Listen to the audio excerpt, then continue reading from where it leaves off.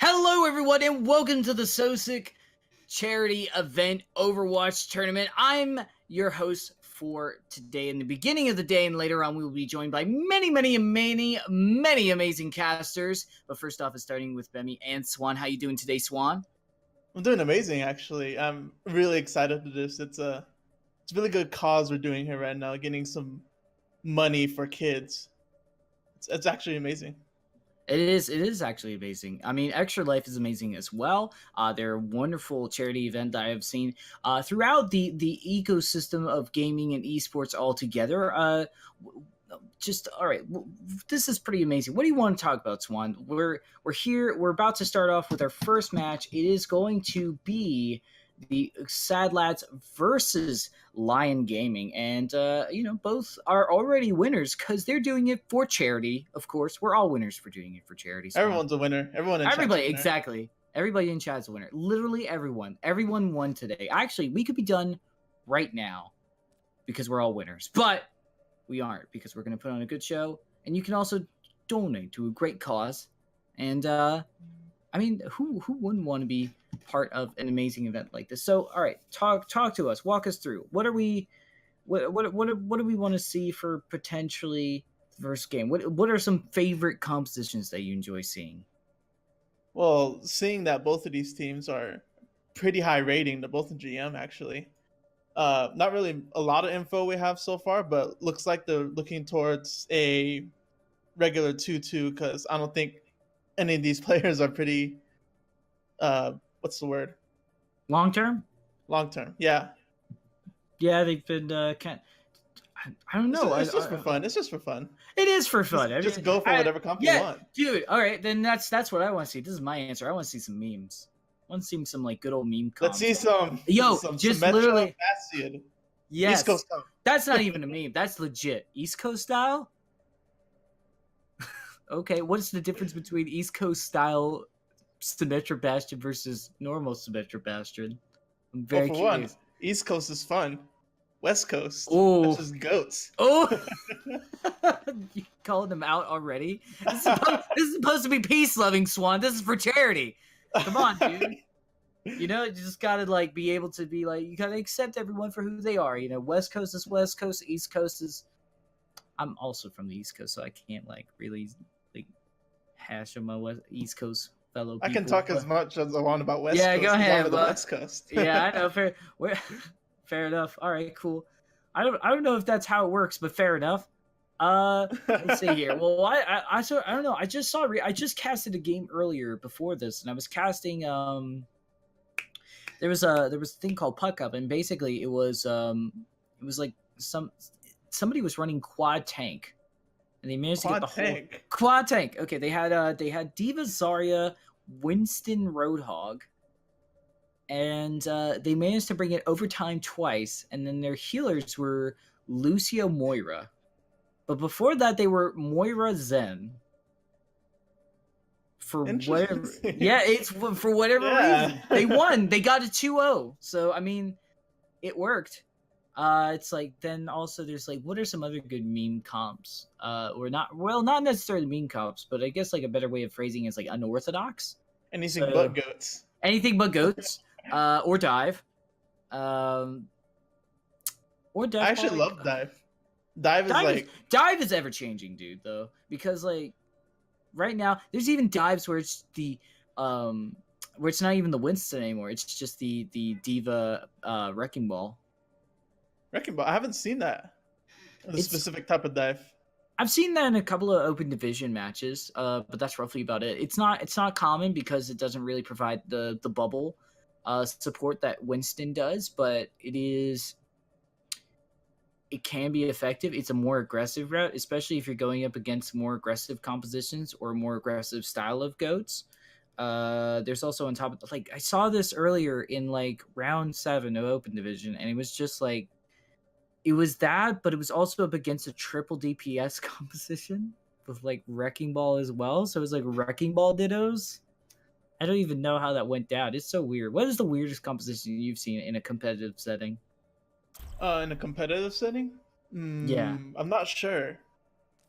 Because actually, I can talk about my own rank experience. Like we're going into our first map right here, which is Route 66. Yeah. And like you said earlier, you've seen like quad tanks happen in open division. And the weirdest comp I've seen on this specific map is 5 tanks and a Mercy for some reason, just so they can get the res off. Oh It was man, pretty weird. that sounds like my old PS4 days, dude. Not gonna lie. Well, I used to play on Xbox, and all that kind of stuff is rampant too, because no one can aim on console. No, I never casted a console Overwatch. Oh man, they're so crazy. I started casting when I got my PC. Okay, cool. Well, I mean, then fair enough. You didn't go through the crazy experience that I did. But fair enough. Either way, here we are going to go down and see how things are doing here in this world. And looking at this defense right now, we're going to see quad DPS, Swan. So I would love to hear your opinion on this, because yeah, it's quad. Well, I can see the Fire Mercy working, but I don't know how I feel about the Soldier 76 coming from Count Chocula. It's pretty interesting if you can stay back and not be into the mix a lot, but just be that kind of pressuring kind of deeps that they could be looking for. I could see this not working out in the long run. Maybe potentially. It already switching off to a little bit more DPS on their side as well. They're going to be running a dive composition of some sort with the Ashe as well, seeing how that works. And ramp, I think it's going to be huge here. Whoa, they're switching up a Storm here over on attack. They're just figuring what they want to do. Lyon Gaming figured out. The pharmacy is just putting on so much pressure right now. It's really strong. Also, Log with that TNT could be huge. And just having that second ability to heal, since they're running only one healer, is kind of useful to 76. Log right off the bat, popping off, taking out both TPSs. Doesn't matter what your hero switch to. They are going to go down. Count Chocula, though being a good breakfast cereal, is also going to take out Mexigod. And that is going to be pretty much them falling back and disengaging the big girls. They're getting the ult charge, and I really like this. I think this is very smart of them, Swan. This is really smart for them. Also, I saw that I don't know how to say that. I'm gonna call him Medi. Medi was distracting the majority of the players in the front line so that the DPS can battle the tanks in the back line. It didn't work out for them so far because they're still getting cart progress. So hopefully they can get back up before they get to the next checkpoint. Yeah, it's certainly crafty the way they've been going about this, and I mean, they don't want to give too much elbow room, but they're really focused on making sure they're winning the team fight rather than the overall thing. Mexicree, there we go, I'm sorry, Medi is going to go down, but we'll see how this works out for them in the long run. The Winston putting on the pressure, but there's the tactical visor coming into play, and they go down immediately. Beast is just going to eat that up and just say, no tact visor for you, old man, get out of here. Dropping the bomb, but it's not going to contest, and that is going to be it. Unfortunately, the good old, it's not a C9, but they do manage to wipe out a good amount of the team, and we are going to see how they do in Wild West. Wild West, that's an interesting name for this area. Oh, actually, Pure getting the snipe onto Rampant to start this off. They're still going in this fight, not letting up at all. Yeah, I mean, honestly, I was a big fan of the disengaging, but now at this point, okay, they're switching slowly on over to what seems like the Zengos or just the there's so much hero switching going on from both sides. Like, I don't even know how there's ults. There's not even any switching coming in from Lyon Gaming. They still have all 4 to ultimates. Yeah, but I mean, like at the beginning, they were like switching like up a storm. Oh my god. Well, it seems like they're gonna have to stay on this for a little bit as they push the cart. Yeah, well, I mean, they certainly want to keep up the momentum. The EMP could be huge.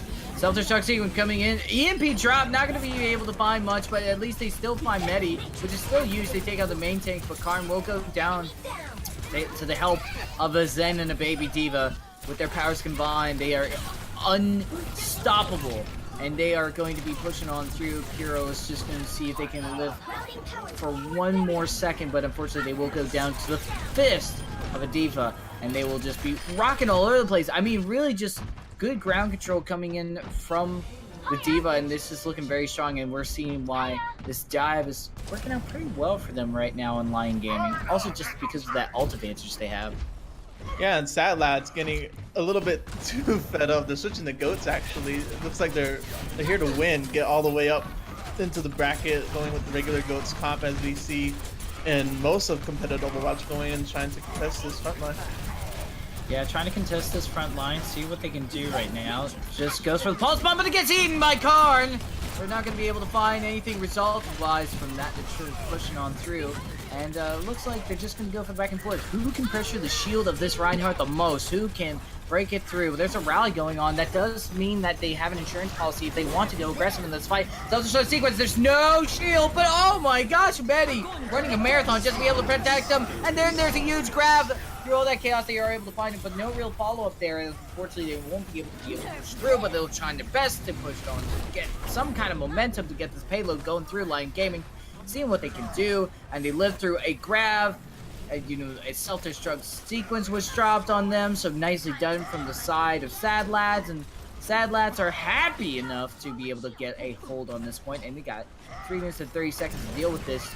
Swan, do you want them to have a little more elbow room to give to Lyon Gaming so that way they can have spawn advantage, or are you okay with them going this aggressive right now? I'm actually really for this aggression that's coming out of Sadlads. They're just going in, punishing them, showing no mercy. And both of the teams actually switched to Goats Comp. You didn't point that out. But since the third point of Route 66 is so close quarters, Goats Comp is the best aggressive comp you can see. And as the grab comes in, Earthshatter response, and it's huge! Oh, they get the pin, and they're able to get it on Medi, but a huge bubble coming in from Count Chocula. Nicely done. I'm just going to keep on trying to push this pressure on, and Sadlads coming back at it, swinging in motion. The disengage so strong from them. They escape from the team fight and just push on through there. Count Chocula able to take out Ramp, and this is looking pretty good for them. Discord Orb is also on Mexi, as they're going to be pretty good. And that is going to be huge Earthshatter, but I mean, Transcendence does come into play. Oh, self-destruct sequence, very, very close to finding results, but it was awkwardly placed a little bit, unfortunately, from Beast. But I mean, it does put the pressure on, but still, Sadlads coming out on top, and Nettie living with the threat of life. What Sadlads is doing pretty good is they're holding this corner really well. They're taking advantage of the high ground, both the D.Va and the Zarya, and also the Brigitte at times, just so that the Brigitte can have all that room above to see where vulnerable targets are at in the Goats comp. Because if you attack that vulnerable part, then almost all of the comp falls apart. Shield stun is huge, but you know it's even huger? A grab into a Earthshatter, but unfortunately the grab got eaten by Beast, and I just nosed down on the kill feed, and they're going to be able to push on through the self-destruct sequence. Getting the D-Mech onto Beast is huge for Sadlads to just still keep going. And also, you're right that Brigitte having the high ground just at that moment just to get the shield done is huge. There's the self-destruct sequence, but Earthshatter is going to be blocked from both sides, but it looks like it's going to be pretty huge overall as they're going to be pushing on through. And we're finally seeing Lyon Gaming making some headway into this, and still holding on to a good amount of ult percentage from both sides as well. It seems pretty even Steven at the moment, Swan, apart from Grab having that sound barrier soon. Yeah, and we're also going to see DDX also have the Transcendence soon. They could use that to aggress onto the Reinhardt of Sadlads. It could just pop Transcendence, go in, and just burst them down. We're also seeing that Ramp has good prioritization on the sleep dart and stops Karn dead in their tracks as well, and these supports are showing up in the best way they can. Sound barrier coming in to add the extra insurance to go aggressive because they're spread apart right now, and they just want to just go in and see if they can find any results. Supports going in, but they will not be going down without a fight. Count Chocula being brought down, and there it is! Support showing in, looking great. I love some VBS support. Sport charity, of course. The huge grab as well, but the self-destruct sequence is going to be enough. Oh my god, they got the shield out of the way, but Log goes down, but everybody's able to get away, but they're able to get the D-Mech onto Karn. It's going to be huge, and it looks like Lyon Gaming, even though they're grab, they're still going to be able to get pushed by the payload just to get their way to finish off this point within the time bank, Swan. Holy smokes, it may have not shown using results, but Beast just kind of saved the game right there. Saved the game, just like our first donation coming in for 25 bucks, coming in from Monk, saying, hope the stream brings a lot of good in this world. Let's get it, peeps. And that's what we're all that's what we're all here for, just to raise money for charity, help those kids, and just have fun. Huge thanks to Monk. Super duper thank you. Well, all right. After all that chaos, Swan, how do you feel this aggression from that kept going from the side of Sadlads overall? Because you were for it earlier, but unfortunately they kind of lost it pretty much at the end of the fight, but they did a great job. They did an amazing job, actually. Burning as much clock as they can. Up Way to to 19 one up seconds. me. Huh? Way to one up me, dude, on compliments. Now I seem like a real jerk. It's like, oh yeah, they did great. But it's like, no, they did amazing. It's like, okay, fair enough. Anyway. Well, they did. I love aggression. They did. I'm a main tank myself. I love aggression. Just going into the enemy's face. Just doing as much damage as you can, knowing they can't move or anything. That's an amazing feeling.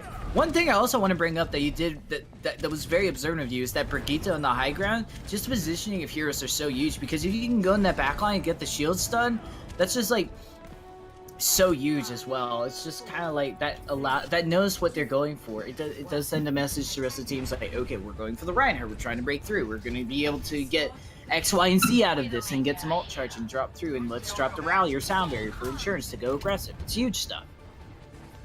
Huge stuff. We're seeing the attacking side for Sadlads coming in now. Actually going with a dive comp with a Widowmaker. It's pretty interesting. I'm all for it. I mean, it's not Ilios Ruins, but still, you're gonna go in and just try to see if you can take it up. Actually, maybe Pure went on there to get the information, because I just saw them go back to go to the deep. Brigitte's on dive is kind of a little awkward though. Brigitte on dive is a bit awkward because there's not really much you could do with the rally or the inspire passive that Brigitte has. If you're just going in brawling, actually we're gonna see him get taken out first to begin this fight. Yeah, and everybody's gonna go.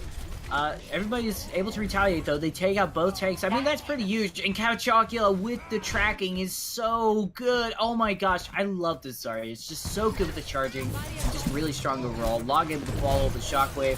You get the DMEC on the Karm. But the team fight in this point, I think, is pretty much over. Unless they're going to try to contest this. It looks like they are.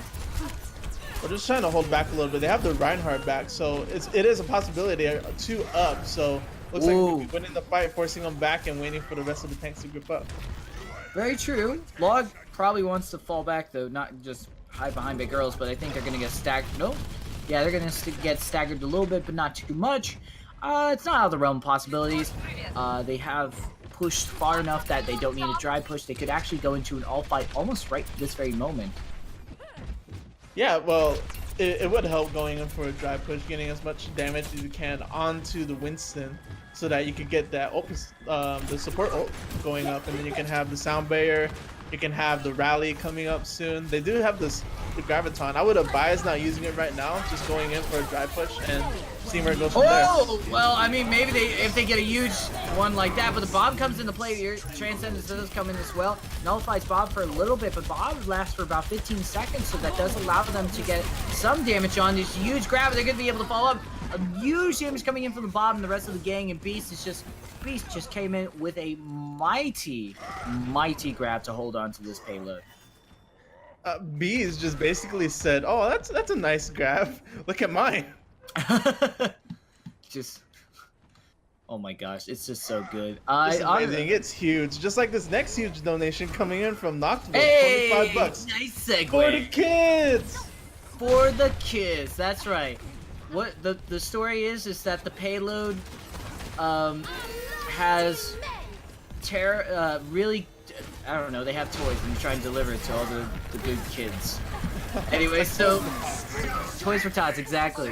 But either way, right now, looking like Samir's gonna come in, try to see if they can do anything. Mexi does go down, and ooh, it looks like there will be finally a payload push to finally get it within this point, and within the time rate, no less, which is kind of very important to emphasize on as well, Swan. Yeah, because time matters a lot when it comes to these pushes. Because every second counts. Yeah, because if you let fight linger on too long, that's just a lot of time that's burnt off, and if you lose the fight, it's going to be in your disadvantage, because you're going to have to go into a little rat race to get back onto the point and contest it. Yeah, very true. Oh, sorry, that is the alarm for charity to go ahead and go donate, as well as we're just going to let you know right now that this is going to be a huge Earthshatter potentially coming up very soon from Mexi as well. We're seeing the Bob come in from the back line. Now Medi is going to have to just change their distraction. Oh, the Earthshatter getting blocked a little bit. Won't find as much results. And oh my gosh, Medi tried to go for the pin on Bob and then just gets ganged up on. Everybody goes down, and that's absolutely huge. just going to be brought to their knees, and that is going to be a team fight right there. That was a pretty good push coming in for Lyon Gaming because they used both the Bob and the pressure from the Reinhardt Shatter to force Medi to make a decision like, oh, do I go up and protect against the Bob, or do I protect against the Shatter coming up?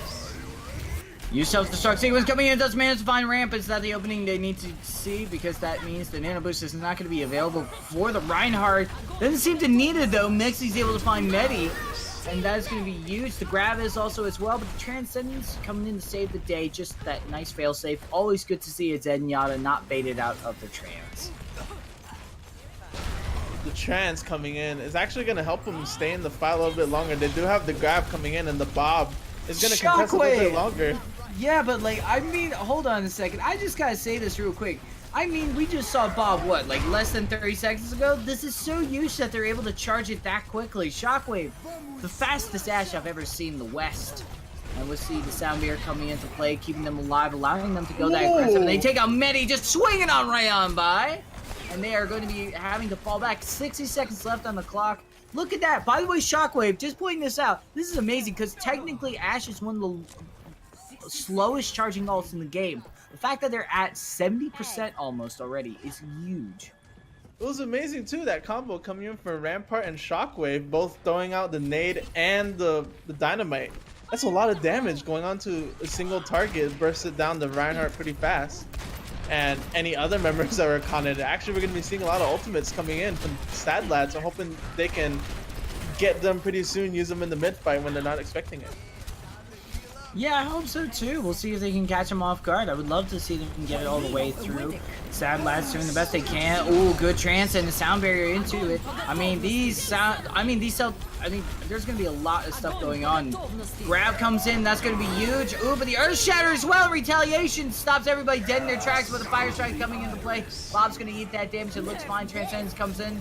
Self-destruct sequence isn't gonna find results that needs. No, nicely done from Mexy as they're gonna be able to get a good hold on to it, but they're getting pressured a lot, and now there's also Ana by themselves. Mexy goes down. They're going to be able to gang up on the Ana, and it looks like, ooh, a little bit of zoning coming into play will allow Sadlads to be able to get this second point, but they will only have 90 seconds to push through into the warehouse, and will they be able to get it through there? I don't know, Bemmie, but we've been seeing them so far. They haven't been really efficient with their ultimates, because we saw earlier they stacked both support ultimates, and that's like a big no-no, because that's a lot of wasted barrier, or that's a lot of wasted transcendence healing that could be put to good use. But either way, we could be seeing a lot of good coming from them. So you can see Pure Oxen going onto the high ground, just trying to scout out the enemy.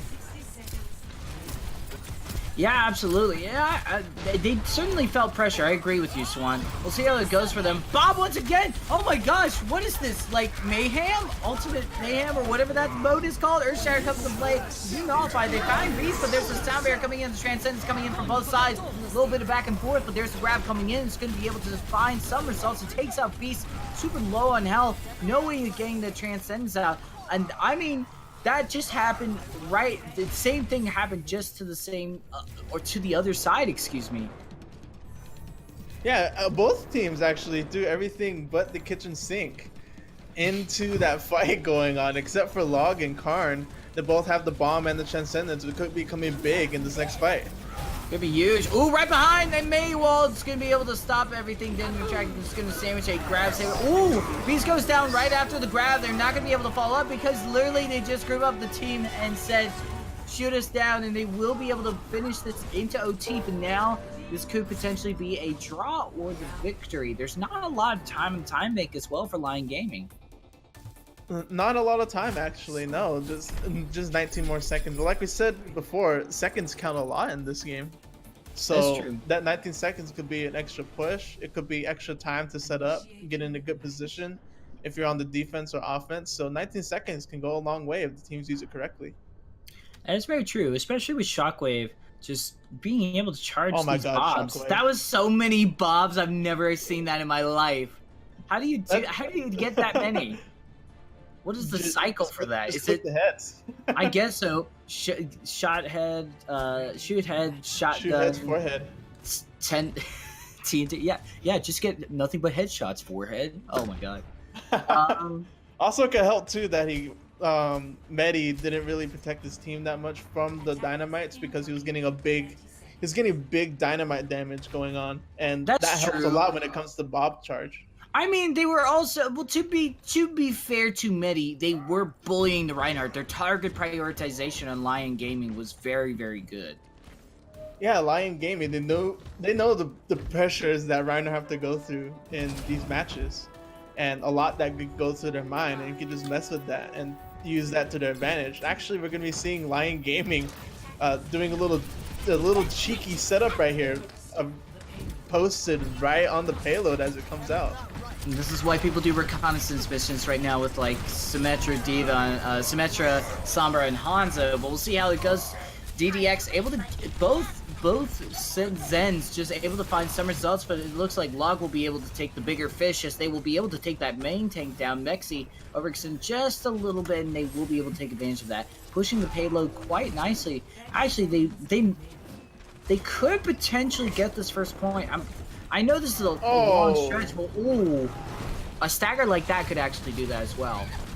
Yeah, it could, because seeing how close it's going to be going into overtime soon, then you need all 6 members in order to contest. You can't just go in a 5v6. It's going to be a massive disadvantage. You're going to lose the fight, lose the point. So just wait for that Diva and then contest to the last second. That's your only hope to save this point. They're going to be going in pretty soon. Oh, touch it! Okay, there we go. All right, I was just going to be like a little bit worried there. You do manage to touch it in just a second. Mexi coming in to save the day. Discord are really good stuff though. Beast is trying to keep alive, and there it is. Medi is going to be able to get Fire Strike down, and that actually could spell trouble unless Count Chocula is able to find that grab coming in. Oh, but DDX does have that grab though. We'll see if they're happening. Karn does get demeg. There is going to be a chance. Things coming in. Earthshatter is going to find some results, but is he going to follow up? Ooh, certainly if you charge right in there. Base! Oh my god, they hit the grab! No way! That's the wick going down, and that's the end of the round right there. Way to stop. That is full hold stop of just like saying, no, Big Earls is where you stop. I mean, sure, Lion Gaming already won the fight before that grab, but oh my god, that grabby, that was just pure reaction time right there. It was, holy smokes. What a beast. Beast. Haha. Anyway, sorry. So we have 1 minute and 19 seconds left to just be able to get to this point. What do you want to see then to just finally get this home, Swan? Well, we see Sadlads do a lot. Like we said, we've been playing aggressive. Just do what Lion Gaming has been doing on this defense. Just play aggressive, play in the trains. If Lion Gaming don't suspect that they're gonna play in the trains, just play in the tunnel. Play really close so that you can have that advantage of having 2 fights in this short amount of time. Yeah, absolutely. And ooh, hello. I'm looking at the roster right here for Lion Gaming. I'm a little bit optimistic about this pirate ship. I would love to see it. I don't know. You know, teams in attack, they love to troll. Yeah, they do love to troll. I see the Zen goats coming in. Very solid idea. Not gonna go for the Igloo strat with the May goats, but just gonna go ahead and just straight up surprise them.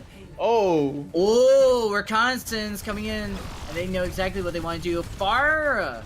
Okay. No, man. All right, fine, fair enough. They just want to go for the sleep dart. See if they can sleep on current. Yeah, the goats. Fair enough.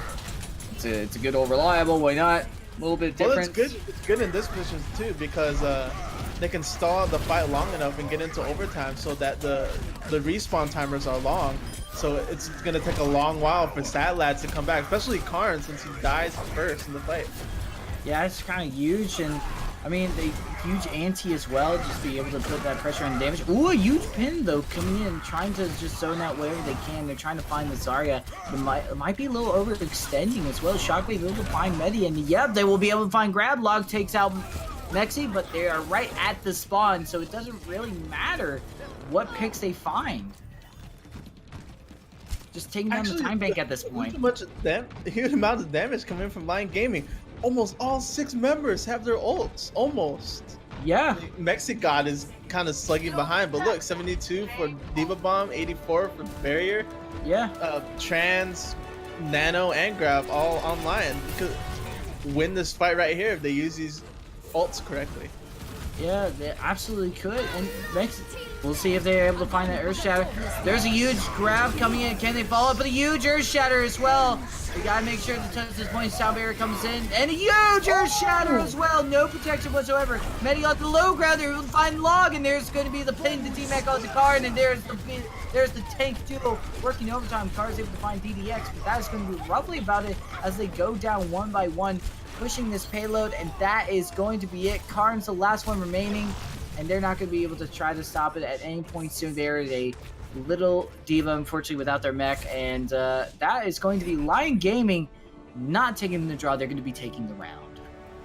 Going 1-0 in the series so far, and from what we see in this map, how do you think they'll be going into the next map, whatever they choose?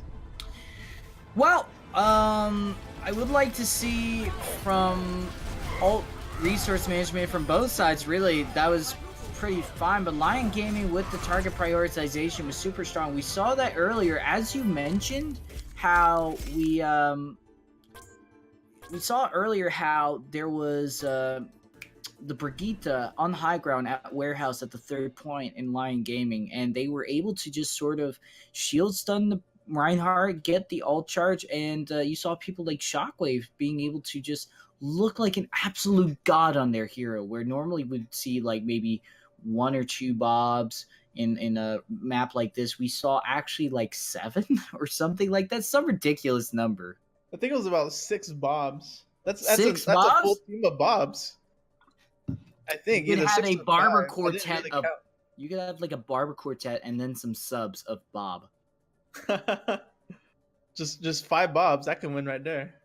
Five bobs. 6 bobs. Oh my god, that would be so awesome. I think we can have that after the finals tonight. Yeah, have the winning team go against 6 bobs. 6 bobs exhibition. That'd be so nuts. 6v6 bobs. Oh, but if Bob could walk, we'd all be dead. But fortunately, Bob cannot walk. But you know what is fortunate? What? Donating to charity. Yes, donate to charity. Donate to charity indeed. Yeah, our sponsor, Extra Life. Donate to them. It's a good cause. Yeah. They help a bunch of children who really need the help. Yep, absolutely. And also a special thank you to Soesic Clothing for being able to provide this wonderful platform to do such a great cause. They're super. If you want to look super fly, Soesic is really cool. I mean, it's in the name. You will look so sick. Exactly. It's all in the name, baby. It's all in the name. Just got to get that branding going. $15 million net value right there for you, both in charity and in amazing clothes. But thank you seriously to Soesic for an amazing opportunity. And I also would like to bring up our other sponsor, the Guangzhou Charge. From the Overwatch League. That is actually very true. Thank you very much. And they actually have my favorite Overwatch League player. I am been a KYB. I'm a huge fan of KYB. Yeah, Kib is super awesome. Kib was amazing. Oh my god, yes, they were. It was so good. It was so awesome. And I've been watching them before all of this Overwatch League stuff happened, and I think they're just super, super cool and very like down to earth. They seem like a very cool guy, anyways. So Kib. He's just amazing Reinhardt from the footage I saw. So he's a really good main tank. He seems very relaxed for a main tank, because like when the main tank do like the shot calling, I don't know. When I saw him in his interviews, he was just like very down to earth. He's like, yeah, we did a really good job. I'm very proud of my teammates. I was like, oh, that's nice. It was just good stuff. Just very wholesome things. But yeah, I think very humble man, Kib. Good old Kib. Now he's with the Gongsu. Now he's with the big boys. He's with the big boys. And speaking of Kib, hailing from the UK, we might be going into King's Row. King's Row. Yeah, and it's how the main tank playground. Main tank playground, indeed. I've actually loved this before. I've loved seeing people trying to go double main tank to let the Reinhardt go off tank, or just inter-rotate that shift between the two main tanks. And it does allow a lot of elbow room for the rest of the DPS and the and also the supports to follow up. But I have also seen like comps withstood the test of time here. When Grav Dragon Strike combo was such a huge meta before Goats, there was that factor of just really any comp. If it was a definitive comp on King's Row, it stayed there on that map for sure. It's like a staple. Yeah, it's like a time capsule.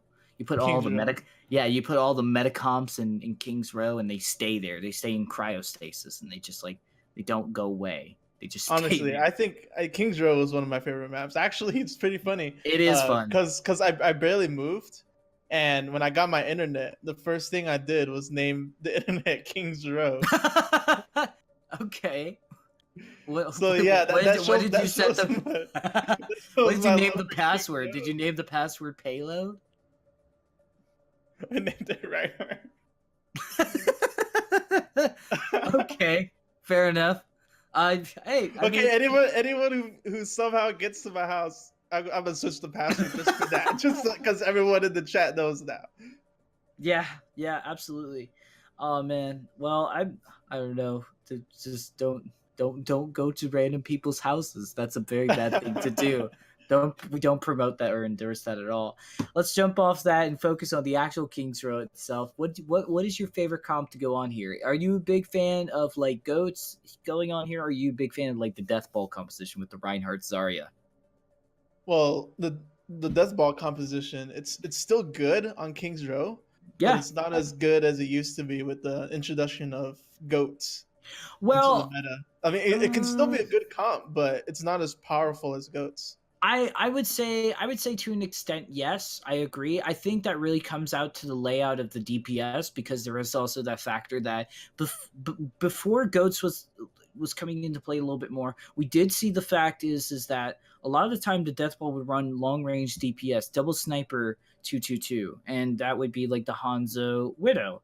But now what may happen is you could run Hanzo Pharmacy, and that was very strong because the splash damage of the missiles with Pharah, now with more concentrated firepower after the update, doing a lot more damage but needing to aim more, is huge. And then also on top of that, the Junkrat's kind of helpful with that as well. So I mean, there's that factors that if they choose the DPS that counters Ghost, why is my stupid phone anyways? Okay, sorry about that. Talk about professionalism, jeez. Anyway, so either way, but looking at the layout of the DPS, I think if they use the DPS layout to counter the Goats, I think they actually stand a really good chance. They could, because what Goats essentially is a close range fight, so just to get the first pick. But if you have that high ground advantage or any way of sustaining the Goats into a single spot so that they can't rush in using the speed boost, I think that could be a pretty good hold. Or attack, actually. You could just keep them in the back. Actually, probably not with attack, but with defense more.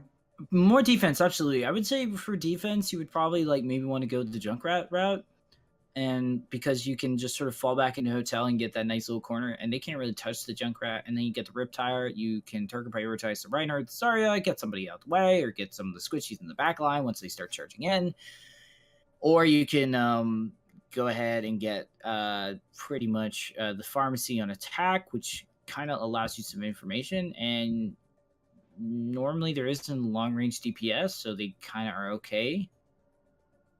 So right now, by the way, here it is. We got Meaning of 42 for donating $5. Thank you very much. Player for SpawnPoint, which is one of the other teams, I believe, here on this wonderful charity tournament event. And we also should really give a shout out to all these teams that are willing to come and play on this amazing tournament, because they are giving their time to enjoy a wonderful tournament for a great cause as well. I mean, honestly, Ben, I mean, we just saw the first map, and we already saw some crazy stuff. Still can't get over this Bob Swan. The Bob, you just can't get over him. Bob is such a great. He is also very great tall character. You can't really physically get over him as well. So either way, looks like enough shilly-shallying around, Swan. We got business to take care of. It's King's Row.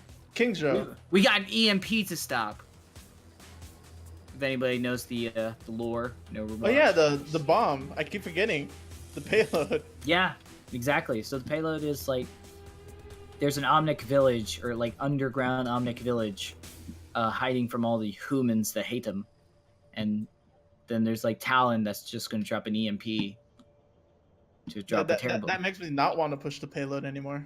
Yeah, it would make me stop pushing the payload too, especially when you're a Bastion on the payload. So what my teammates learned too. That's why they don't push the payload. Man, comp games must be really rough. But either way, let's look at these.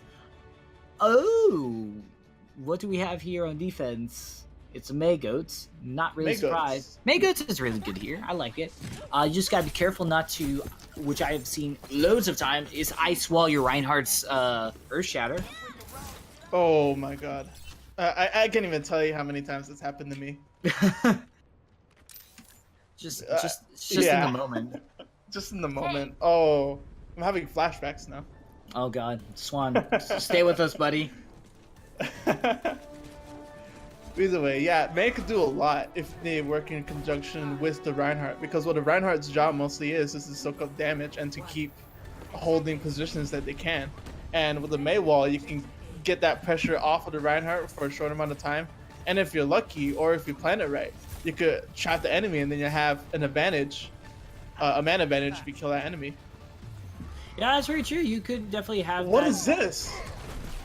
I don't know. What is what, Swan? Lyon Gaming tried to do a sneaky strat with the May wall, getting over I think they were trying to pull, were they trying to pull a gladiator?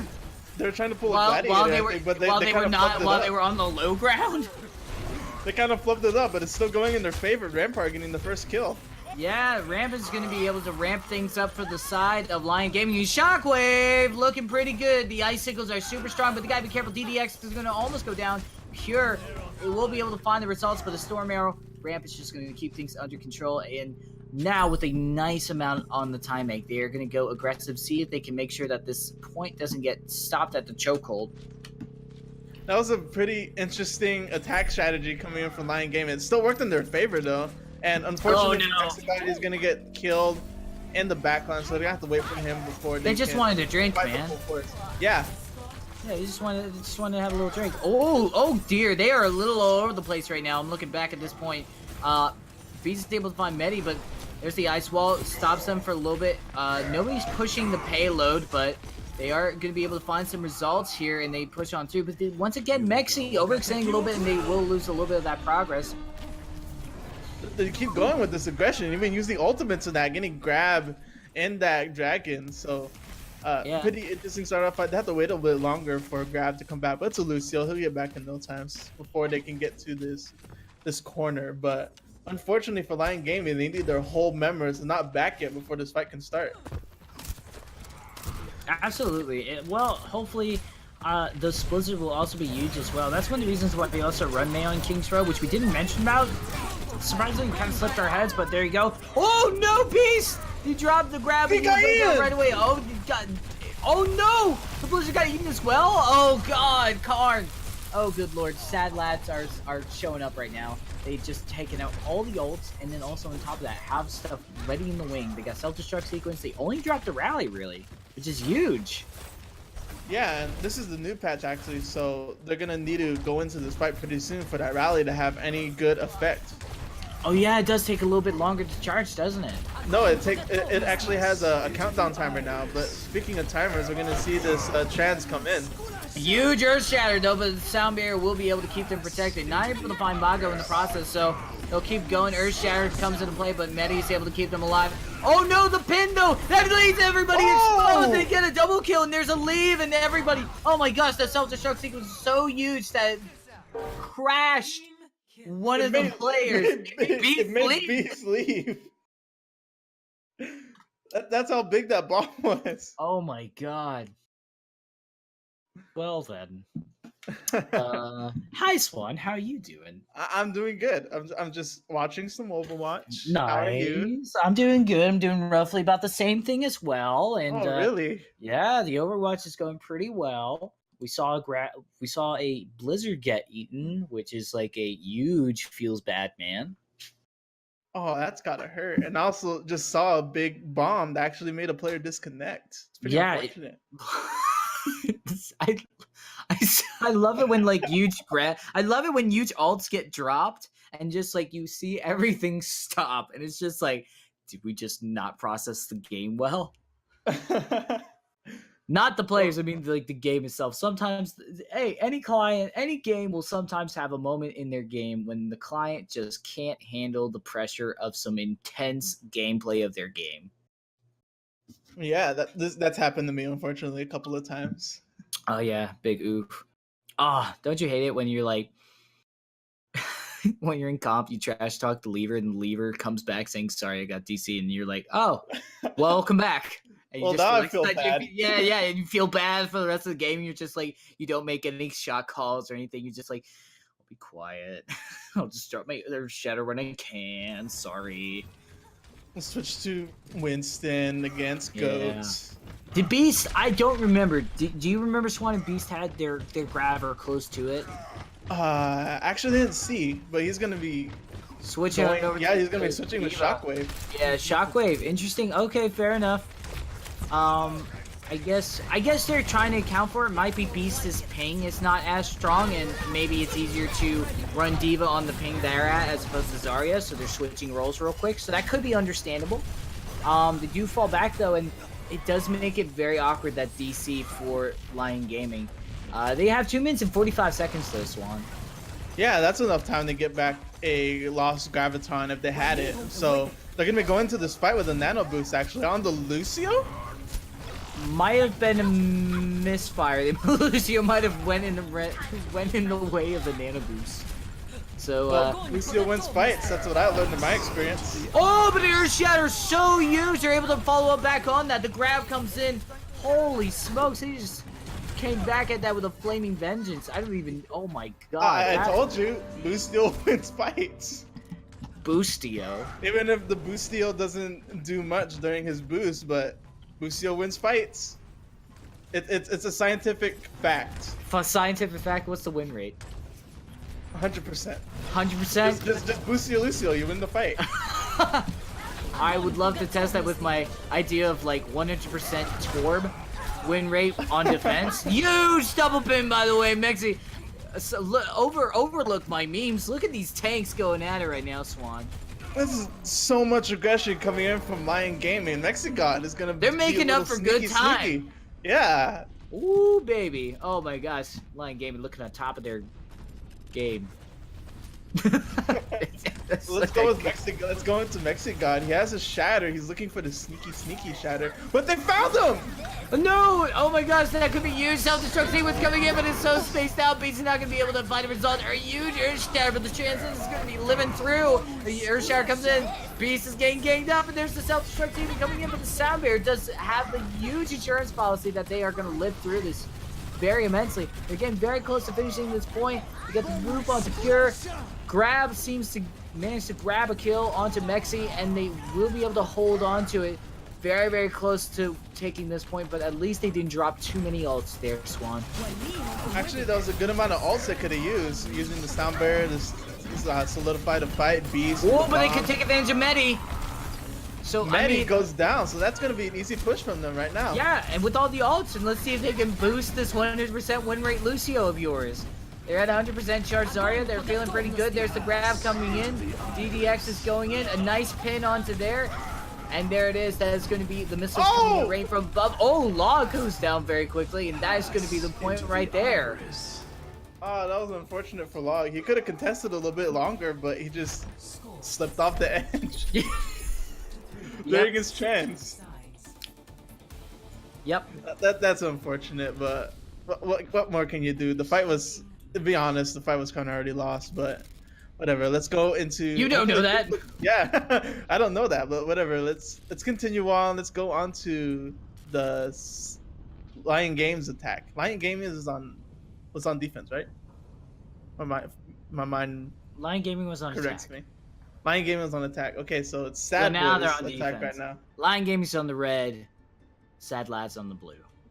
They're sad because they're blue. That's the way I remembered it. Yeah, dabba dee dabba die. Dabba dee dabba die. Dabba dee dabba die. Dabba dibba dabba die. I'm blue, but We're a couple of memes, Swan. All right, here we go. Ooh. All right, well, never mind. Beast, whatever. Don't use the Doomfist. I was kind of excited. I know Doomfist is not as strong as it once was, but I mean, it's fun to see the Doomfist go at it. Yeah, Doomfist. One of my friends was a pretty good Doomfist. He could climb the Masters. What were they named? Hydration? For the sake of this conversation, yes. I can say I'm friends with Hydration. Yeah, there you go. All right. We're seeing more traditional, close to Death Ball. It's like Goat's Death Ball, sort of, with just like the pure. I don't know. I see Widow, and I think Death Ball, with just also Zarya. No Grav, Dragon Strike to come in. So it's like, I guess, Woats, as some people may call it. Woats for the Widows. Honey bunches of goats. Also on the other side, we're gonna see Shockwave take it down on the Ashe. Look at that! But look at that percentage right there. Shockwaves already have 50% and they get res. Oh my god, they're building up this Bob so fast. It's so nuts. 72%. I'm looking for the Bob for this fight. Do it, Shockwave. Do it. They got it. 90%. You got the color grab. Oh, the double guillotine. What the hell is happening? Oh, they get the pin as well. They got Bob ready, but they don't need to drop it because they wiped it out. The double team. What? Oh my god! Wow. Okay, if we had an MVP for this tourney, I think I would give it to Shockwave right now. Okay, fair enough. Absolute carry of that fight. What a god. They certainly been putting in the numbers for sure. And now they got Bob ready. Yeah, to replace the main tank that took down. They look like they might be giving the point though. No, they dropped the. Oh no, the Bob's been positioned in a weird way, so they're not gonna be able to find much results from it. It stopped just by way of the tunnel, so they're not gonna be contesting it. That's a tick gone. See if there's an Earth Shatter coming into play. They're trying to pressure Medi. Oh, the huge anti though. They have to disengage, and then Medi shield, good block, and then the Fire Strike and retaliation, able to take out Mexi. Huge stuff. I mean, that was very unfortunate Bob placement, so they're still trying their best to hold on to it. Doable, but Shockwave goes down right away. Self-destructs, not finding any results. But it looks like they're going to be able to get this hold on, unless Pure pops off from a distance, but still trades going on. Carton goes down, taking down DDX, the Beast able to follow up. And they have the Sound Barrier coming in.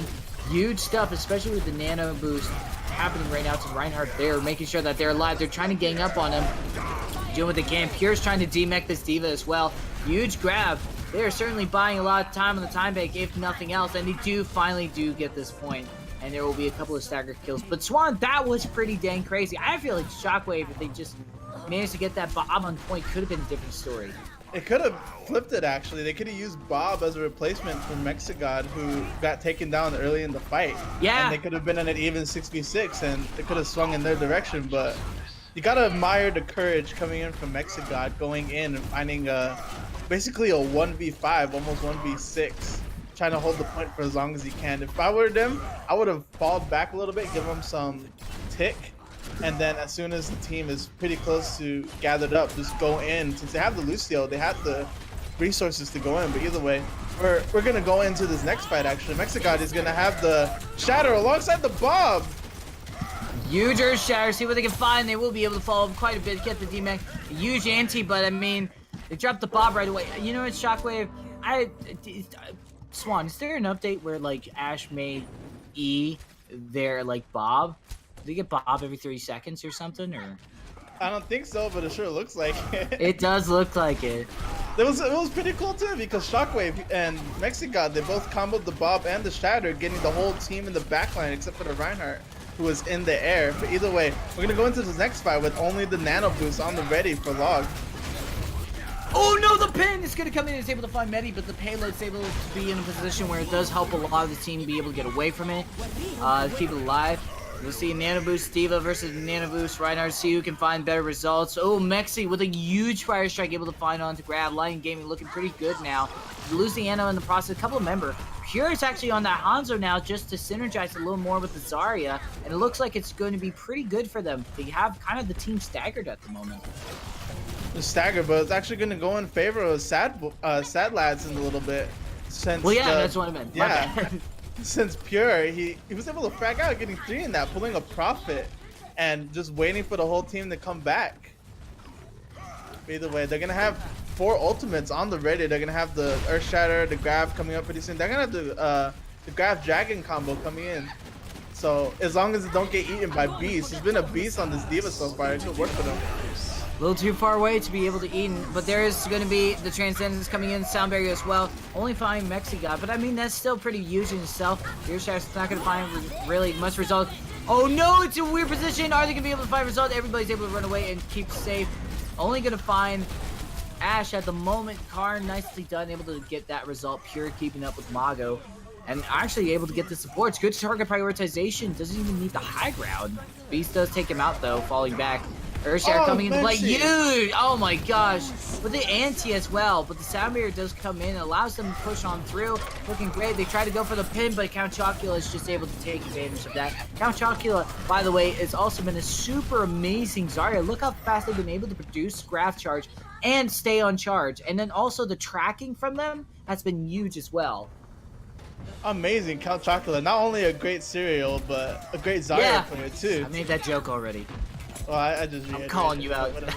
No, fair enough. All right, fair enough. You can have that one. Either way, it's a team effort. It's a team effort.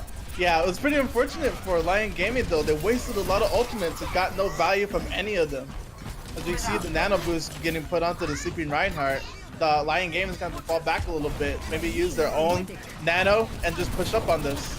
See how it happened? Huge Earth Shatter. I think he'll be able to follow up though. Mago's able to find results, but a little bit overextension from Karn doesn't leave them kind of out in the open. Sadlads still looking good though. Count Chocula. Have you ever had Count Chocula? I had Count Chocula off-brand, if that counts. I mean, I count it. Was it good? Is it like... People say it's like Cocoa Rice Krispies or whatever. Good cancel charge from... It is like Cocoa Rice Krispies, but let's go into this fight. It's already kind of wild, so let's keep talking about cereal. Okay, cool. What's your favorite cereal? What's the one that's called the Golden Crisp? It's the little ones that look like coffee beans, and they kind of taste a little bit like coffee. Oh, Pops? No, not Pops. I think they're called Golden Crisp. Like Honey Smacks? Yeah, like Honey Smacks. Okay. That's a good cereal. That's one of my. I think they're actually just called Golden Crisps. Yeah, they're called Golden Crisps. Okay, that's pretty good. That sounds delicious. How about yours? You keep talking honey? about Count Chocula. Honey? I don't taste any honey, but. Okay. It's just like a sweet cereal. It's a sweet cereal, yes, and it blends in with the milk pretty good. It's amazing cereal. Ooh, that sounds really amazing. I don't know. I don't really have a favorite, but like breakfast for me is like all my 3 courses. So I guess like golly, what would be my favorite? Oh man, I have terrible cereals. I have Honey Nut Cheerios once in a while and cornflakes. I do like those for like just simple tasting, like good feel crunchy cereal. But like as far as like an indulgent cereal, it's gotta be like Fruit Loops or something like that for me. Fruit Loops. Yeah. They're like the major brands. The major. I don't care. Just like Fruit Loops or just like Fruit Loops in general. What I do is I buy like this variety cereal packs. We usually buy the off-brand cereal packs from like the major companies, like the ones that come in the bags that have like yeah. names. With the family pack. Yeah, the family pack. Exactly. Yes. Yeah, or like the family size. Yeah, the family size one. Yeah. Oh, they're so good. Speaking of doing so well right now, though, looking like there's just going to be a fire strike coming in, demecking Karn, but they're having to disengage a little bit if they want this fight to go in their favor. And 60 seconds remain. Going into round 2, we'll see if they're going to be able to get the first point. They certainly will, and looks like, yeah, they are just done and dusted. Unfortunately, Shockwave trying to charge up that grab or see if Mexi can get like an Earth Shatter of some kind. They do charge it very valiantly, but it's no Ash. It's no Ash, but we can see Shockwave doing pretty good so far. Yeah, they're doing a big really amount well. of ult charge. They're getting many in that. Huge ice wall, by the way. Just want to point that out. Just able to get the main tank out of the way. Huge anti, though, coming in retaliation. 30 seconds remaining. If they can hold this choke and not get overwhelmed by Pure, that could be great. Grab Dragon Strike combos coming in. Count Chocula, very good on the Zarya. and now they are 3% away. Doing very good, masterfully. Good bubbles and everything just going in. I think they might be going for it. Huge Dragon Strike doesn't come in. Blizzard comes in retaliation, but it might not be enough. Ooh, they're going to be able to find a couple of results. Shockwave living on a thread, and they will be able to make that their advantage. Lyon Gaming able to find the results. Karn just trying to get away to keep that mech alive. There's an Earth Shatter coming in huge, but Pura, it's going to be able to get a couple of kills before they go down. Actually, they're still staying alive. They do get only knocked back by the Earth Shatter, but there was really no follow-up to come on top of that because of a couple of kills coming in. Medi is able to find a huge Fire Strike on Mexi. Oh my gosh, Swan. Don't tell me they're going to get all the way through to the second point on OT. Well, they're going to get to at least close to the second checkpoint, but it was unfortunate. Look at the percentages of ult differences, though. Yeah, because Lyon Gaming, they threw all their ultimates on that, and Beast threw himself out of the match again. Oh! It was unfortunate. Oh my! Everything's going wrong with Lyon Gaming at the moment on this overtime push. Not everything. They're doing a really good job ult charging. I think honestly, they're doing good with ult charging, but the way they used their ults on that fight. Yeah, the execution whenever they got it. Yeah, I think. They popped the grab. They popped the Blizzard that didn't get anything. They popped the Earth Shatter when there's only 3 people alive. They used the barrier early. They used Nano when they didn't need to. They used Dragons. I mean, but the thing is, just not to justify this overextension of ults, but like to justify the thought process is that if I'm in the second round going into this, time bank doesn't really matter. I'm just trying to get them off the point. So I think they were just like more focused on that and not worried about the long fight. Because I think if they were in the first round, we would have seen a lot more ult preservation coming in from them because they were able to do it. They did drop it a lot of times, but Sadlads was a lot better ult preserving in that sense as well. Yeah, because Sadlads, they're on the attack right now, so they're gonna kind of have to be in order to save those ults so that they can keep the pressure going and keep any kind of attack that Lyon Gaming is gonna do to kind of stall it a bit so that they can push the cart more. Oh no! Have a higher advantage against Lyon Gaming. This is looking pretty scary at the moment, as they are just going to go ahead. Look pretty strong right now. Just if I was Lyon right now, I wouldn't go in right now. Just give him a point. Just give him the point, and then you can fight in the corner. Whoa! And self-destruct sequence coming in does distract this Mexican guy, and they will be able to take advantage of that. Good stuff using that as a zoning on. They will be able to take them out one by one, and that's the point going to be right there. Still into OT, but that's roughly about it. I would love to see a Bastion TBH. TBH. Yeah, a Bastion will work really well on this. Wait, on attack or defense? Oh, Beast. Oh, Beast. Beast. Oh my god. Oh man, this is a beast of a DC for them. Beast internet. Amazing. Is there actually a brand called Beast Internet? Is there? I'm pretty sure. That sounds like a brand of some kind. We should make it. We'll make million. Yeah, we'll make millionaires. We'll write out all the monopolies. Yeah, we'll make millions and then we'll donate it to Extra Life.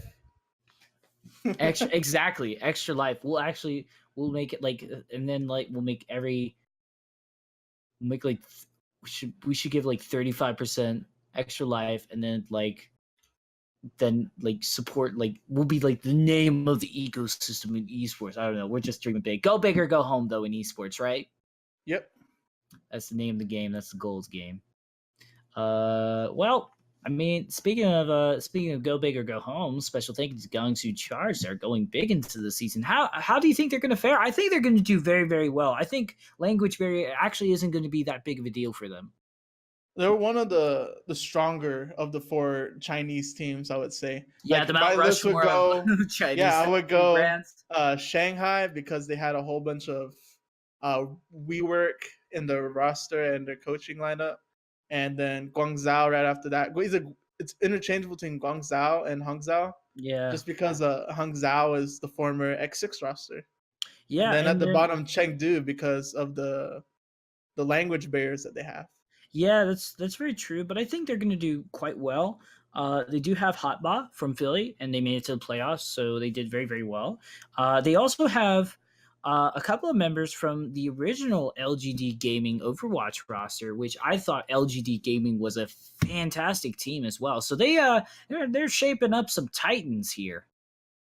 Yeah, LGD Gaming. They actually did the. I didn't watch it, but they did the tourney against the current runaway roster just last night. Fair enough. Oh, and we got a couple of donations. If you want to take the first one over there, Swan. Yes, the first donation coming in from Gabriel, the owner of SpawnPoint, for $5. Love you guys. Everything you do. Thank you for hosting this. This is for a good cause. Thank you, Gabriel. Also, they are also one from $10 from SpawnPoint. J3SVS. SpawnPoint is taking it all. Let's go.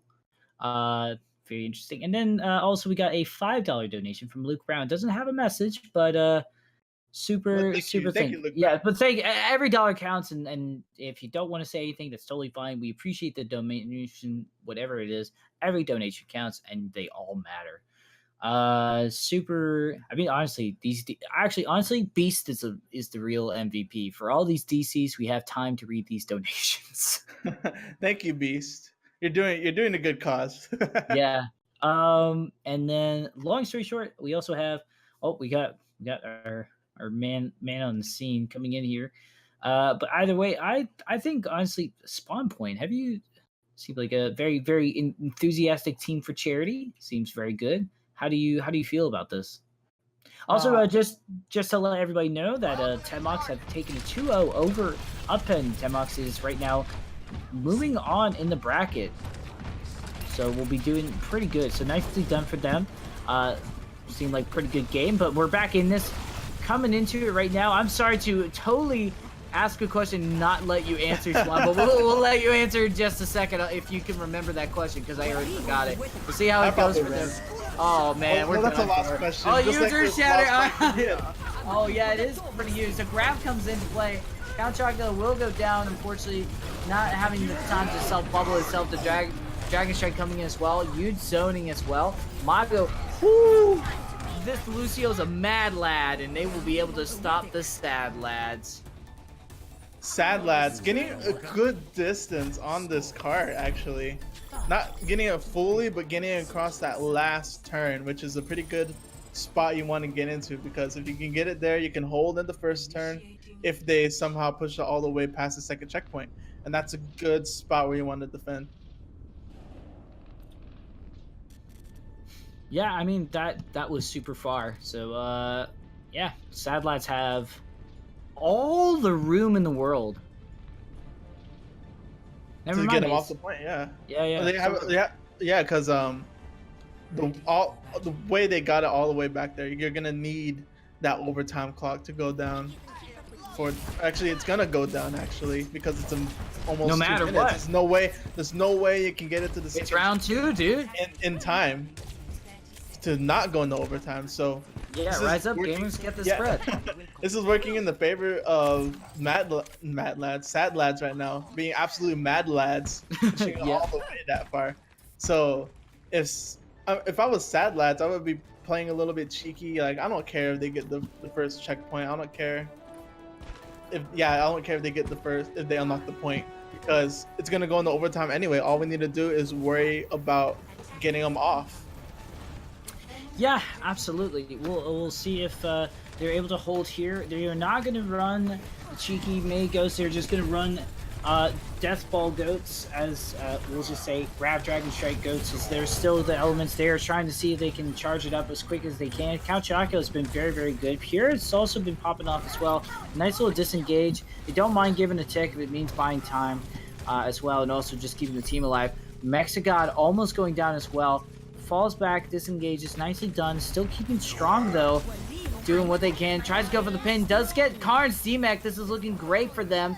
And we'll see how it works for them. Oh, looking like the Nano Boost is coming into play, trying to stop them. Shockwave able to stop Count Chocula. Look at that, they're almost able to get their grab ready, but they don't even need it. It looks like Lyon Gaming will be able to get this point once and for all. Pure is not going to be able to contest, fight off a powerful, strong woman from Russia. They will be able to hold on to the point for them. Yeah, because what Goats is able to do is stay in the fight long enough, and that allows for a lot of healing and damage from the tanks to go in. And that's if you're constantly healing and constantly doing damage, you're gonna get your ults. That's the way Overwatch works, and it works really well because almost all the members of Lyon Gaming have their ults. Yeah, they do. I mean, look at that. And also but Count Chocula, you can't count out yet. Also, Pure is also on the Dragon Strike now. They're just waiting to use grab. He might just take this team fight and take the L with it. They do bubble up. No results from Beast, unfortunately, but they do nicely done to put that pressure on. They're going to be able to take them 1v1. Look like Lyon Game's still going to be able to push on through. They still have potentially a grab Dragon Strike coming up very, very soon. Count Chocula not able to get that charge as much as they wanted. I mean, sure, Sadlads, they lost the fight, but in the long run, they could be winning this because they didn't use any ultimates during that fight, and they got a pretty good amount of ult charge from Count Chocula on his grab. Like you said, it's into overtime right now. What Sadlads' priority right now is to get them off the point. Yeah, very much so. They just want to make sure they get them off the point. Oh, Earth Shatter coming in, not going to find both of our sides. Huge grab with the Dragon Strike. Is it going to be enough to go through? A huge anti. Is it going to find the result? Everybody living on a point, but there's Card. Able to find the double kill. Just be able to follow up on that. And they actually might be able to hold on to the Sadlads. Got one more left. The Wick will go down and is 1-for-1 now in this match we have right here. We got a game in our hands, Swan. Exactly. I've been enjoying this match so far. Me too. Going into map 3, both of these teams are really amazing, and I've been having a lot of fun watching them. Yeah, they've been absolutely fun. Just doing a good job as much as they can. And I think honestly, the only concern I have is that the sort of alt usage right now is kind of been very quick and just sort of like just like, you know, dropping it right away as opposed to holding on to it. But, you know, that's neither here or there. It's totally okay. And it's whatever. And it's like right now it's 1-for-1. They're doing both fine. And it's just aggro v aggro. So it's like whatever. Yeah, it's whatever. But hopefully charity. the next, yeah, charity. So hopefully these teams are having fun. We're having fun casting it. Hopefully you guys in the chat are having fun watching. And if you really like the stream, you could donate. Yeah, you could help Extra Life. Exactly. And it wouldn't be for Soesic Clothing, we wouldn't be able to do all of this in Gungzu Chart. So very much thank you to both of those amazing organizations. Be sure to check out both. Yeah, this has been absolutely rocking. I've been absolutely having a fun time casting this, and I'm having a blast. Yeah, everything's a best of 5, or is there a best of 3s at the beginning? It's a best of 3. Yeah, okay, gotcha. So we're at match point now. Ooh. Yeah, we're on match point. Map 3. Map 3, and we'll see who it will be that will take this match and get the victory. We will see who nice gets the victory and climbs to the top of the tree. I can't go on. That's fair enough. That sounds like a good enough ending. Thank you for going down that route with me. Very humoring, very humoring. All right, we're gonna figure out what our next map is gonna be. 1-to-1 is gonna be very exciting to see. We're taking a quick little break though. We're not going away. We're just the players are taking a quick breather. So what are some things that you want to see both teams act upon a little bit more, Swan? Well, I've been saying this a lot. It's with the aggression coming in from both teams, but I want to see a little bit more of a strategical defense, if that makes sense. Like, you want to manipulate the enemy into a certain way so that it goes into your favor. Because what most of these teams have been doing is just going along with the flow. They're not really going in with a specific strategy. So, if they want to, I would like it. But they wouldn't have to. Like, that's a lot of strategy, a lot of communication, a whole bunch of other stuff that has to go through, and this is just for fun. Yeah, it's just for fun. A lot of good stuff. I don't know what is the price for this, by the way. What is the price? It's good old stuff. I am totally out of the loop. We have mission control that will tell us very, very soon if there's something going down here. I also think we're going to be going to Nepal, and it looks like we are pretty much ready to go for the most part. Yeah, we're going to Nepal. Ooh, I love Nepal. What's your favorite map on Nepal? Or do you like Nepal? It's not my favorite control map that goes to Busan actually, just because it's new. No, not because it's new, just because it's in Korea. And I actually, love Korea. I love Korea. I mean, I'm not gonna lie, dude. I got my Crocs directly from Korea just because I love them. Oh, yeah. Anyway, like we said this earlier. Our sponsor, the prize is coming from OmniCoach, and I believe they said it was gift cards, $300 worth of gift cards. Woo, that's fun. You can buy some good stuff there. Yeah, it's a pretty good amount of money. Anyway, going back to what we were saying with Korea and Busan. Busan is actually my favorite map, just the fact that it's in Korea. Yeah, that's fair. I've been to Korea too.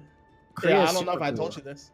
You did. Yeah. I remember this at an AG. You told us about the story, and it was super cool. Yeah, it was amazing going to all the different places in Korea, and it was an amazing experience. I would go again. And I need to go there very, very soon. I only buy stuff from there just because it's amazing. But either way, we're on Nepal though, which is not an appalling map at all. So we'll see how this works out. Starting off in Village, I do like this a lot. There's a lot of opportunities to go different compositions. I do like the Pharah, but I also like the Mei as well. I really like the Pharah on Village in particular, just because it's a bunch of open. Well, yeah, World Cup, and also there's a whole bunch of aerial battles that can happen, more airspace for the Pharah to roam around. Not really much cover you can go. That's the only problem. But as long as you have a Mercy, you should be fine.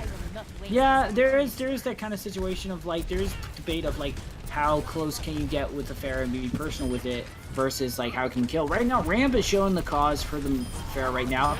Oh my god, Ramp just boosted to high heck, and they're just going to take out the backline before the main take even notices anything before they go down, and that is going to be a huge take right away from the side of Lyon Gaming. Rampart, just because I was saying I love the Pharah on this map, he goes and shows me a 3K. Thanks for the assist. That's just amazing right there. Yeah, and also we're gonna be seeing a switch coming on for Sadlads, going on to the McCree to kind of contest the Pharah, to kind of make her play a little bit passively, not really go as aggressive as she did in the first push. Yeah, absolutely. And Pure's able to already show up right now. DDX goes down, but Ramp! Oh man, the target priority is just so strong right now, and Shockwave able to follow up and take out quite a few people. I just noticed that they have the Dragon Strike. My god.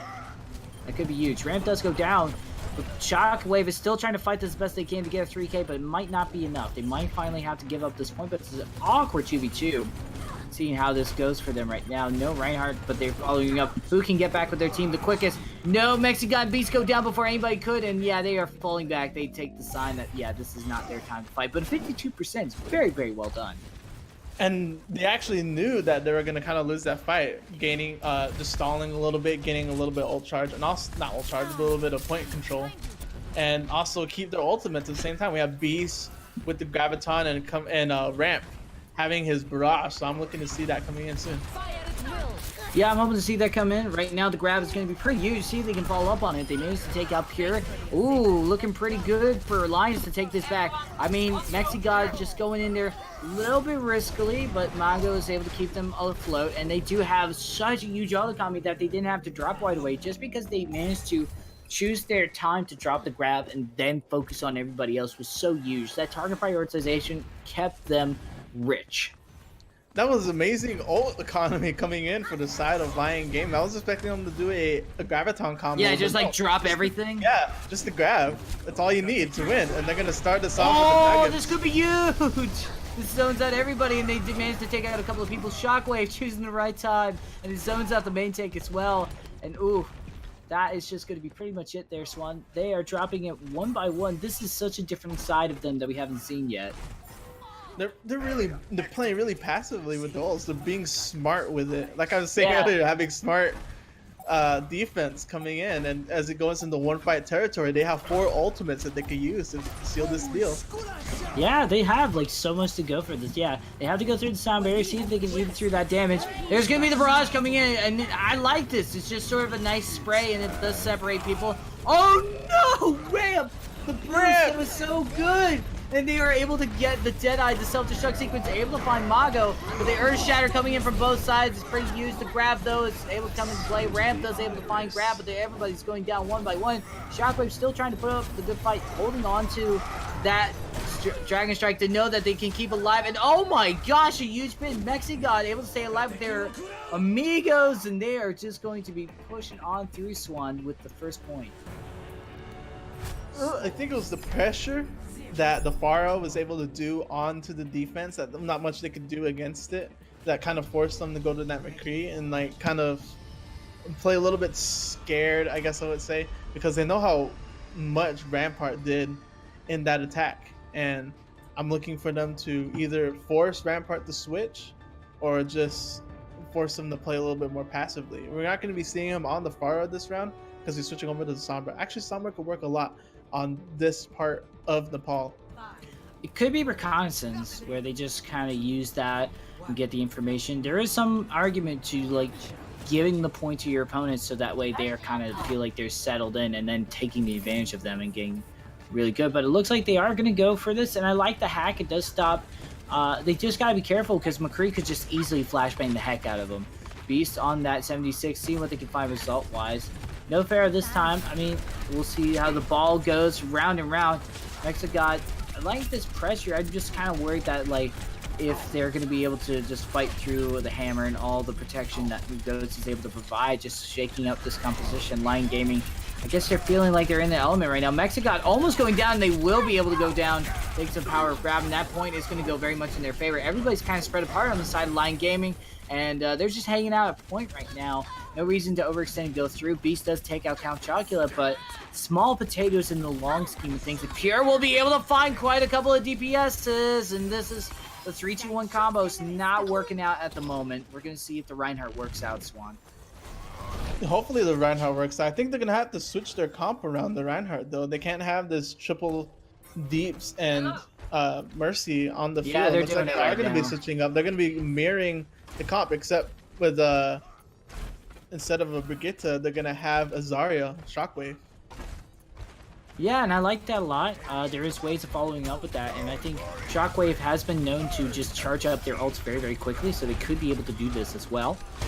Looking into this at the moment, see if they can find any results. At the moment, Count Chocula goes a little bit far, but it's okay. They're right now just focusing on dry pushing, catching up with the ult economy, and then also maybe trying to see if they can break that Reinhardt shield to engage in a potential fight. Maxi good, back off, and they managed to grab right around the corner and looking like they're able to back him up. Looks huge. Earthshatter in response though. That's going to be great, but Beast being not Earthshatter could be huge. Pure is able to take them out and get the D-Neck log, excuse me, but Beast will be able to still follow up. The point will finally go to Lyon Gaming. 69%. It's not untouchable. Not intentional. Well, yeah, that's a good percentage for them to be at. Not just for the meme, but just yeah, for the fact it is. That it's a lot of percentage that they can have, and a lot of leg room they could do on these attacks. As long as they don't drop too many ults. Yeah, as long as they don't drop too many ults, which they have 5 of. Speaking of which, so here goes Rally coming into right now, but they take out Medicare. Medi, and then we'll see if Pure is able to hold on to it, but unfortunately not. They are just going to go down one by one, and looking like Lyon Gaming is here to stay, Swan. Lyon Gaming doing a lot actually. Oh, poor Log and Betty going in when they didn't even need to. That's just gonna burn more time off the clock. Burn more time off the clock. Okay, so we're looking at the ult economy. I still feel like this is still home advantage, but what do you think, Swan? It could go either way. Medi is actually pretty close to his Earth Shatter, and that could become in the long run. Use grab! Oh my gosh, a nice pin on to getting that Reinhardt. They're going to be able to get a quad kill, and that's going to be great for them, taking it out, and there's the quintuple kill. Everybody is dead. Millions are dead. I didn't even get to finish my thought, but either way, let's go on to the next fight. So, a pretty good hold coming in for Lyon Gaming so far. They still have 3 ultimates on the ready. They have the Shatter, they have the Zenyatta ult, and they're going to start this off with the High Noon. Start out with the high noon, see what they can do. Find the result. They get a double kill. Hello, this is the, oh my gosh. Lyon Gaming on top of things. Self-destruct sequence. They're able to find Mexigod, but they're really not easing off this pressure. They're like, let's still commit and be rewarded for it. And they are able to do so. Charging up as quick as they can, and they'll get that 2-0. And this is Lyon Gaming's lion's share of the win. Amazing plays coming in from Lyon Gaming. They've just been dominant on the Paul, actually, just going 99 all the way when they capture the point. Like, because sure they give up the point a couple times, but those are strategic gives. And this big bomb coming in from Beast is what really helped. It just showed the amount of power that this team has when they work together. Yeah. And speaking of power, power to the people. Power to the people and our donators too, with three huge donations coming through. Huge. $25 from Nekkra, hashtag for the kids. Thank you for Soesic Clothing for hosting this awesome opportunity and supporting an amazing cause. Thank you, Nekkra, who is actually going to be joining the stream in a few games. Actually, not this next series, but the series after that, with LoBosco. Yeah, which is a amazing casting duo that you don't want to miss. Next one coming in, $50 from Luke H. Brown Productions, who donated earlier to $5 as well, I believe. Doing our best to support great causes, great voices, and great clothing companies. Keep up the great work. Well, thank you. That was a pretty great message from you, Luke. And thank you. And the last one, you want to take Swan? Yeah, and we have another $50 coming in from Justin Walther, saying "Go SpawnPoint." Amazing, Yeah. just sweet message, rooting for SpawnPoint. Simply hopefully straight to the point. Yeah, hopefully we get to them soon. But right now we're gonna go to a break, so we'll be seeing you guys in a little bit. Don't go anywhere.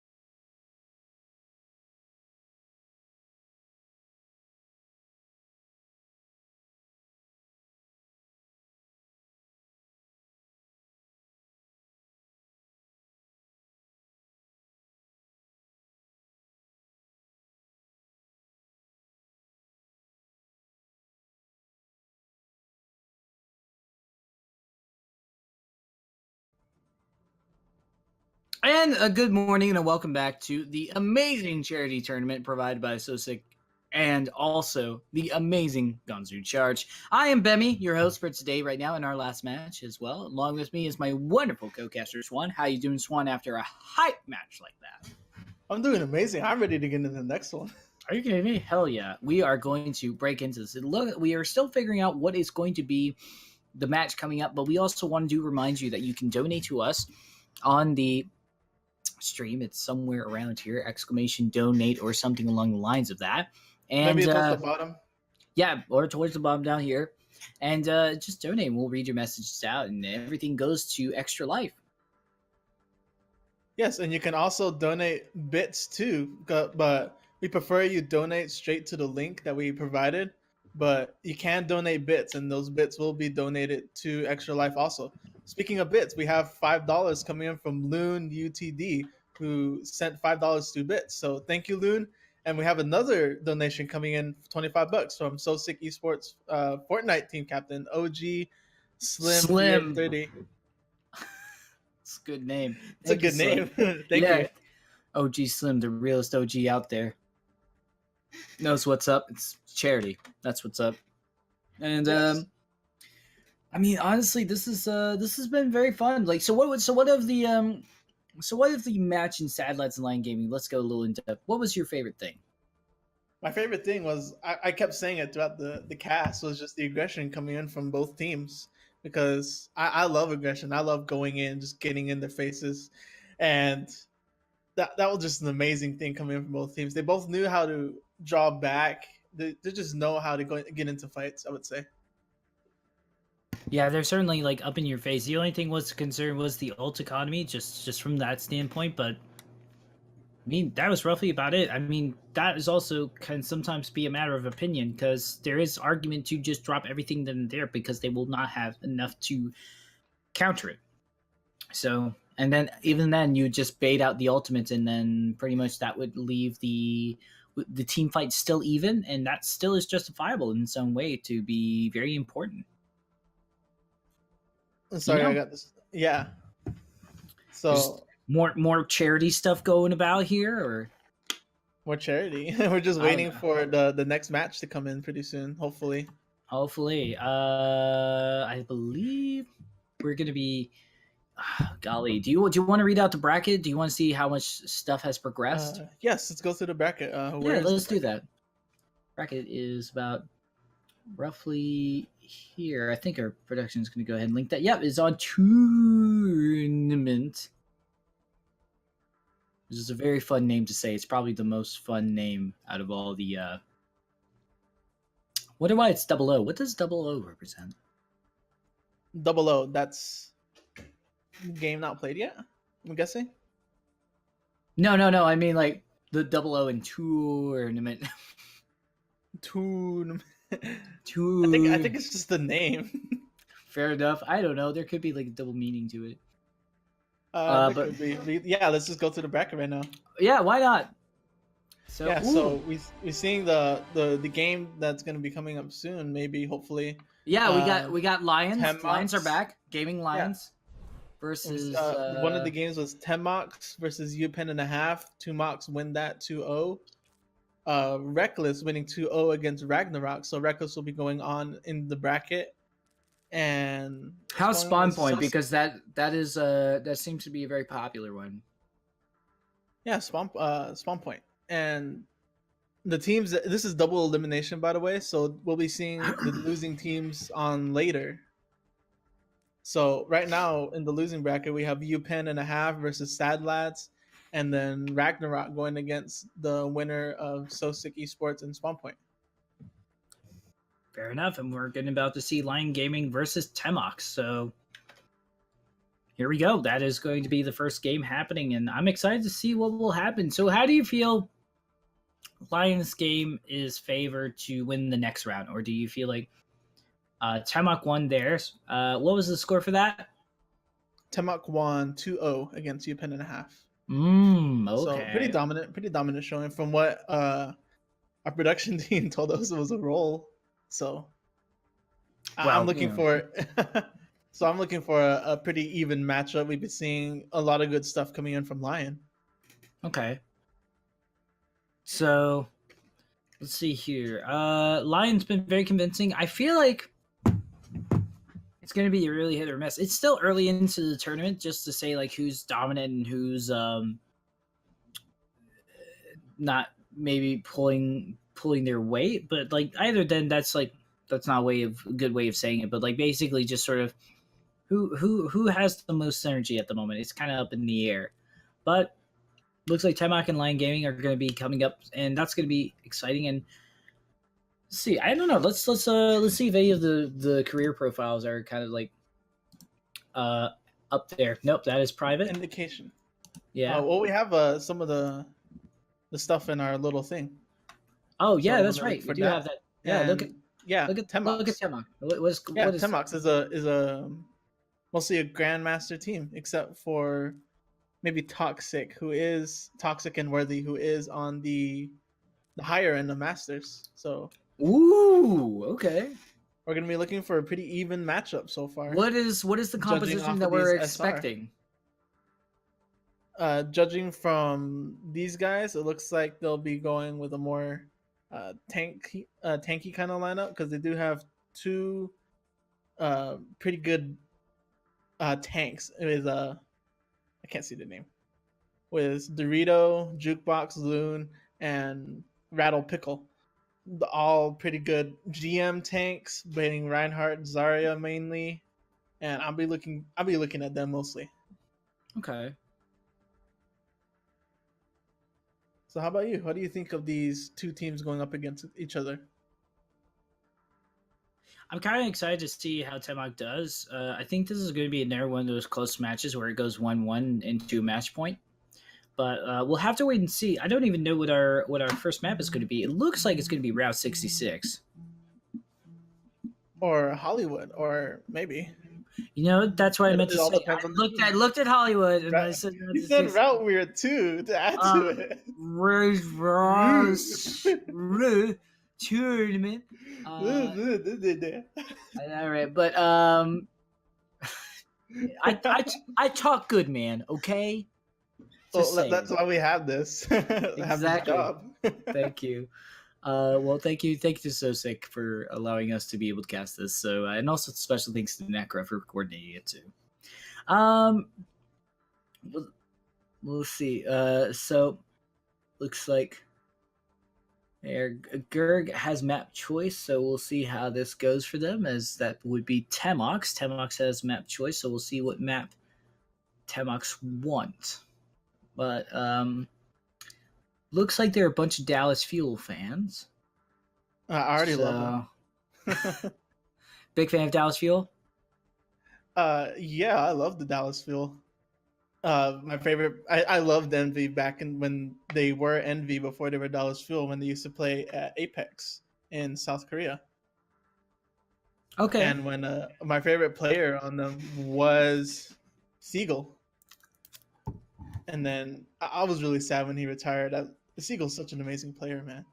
Yeah, but I understand. I mean, he's an amazing guy. He's got. I have a feeling that maybe one day we'll see Seagull get into casting. That would be cool. Ooh. Or at least analyst work, because he's a smart guy too. Yeah, just something on the on-talent desk, because that's beautiful knowledge Seagull has, and you don't want to let it go to waste. But speaking of amazing stuff, though, we are going to be on an amazing map. Swan, you must be feeling pretty happy about this. I'm livid. Really? Yeah, I love watching Busan matches. Oh, because you want to play in them. Yes.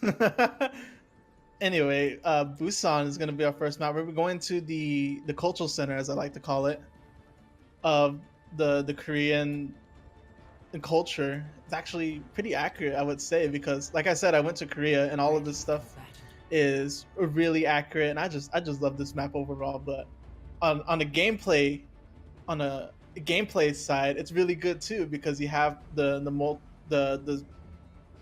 parallel high grounds with the little raised area, and also the area where the drum is at. not the point where the drum is at, but the high point area where the drum is at. Oh, That's a yeah, good choke okay. point. That's a good choke point for most teams to go through.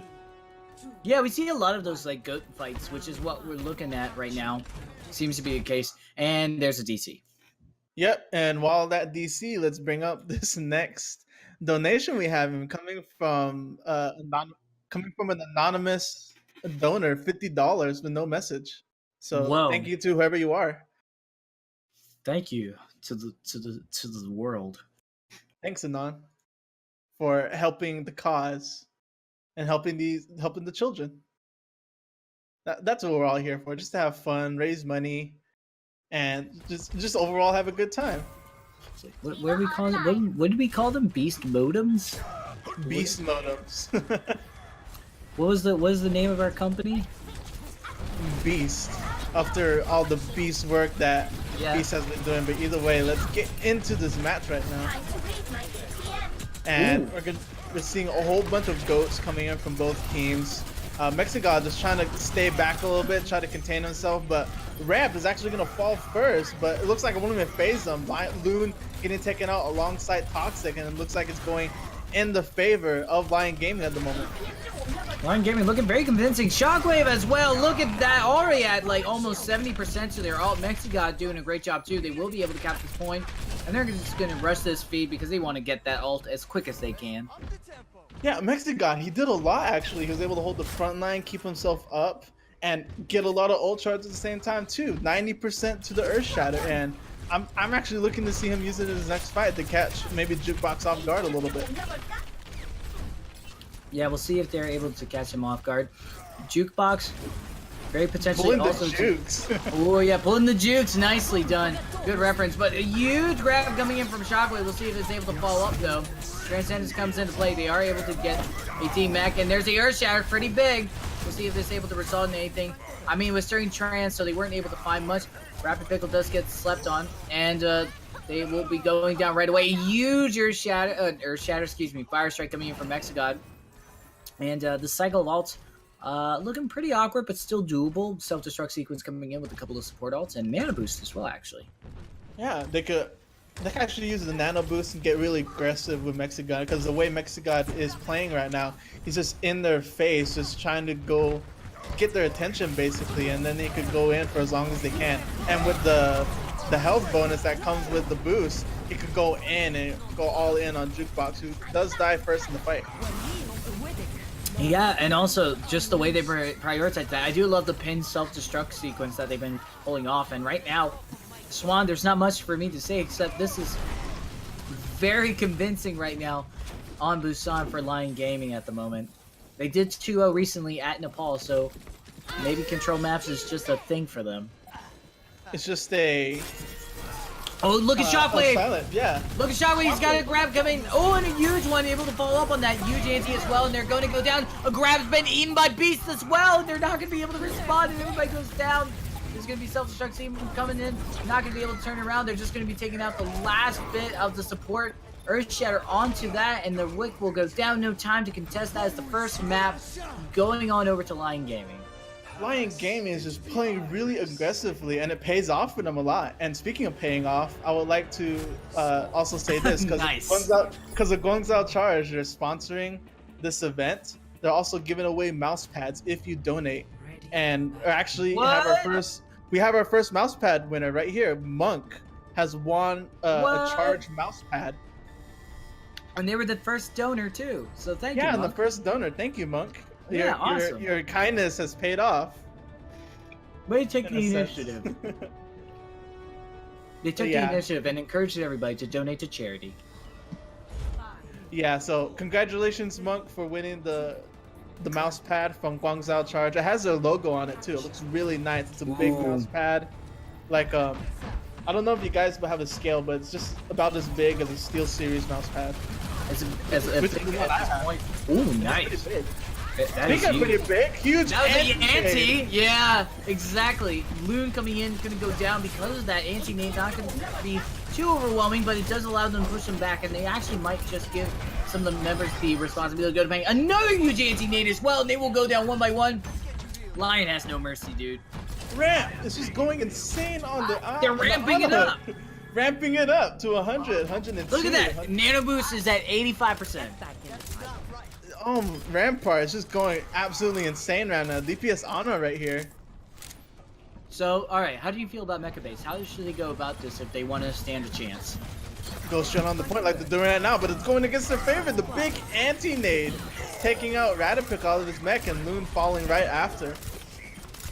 Yeah, absolutely. And Jukebox on that Discord orb is going to be used. The Zen from DDX is awesome. Toxic just dropping that trance. I feel like that was a little bit of a pressure trance. Not going to find much results for it. They're actually just going to stagger one by one. A huge pin. Going to be able to take out Raid Pickle's mech. Seeing if they're able to find the results on it. Mexico just making sure everything's coast is clear before they start swinging away back at it again. Loon could be working on the barrage, but they're just getting denied so much ult charge. It's huge. They managed to stagger the Diva. Things are just going in one by one. They really should just start regrouping. I think their plan, it's not a good plan, but I think their plan was to stall out as much as they can, get as much point percentage, but it's going to hurt them a lot. Look at the economy of the ult. Yeah, it gave them a lot of ult charge on the side of Lyon Gaming, and also Lyon Gaming just captured the point back anyway, so that's more ult charge for them, more point percentage for them. It's just all around a bad plan. The self-destruct, the pin coming in once again, but the sound barrier will keep everybody alive unless they were forcefully killed by the power of DDX and their Discord orbs. Huge shatter as well, just to follow up things here, and they are just. I don't want to be rude, but this is a very convincing take. Yeah, it's a very convincing match right now in favor of Lyon Gaming.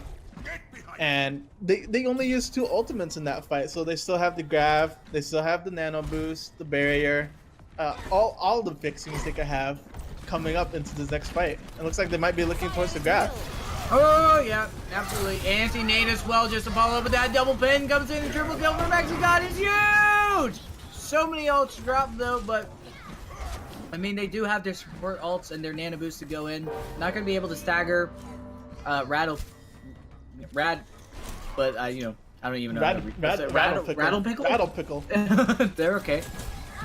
It's like a baby rattle, but it's a pickle. A pickle in the shape of a rattle. That's even weirder. That's okay. That's fair.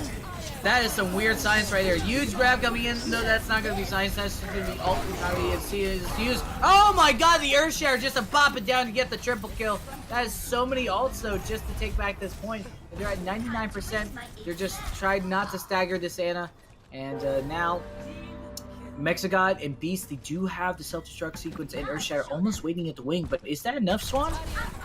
It could be, but like you said earlier, Temocs, they use a whole bunch of ults just to win that fight, and it might not even go in their favor because Mexigod baited them going onto the high ground. They took the high ground. Yes, indeed, and now they are not stuck at a choke. Their Beast just trying to provide some fire over, looking for a good just opening. They might be going for the self-destruct, and there's the Earth Shower coming in. Just trying to drop everything. Doesn't find much results, but it does space them out.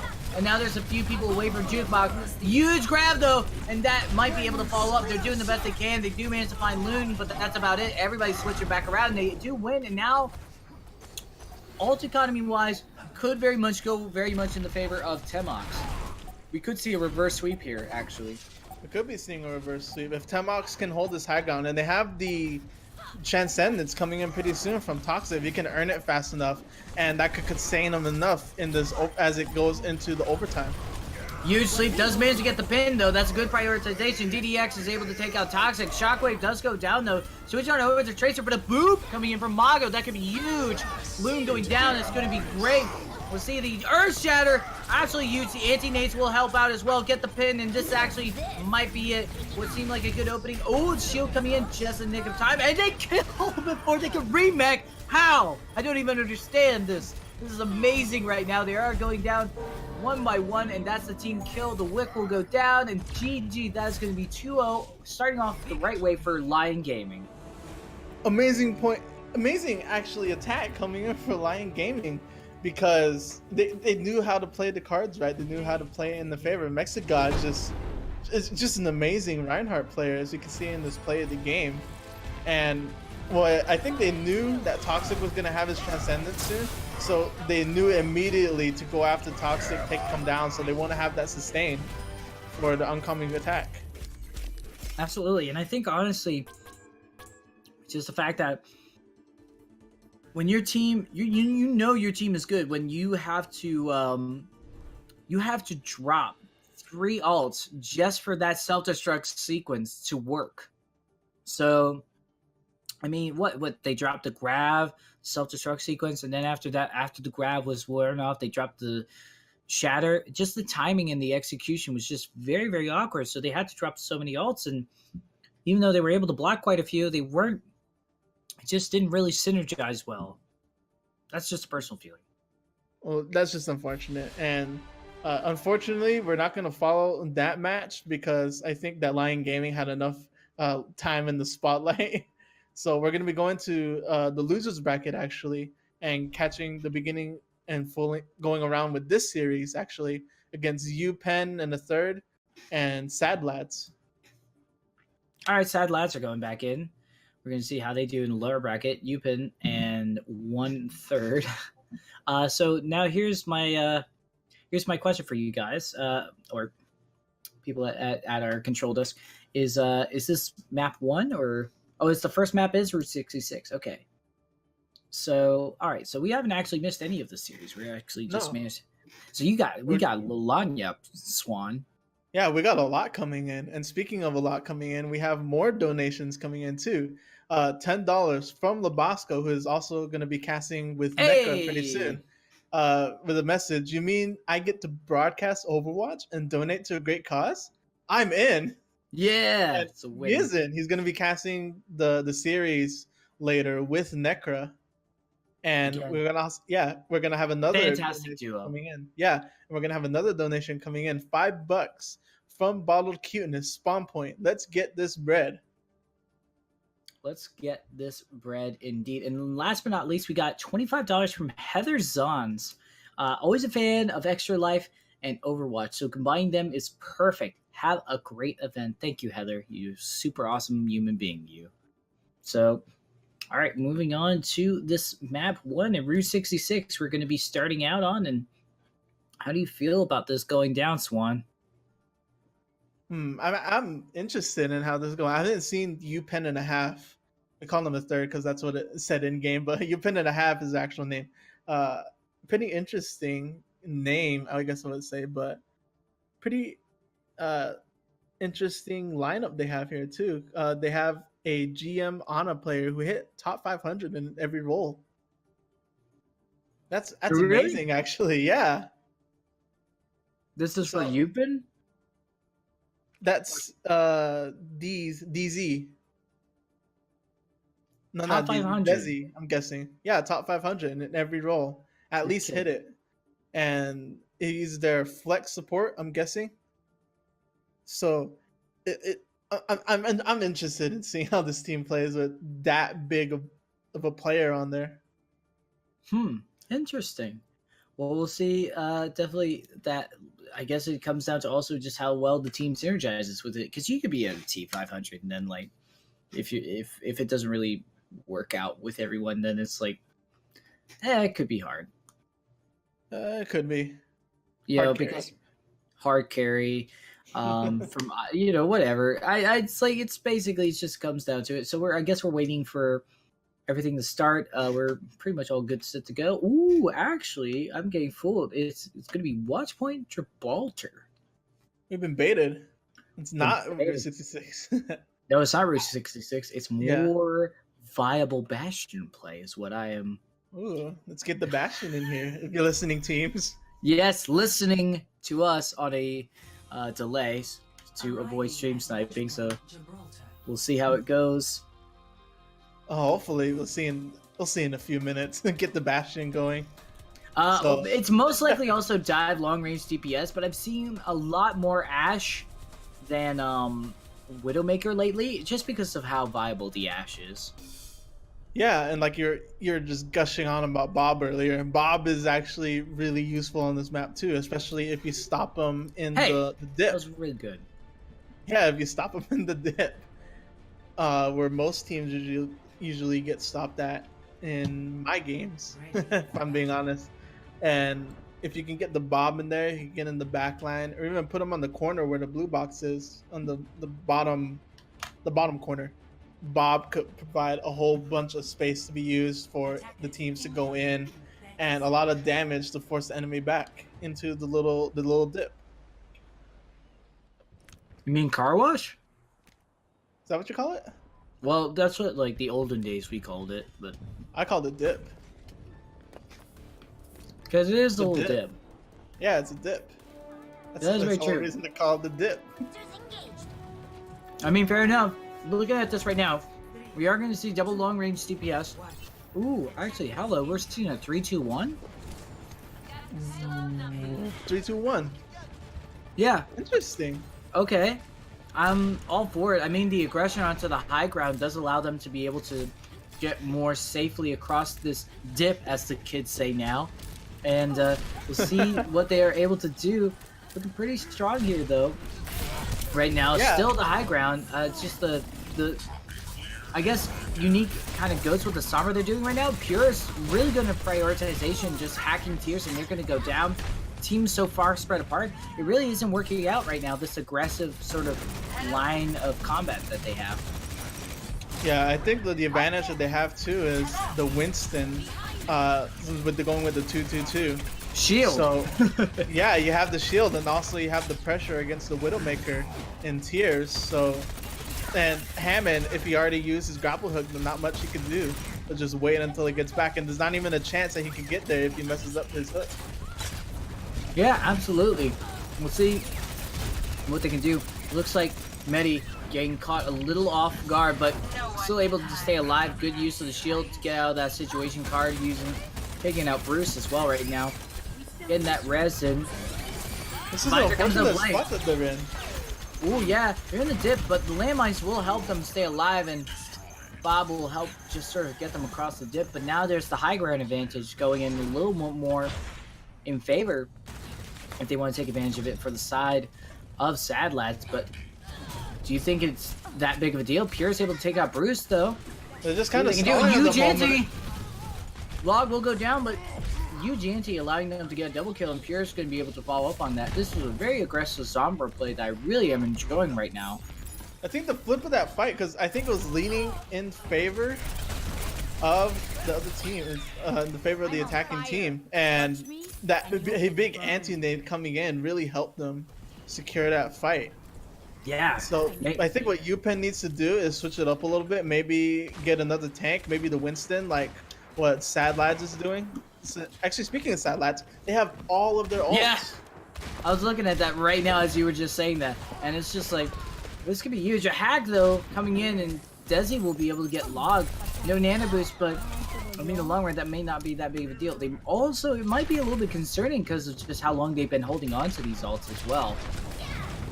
Yeah, you don't want to hold ults for too long. Oh, Speaking of yeah. which, we're gonna pop two Oh of them my and get God. two. Double kill coming into play from Card. Gonna be able to do this. Rainbow goes down, and the rest of the gang will as well. And that's another hold, Swan. This is looking mighty scary. I think what's scary for Upenn is that, like, they're just playing a bit too passively. They had the Hammond. They could have went in, get into the back line, cause some havoc, and then roll back out.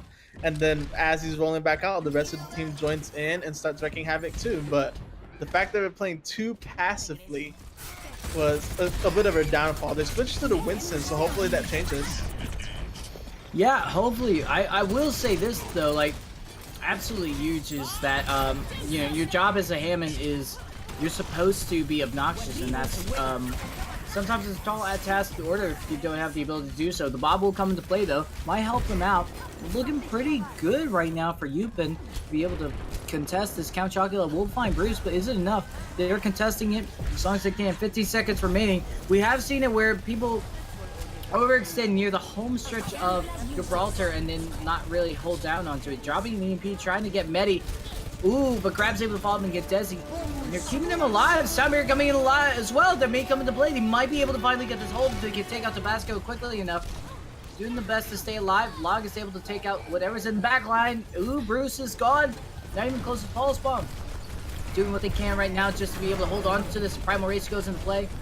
A hack going in. They are able to take out Hellbear. Not going to be able to guard an Angel out. Desi goes in the middle of it, but oh god, that's so risky. Self-destruct even coming in just to keep them from a distance. Tabasco will go down. The Wick is going down as quick as it can, and ooh, Desi just coming in, but oh, it's not going to last for much longer. They're just trying to bring in trickling people, and that's going to be it. That is going to be the round right there for the side of good old folks at... You know how when you stall the name just to sound like you don't actually forget the name? They're called Sadlads. Sadlads. Yeah, I'm gonna own up to it. I forgot it for a second. I got it in the heat of the moment. Well, anyway, Sadlads, that was an amazing hold coming from them, because the absolute mass of Hammond was used to full effect, and all the health that he could soak up, he was just able to stay on point long enough for the Lucio to come back in and pop the sound barrier, so that's even more health being put into the Hammond to stall it out. And from there, it just was able to hold on long enough for the rest of the team to join back in and win the fight from there. And I think what really hurt Upenn was the fact that they used the Sombra ult too early. They used the EMP, didn't really get much value from it. It stopped the sound barrier from coming in, but the Hammond was already had so much health that he could have soaked up that wasn't even needed right then. I feel like there's also even a simpler thing that they could have addressed, which was that they had no shields. Well, yeah, that is such a huge thing for me. But here we go. You know what's also a huge thing for me? Good old treehouse composition. Hello. Just hang out and set up on the treehouse with the Widow, or not the Widow, but actually the Symmetra Bastion. Yeah. The team's listened. Thank you. We got our Bastion. PogChamp. Yeah, and speaking of doing... Oh no! Look at it! It's mirrored! Mirrored? Oh my... Jeez. The only difference is that the Mercy versus the Lucio. We'll see how that works out. Both work better because... Both work fine because one's more passive, the other one's more aggressive, and that's just how it goes. See how it goes for them at the moment, though. Just kind of going through the back and forth and motions of it. Puron's able to get Bruce, and Karn does get demexed by Bruce. Bruce being brought down, that does allow Karn to fall back, and oh my god, Puron! Could you please calm down for a second? Just the high ground advantage is so strong, especially with the Bastion. Desi does go down, but they could rest this if they so arguably want to, but they're just going to keep pushing on the point. Lion's looking good to just take this right now. Not Lions, Sadlads. Help me, Swan. Yeah, Sadlads. It's just really good positioning from the Bastion. And the enemy Bastion can't Huge do much. wall! Oh, and the turret! Oh my god! He popped the tank and shot himself with it by shooting the wall. That was unfortunate. But either way, Sadlads takes the map, go 1-0 in the series so far, and that's just... That was just amazing defense. The defense actually helped a lot because the attack doesn't really matter. Like, sure, the attack made them win the round, but the team was able to do was just distract on the high ground while the Bastion just pushed it. And then as soon as they started focusing on the Bastion, they were already so low in health, and all the Bastion had to do was just click them, just shoot them down, and they're dead. One fight, one map. Yeah, one fight, one map, indeed. I just gotta say that was that was so convincing, and just like the fact that there was no shield, the ult execution was kind of a little bit off, just from the standpoint of like you mentioned earlier, that EMP. If that EMP maybe was waited out a little bit longer and they kind of just stopped and contested it for as long as they could have, that would have been fine. But you know what? That doesn't matter anymore because we're switching to a totally different game altogether. We're not giving you one. We're not giving you two. We're giving you three amazing games of Overwatch. Three. And also, by the way, respect to both Ragnarok and Soesic Esports, as both of them have a... Would you look at this? Beautiful. Oh my god, yeah. Get in on this. I'm keeping to my Ana because I love my Ana. But they have the Bungs Out charge icon. Yeah, they do. All of them. Including me. Because it'd be like that.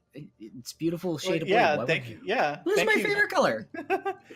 yeah, it's speaking of Guangzhou, thank you Guangzhou for help sponsoring this event. And speaking of this event, we actually missed a donation. Sorry, from Zane Phil. It was $5. Let's go Temocs. Yep, that was 2 games ago. Heart. Yeah, that was 2 games ago. Sorry, we're not spectating Temocs anymore, but we will get to them later in the bracket. Yeah, I mean, holy cow. Well, here we go. See how this goes for them. I think. Yeah, Soesic and Ragnarok, 2 teams we haven't seen at all. And we're going to be going to Busan. It's looking towards. So we're going to see Busan again. I'm happy. Yeah, why not? Busan again. I actually hope we get to see Downtown, because Downtown's my favorite of the 3. Yeah. Really? Downtown's your favorite? Downtown's my favorite, just because of the. Yeah, it's because of the environmental kills and just being able to like fling people into the subway, smack them into the chain. Yeah, just out of there. It's just regular Korean transportation. Just going fast, being dangerous, being productive. There is also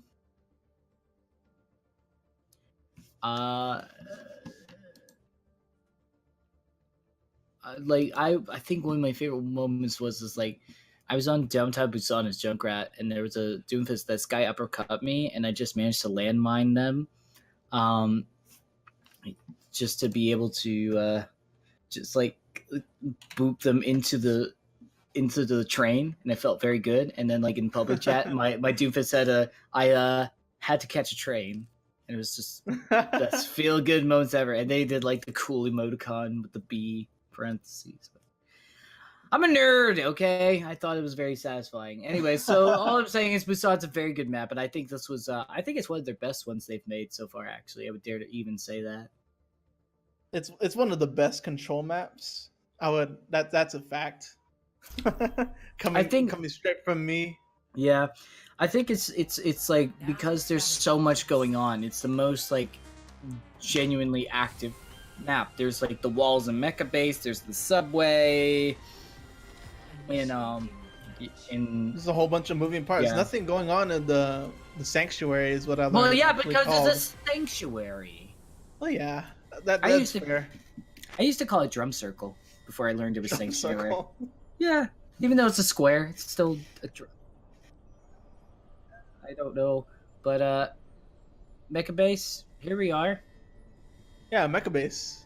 Yeah, we saw them earlier with the other teams. We haven't seen how these teams actually performed. I'm expecting the Hammond, TBH.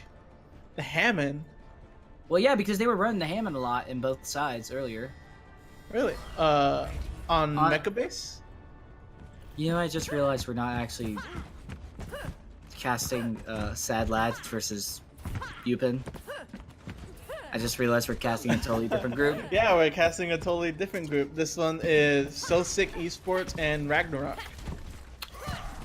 Whoops. Okay, so a little bit update, by the way. Temocs and Lyon are 2-0. Oh, Lyon's won 2-0. Never mind. Okay, thank you for update. So Temocs got knocked down to the losers bracket. So hopefully we'll be seeing them soon. Hopefully we can catch their game. But let's go into this losers bracket game right now against Ragnarok and Soesic. Yeah, Soesic right off the bat is going to be pushing on through with that a little bit of aggression from just the classic Zengoats, and will be able to wipe out quite a couple of people, and they will be able to get that double kill nicely done from Zac Attack, as they are just going to, you know, even though they get Discord, they're still staying alive. They're going to be able to get that point, and yeah, there we go, spacing out the teams, getting them one by one, staggering those kills. Good stuff. Great stuff coming in, and especially because they had the Lucio and just going in and getting the Discord immediately on Mechanism and just burst them down, so not much you could do. And from there, without your maintain, you can't do anything except sit there and watch the bullets fly in. Yeah, or run away. Running away is pretty good because you don't want to get staggered. But then again, run away. Well, speaking of which, congrats to Runaway for winning. Anyways, we'll see how this goes right now as they are just trying to push on through. I think they're just trying to dry push, find a good opening with that Earthshower. Does find Pascal, but I mean, they still stay alive. Earthshower comes back in and it's huge. Oh my God, Soesic. What are you doing, my friends? You are just absolutely nuts as you go ahead and get the D-Mech. Stagger everybody. Everybody dead. They're going to stagger this Diva. So sick with the Soesic plays coming in from Zack Attack and Pascal. But as they use 2 ultimates, they get 2 back with Mighty Owl and Updated, both with their attacks on the ready. And I'm just looking to see this graph combo come in. Yeah, I mean, absolutely. I'm waiting to see if this grab comes into play as well. I think they might be patient. Nope, never mind. They're just going to go run in there, and this is going to be huge. Yeah, one by one they go down. Self-destruct sequence might have not been necessary, but, I mean, that put the final nail in the coffin, and they're cycling their ults pretty well. Yeah, they're going through it. Like, they gained back their rally and their Earth Shatter at the same time. So they have that combo ready to come up. They can stun the Reinhardt if they somehow get the break in the back or catch him in between his shield breaks. But on the other side, actually, we're going to be seeing them have 4 ultimates on the ready. They have the grab, they have the bomb, both support ultimates for the side of Ragnarok. Oh, but your Shatter is so huge, but the grab comes in to save them alive. The self-destruct sequence coming. Zack Attack nicely done with the shield, keeping them alive, but they are separated from the group. They go for the pin, try to take out the Reinhardt in this little duel, but ooh, they actually managed to live, but they get booped by Dragon Lord. I mean, it's very dangerous over there. We'll see how it works for them for the most part. And looks like they are going to stay alive, and that's going to be fine. And Wick will go down, and that's going to be the first map going over to Soesic. It's 0 to 100 with a very clean cycle of ults. That was amazing that was amazing use of ultimates actually too, because Zack Attack, as soon as the grab dropped, it left a tiny little window for him to shatter the whole team and not have any follow-up damage come after that. So that was really well timed on Zack Attack. And from there, they just used their ultimate sparingly whenever they needed to, just to sustain themselves, keep themselves up from the oncoming attacks. Yeah, and here we are now at Sanctuary, but the Sanctuary, oh man, we literally just did the same maps, but like in reverse. Because I think it was Sanctuary first.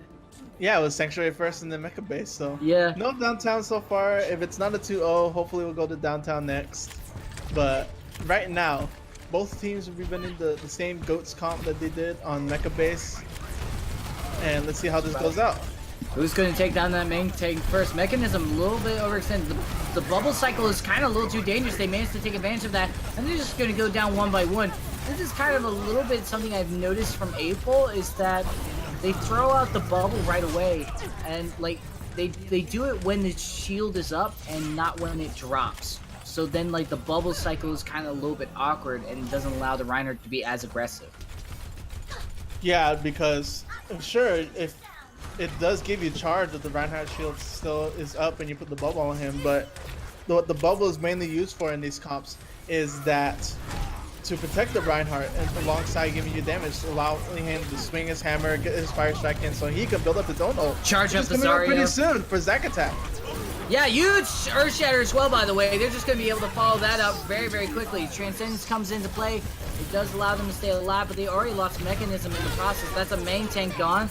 Rally coming in retaliance as well from the side of Soesic, and they're doing pretty well. Nice right now. Yoshi's going to be gone, and that Zack does finally go down. This is the first time I actually saw him go down. But it seems like they're still keeping good, disengaging. Huge grab, Transcendence coming in. That might have been a little bit of a fat finger. I don't know, but there is the Transcendence, the grab coming out, and that's still going to allow them to keep alive. They're at 50% right now. And actually, the cycle of ults is still a little bit awkward, but they have the self-destruct sequence and rally, so possibly. Yeah, but also on the other side we have Mechanism. If he could play the cards right, he could get the big old Earth Shatter going off, and then from there they could swing it, especially with the bomb coming online soon. Very true, I agree with you. We'll see if that Earth Shatter can be found. They actually might account for that, because look how spread out they are. They're kind of like making sure they stay together as a group, but they're kind of like bobbing and weaving right now, doing the best they can and just stay together as a group, but also make sure that they're not losing that aggression. There's the shield coming out. Zack Attack does loot Lina, and there's the Earth Shatter. Oh yeah, huge distraction, huge bait, and they are going to be able to follow up with that. Nicely done from the side of Ragnarok, and they are going to be able to get this right now, and there's that point right there for them. That was perfectly timed coming in from Mechanism because they got the Reinhardt shield so low that even a single bullet would crack the shield, and they used the Diva Bomb to break it, and as soon as it broke, that was just a cue right there, win the fight right from there. So as we go next fight, we're going to have a bomb combo coming in pretty soon with Zack Attack having so close to his Earth Shatter. Yeah, Earthshatter could come into play at any moment at the moment, but Zack Attack does go down. I mean, good. They're pressuring the shield. The target prioritization is starting to come into fruition for the side of Ragnarok, and now look at these ult economies. They have pretty good stuff coming up. They have their grab, and then also a lot of insurance policies with those support ults. Yeah, as long as they don't burn through these ults, they could work through them, especially the support ults. The support ults could come in big as we see the grab being used. Yeah, Self-Destruct Sequence coming in at an awkward angle, not going to be able to find results, just going to hit the headboard, and that's going to be huge shattered though, but no way to follow up because everybody's gone. But Mechanism taken down, and through all the smoke, they are going to be able to find one result from it. Are they going to be able to see more? It looks like it's pretty good. They get the D-Mech. They also take out the Brigitte. That looks pretty good. Jesse Knight, you know, unfortunately for them, they do go down along with the rest of the group, and there it is. If they play aggressive right now, this could be pretty much the 2-0 we were kind of maybe predicting, Swan. Yeah, and no one's going to get the point on time, and the rounds are going to go to Soesic Esports. Nicely done on them. Good cycle of ults. Honestly, I think just the problem is that a lot of the time I'm not gonna put it on one person, but I do think that there is some ways to protect the Reinhardt more that could help out a lot. Just in the sense that you know, that bubble could have charged up the Zarya more, and then with charging up the Zarya more, you have a stronger firepower, and then also the Reinhardt would have stayed alive. It's just those little minor details of timing is kind of huge. Yeah, the little things count. And speaking of little things, we have another donation coming in from Elusive, 100 bits coming in, and that's going to be $1 donated towards Extra Life. Well, thank you from the Elusive. And also, by the way, Swan, there's no donation too small. They are all important and big in their own way. And it takes a lot. It takes a lot to donate. So thank you for willing to do that. So thank you very much to the Elusive, and thank you very much to Soesic Clothing, by the way, which is also the team that we're commentating for. But Soesic Gaming, or Gaming Clothing, being able to provide this platform for us to cast. And thank you, Swan, for being a good caster. And thank you for being here. I'm excited to be here and casting with you. Yeah, me too. I have no idea because we technically just casted a whole best of threes worth. So I don't know what the plan is after this, but I guess we're just going to be finishing this series. This is the series that we're going to be doing. So I'm guessing Soesic Esports versus Ragnarok. Soesic is up 1-0 so far, so the next map could be the decider if they win it. Potentially. So all these maps are best of threes. All these maps are best of three, yes, but let's see. I don't actually know what the score is as well. What the score is 1-0 because we just came in on the first map. Really? Okay. Yes. So this is the set we're casting. Cool. We're in this for the long run. You ready, buddy? Let's get it. All right, cool. Well, let me tell you a little bit about theory. 100% win rate with defense Torb. Numbani. Is it better than my 100% win rate with Boosted Lucio in a fight? Okay, well, that's the kind of question I want to pose. I want to see if that comes into play. I don't know. I mean, Lucio is pretty good on this map in Numbani, I like to think. Just because of just immobility, it allows to just charge mid if you want. And then also on top of that, I don't know. There's for whatever reason, whenever I play Torb on Numbani and it's on defense, I've never lost. It's just a thing that happens. It's just a theory, a game theory. Nice. I like the segue. You got me there. Yeah, but either way, let's talk about this map, Numbani. Personally, I don't really like it. But no? That's just me. It's just the second point and it's just second point altogether. is what really brings the map down for me, because everything's so reliant on the high ground, but most teams don't really go for the high ground unless you're in a competitive setting. Because all the teams most teams' mentality in rank is just, oh, stay on point, we win. Stay on point. If you get off, you're bad. I don't know. I think that apply. I think the high ground definitely comes into play for sure in the third point. Third point, it's not as heavily, but it is a major factor, especially with the little balcony area that they have in the back. But it looks like these teams are going to be taking advantage of the high ground, both of them having Winstons and and also Aidful on the Pharah, so hopefully they catch guys. Jesse just running on that reconnaissance unit. Jesse getting all the information, relaying back to the team. They're going to stick with this comp, actually. Yeah, I'm all for that. The Mighty Owl was only really a big concern because Aidful's on that fair and the hit scan could be an impediment. But, I mean, if Aidful sort of keeps more backline Pharah and Yoshi kind of pockets them for the most part, could be huge. Could be absolutely huge. We'll see how it works for them.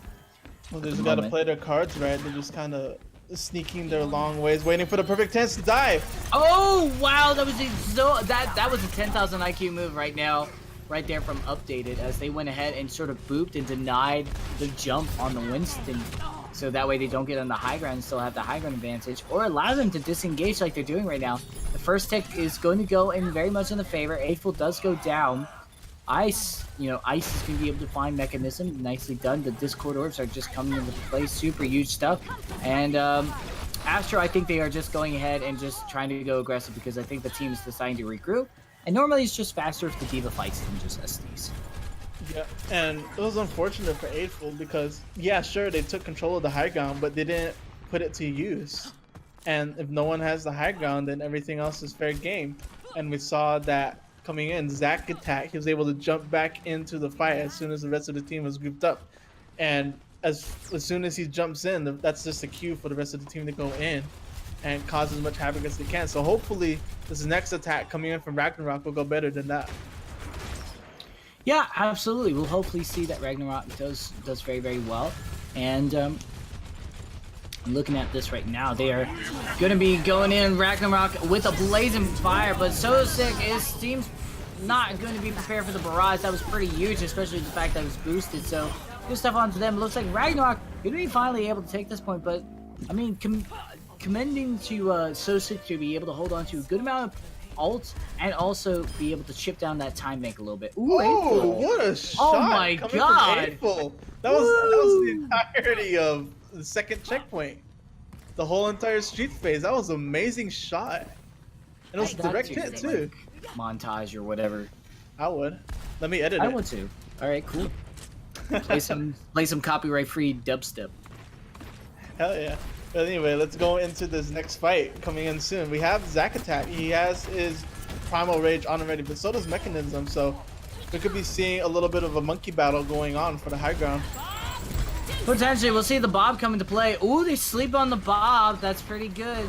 See if they're able to still stay alive after the Bob. The Bob doesn't stay for much longer after. It stays for like roughly about maybe 8 seconds and then just heads on out like it just did now. Delta Shark sequence could be huge.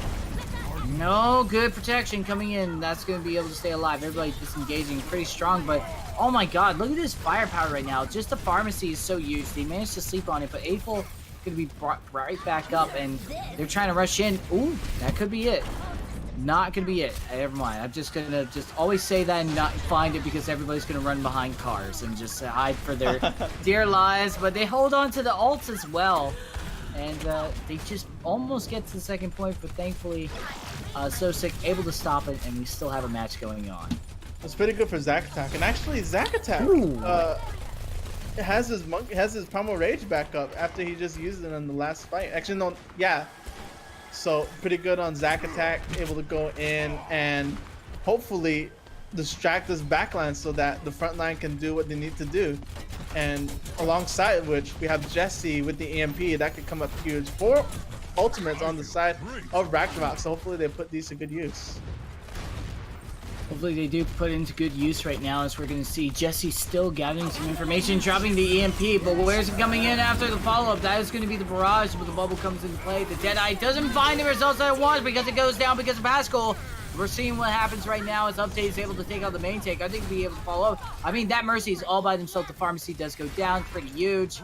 And, I mean, I do like to switch onto McCree for Pascal. This is kind of huge because it also addresses the Sombra as well. McCree's just so good to me. Really? I find him kind of a little bit of a not a weird pick, but a little bit of a too strong pick just because of the right click. And well, I mean, like, there's a reason. Aggression a bunch. Yeah. I mean, that's the only reason I don't like it, because I'm an aggressive player. Yeah, I understand that, but I mean, this is defense. You can be a little more passive and not work out. The Bob comes into play. Just gonna see what happens. Gets leapt on. I mean, honestly, just so good on Dragonlord to have these respawn times to be able to just address this right away and just put this Bob away. The ult just gets denied so quickly. Ooh, Shelter Struck sequence finds Mechanism. That's a good pick right there. The main tank being gone. No allowing of ult charge to happen for the Earth Shatter. Looking pretty good. Ice is going to go down right away. Oh my goodness gracious. They are going to be able to get the double kill. Looking pretty strong right now. Pascal also switching on over to the Junkrat. Well, I mean, that's certainly more of an aggressive pick if you prefer that. They're off the Pharah. They're on the Goats now, so this does mean that they are okay to run the Junkrat. Junkrat's actually even a better pick because of just the amount of shield that they can pressure.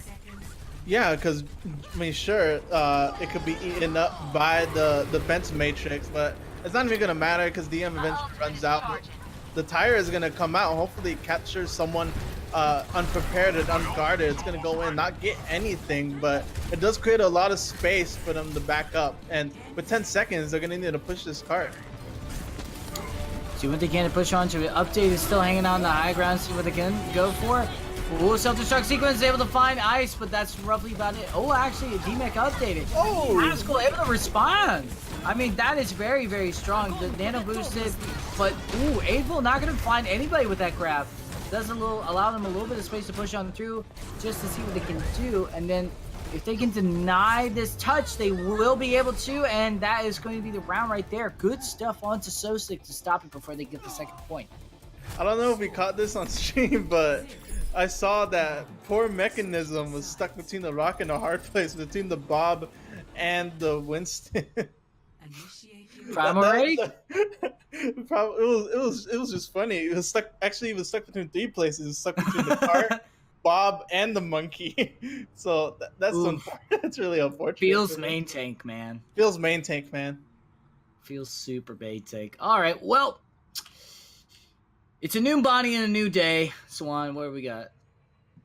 We got a whole bunch of stuff coming up, just like these couple of donations coming in. Oh, $25 from Donna, no message, and another 100 bits coming in from Master Ginks. I'm guessing that's how you say it. So that's $1 going towards extra help, extra life. So thank you for donating, thank you. Ginks and Donna. So thank you. Both super awesome. Awesome people. Awesome. And like we said earlier, there's still Guangzhou Charge mouse pads that could still be won if you donate. So that's another incentive to donate if you want some mouse pads from the Guangzhou Charge. All right, so we're getting notifications from the voices inside her head, aka production, that there is a sim bastion coming in, and wow, okay. Hit the alarm. Yeah, bastion okay. on the field. Woo. A little extending. We're playing some actual Overwatch right now. Alert. It's the Omnic crisis. It's happening right now. It's the Orissas and the Bastions have started working together. The Sim turrets are also coming into play. They noticed this. Oh god, this could be absolutely. This is pretty unfortunate. I mean, this is bunker. Yeah, they're gonna get hard counters. I think honestly at this moment they need to just sort of run like Zen Goats, just because something that can block a lot of damage and just rush to the point. That composition, You just pressure them to go to that point. You just tell them, if you're not going to touch the point, we will. And Ooh, looks but like it they're died by gonna then. jump him. And Okay. Jesse immediately falls alongside Eightful, so they don't have the teleporter, and Mechanism will fall right after. Now it looks like it's gonna be an easy fight for. My bad. Soesic. Soesic. You know, the ones that are providing the event. My bad. You're good. I'm so bad with names as well, dude. It's absolutely no shame. That's why you go like, and that's why it looks good for the side 4 of the team known as Soesic. You know, something like that. Either way, they get the Caster point tips opened 101. up. They get the point opened up. 5 minutes left. That's a whole bunch of time for them to find out their attacks. And not even far. They didn't even have to go far. They just have to get to the second checkpoint. Not even cap it all the way. Yeah, like half of it even. Like, it's literally almost like split in the middle. Dragon Blade coming in. They're actually going to find a good shield stun. That does deny a little bit of that Dragon Blade to them. Still going through, though. Able to find Dragon Lord. And it does actually provide a good amount of zoning. So, buys them a few seconds. But is it really worth it in the end? They only get the D-Mech onto updated. And it looks like a pretty easy fight for Soesic right now, alongside the Dragon Blade. Yep, no we have the contest. Primal Rage bopping everyone around, and that's gonna be an easy win for Soesic, going 2-0 and moving up in the bracket. Yeah, unfortunately, just kind of wiped out so quickly enough that they can't have the ability to do anything. It's not C9, but just unfortunately, just they kind of went out in a blaze of glory, and you know what? It's all right. It happens to the best. It's honorable defeat. They did the best they could, and really, really fun stuff. So, yeah. I mean, any last minute thoughts before we hand it on over to what seems like to be the coolest looking 76 in the world, and a bunch of other amazing casters as well, Swan. Yeah. So unfortunate for is Ragnarok? This is the losers bracket, right? Yeah. So unfortunately, Ragnarok is out. And also from our last series that we saw, Upenn lost to Sadlads. So Upenn is out of the running too. So both Upenn and Ragnarok are both out. Soesic Esports and Sadlads will continue. So we'll get into those matches later with our new casting duo, Yeah. LoBosco and Nekkra. But before me and Bemmie leave, we would like to announce another winner of Guangzhou Charge Mousepad, Luke Brown. Yeah. Heck yeah, So, brother. Donate good job, Luke. $55. Donated $50 and he got a mousepad for it. So that's amazing. Feels good, man. Feels good. But you know what also feels good? Throwing it over to a break. So, with that being said, this has been Swan. Swan. I'm I'm Bemmie, and we're gonna throw this over to a break. We'll see you guys soon with more exciting Overwatch for a good cause.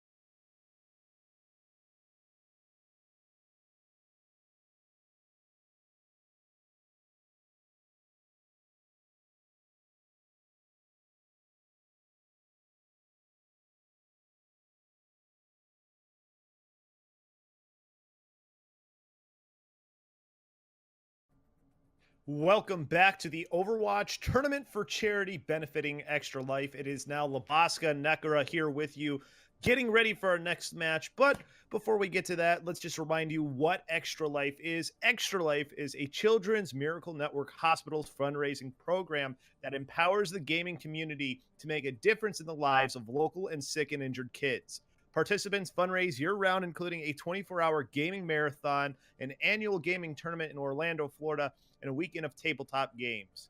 Getting involved is as easy as signing up online at the extra-life.org, asking your friends and family to donate, and pledging to play games in support of the Children's Miracle Network hospitals of your choice. You can play from the comfort of your own home, playing at any game you want, or 170 member hospitals rely on donations to provide the best care for kids. Since 2008, we have raised over $40 million and has gone towards things like funding critical treatments, research, and equipment, as well as helping families who cannot afford health care. To learn more about how you can play games to heal kids, visit extra-life.org. Nekkra, it's a great tournament to be a part of, but we're already in the middle of it. We are actually going to be going into our second round game here, but why don't you give us an update on the bracket as how it's gone so far?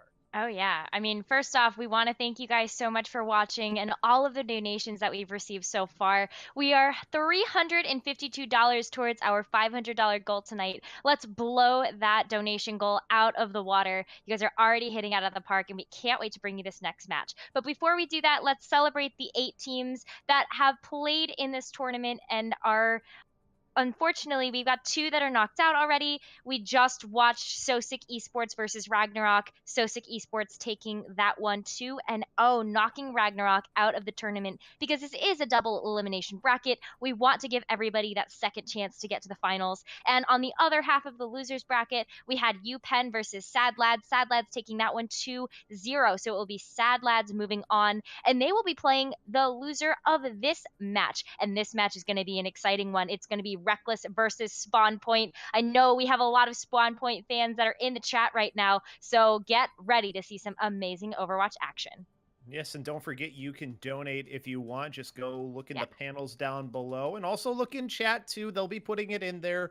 Of course, thanks to all the amazing people that are making this happen. There's just so many people that are making this tournament possible. When you look at it, for omnicoach.gg, of course, the channel that we're on right now, in Soesic Clothing.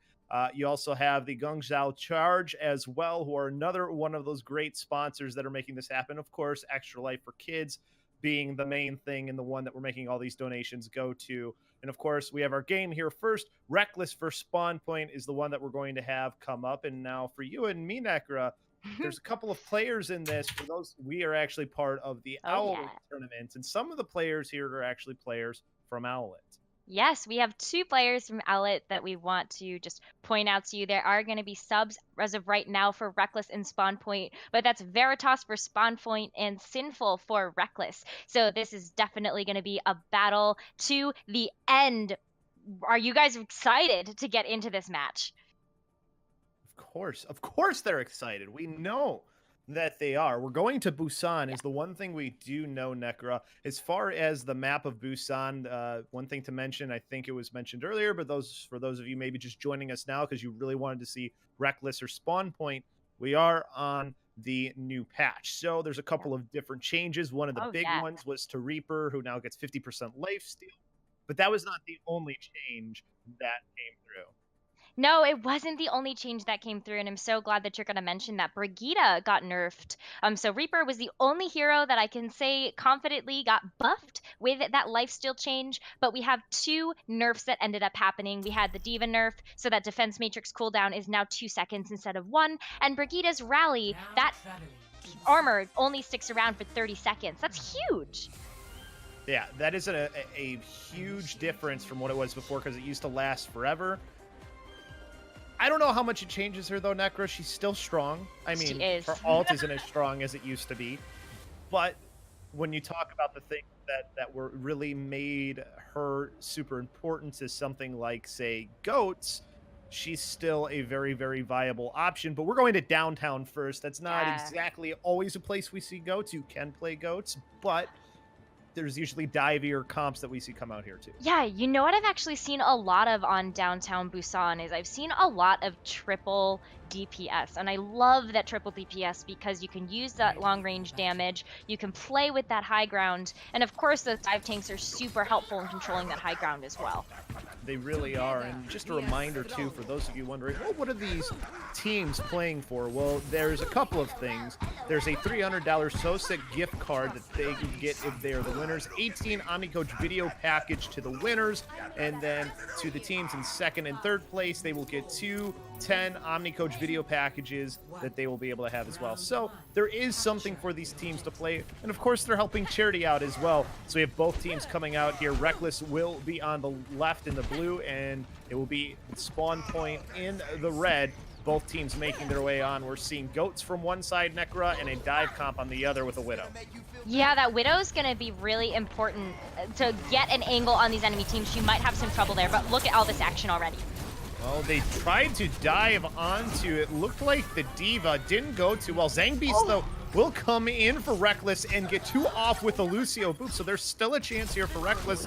Even though their dive attempt didn't go as planned, they sleep the Diva here, who does have the anti-Nidan, and they will be able to complete this. So it didn't start off the way they wanted to, but it finished the way Reckless wanted it to go. Yeah, and one of the reasons why that happened is because of that double boop by Zangbeast. What a beast on that Lucio, who was able to turn the tide for Reckless, and that means that Reckless is going to start taking percentage on this point. 15% capture progress, and you're already going to pop those Widow sights to try to figure out where the enemy team is coming from, and they're coming in fast. Well, they know where that's coming. Now they decide to try and dive on. Almost had the flip come through. They're able to get on just in time. Roasty perched up on one of those buildings. Now getting onto the low ground, is able to find the Lucio. Now also will get Miata down in this fight as well. So the Brigitte down. So this Goats comp already in trouble. A bunch of players been anti-nated as well. And the Anna just continuing to shoot in. They do manage to get the diving tank and the Winston down and out of the fight. Oh, I don't think that was on purpose by the Anna to put that onto Zangbeast. And that'll allow, though, for the Dragon Blade to come out here to try and clean this up. SpawnPoint, though, in such a good spot to turn this around. They finally do. 49% is what Reckless gets. Yeah, 49% is not a bad spot to be in. That will be very close to half of that capture progress, but SpawnPoint's finally figuring out, getting really close to Reckless's spawn, trying to get those staggers, and so Pone is going to go down, and that Winston is going to need to come back before Reckless is able to push in again. But now SpawnPoint has the ultimate advantage. They have 3 ults. They've got that Zarya Graviton that I know will combo beautifully with that Diva Bomb, so I'm expecting to see that combination here as Reckless comes back to point. Point being blocked, at least for the moment, by that shield that they're going to have to try and chew their way through for Reckless. Sound Barrier will be used. SpawnPoint will use their Coalescence as well. Looking for the Lucio coming in. Graviton Surge will catch 2 of the diving tanks. Self-Destruct will find 2. Actually finds 3. The Baby Diva as well couldn't get away, so 3 players end up falling, and it's held on to here by SpawnPoint. And now the score is evened up here. We have both teams approaching that 50% mark, but SpawnPoint still with this significant advantage. Twillo was able to get that Earth Shatter in that last team fight, meaning we know we're going to see that come out to set the pace of this next one. Reckless really needs to get it together here. I like the switch from Pone off that Winston to the Reinhardt. It's going to make this brawl even better now. XCM has gone over to the Pharah, though, as out will come. That Earth Shatter finds the Reinhardt, and swinging his way in will be Twylo. So they are still pushing in to the spawn now of Reckless. Ooh, and that spawn push is going to be the aggression that they need in order to take this. This is the last team fight, LoBosco. This is where it all comes down to. It means that SpawnPoint is going to need to utilize that sound barrier to negate the aggression coming out with that nano boost soon. Roasty76 trying to build up to a Bob here. Anna is out, 97%. Somebody needs to be able to get a touch onto the point, trying to get there in time, but not able to. Is the Mercy or the Pharah. So point number 1 will go to SpawnPoint.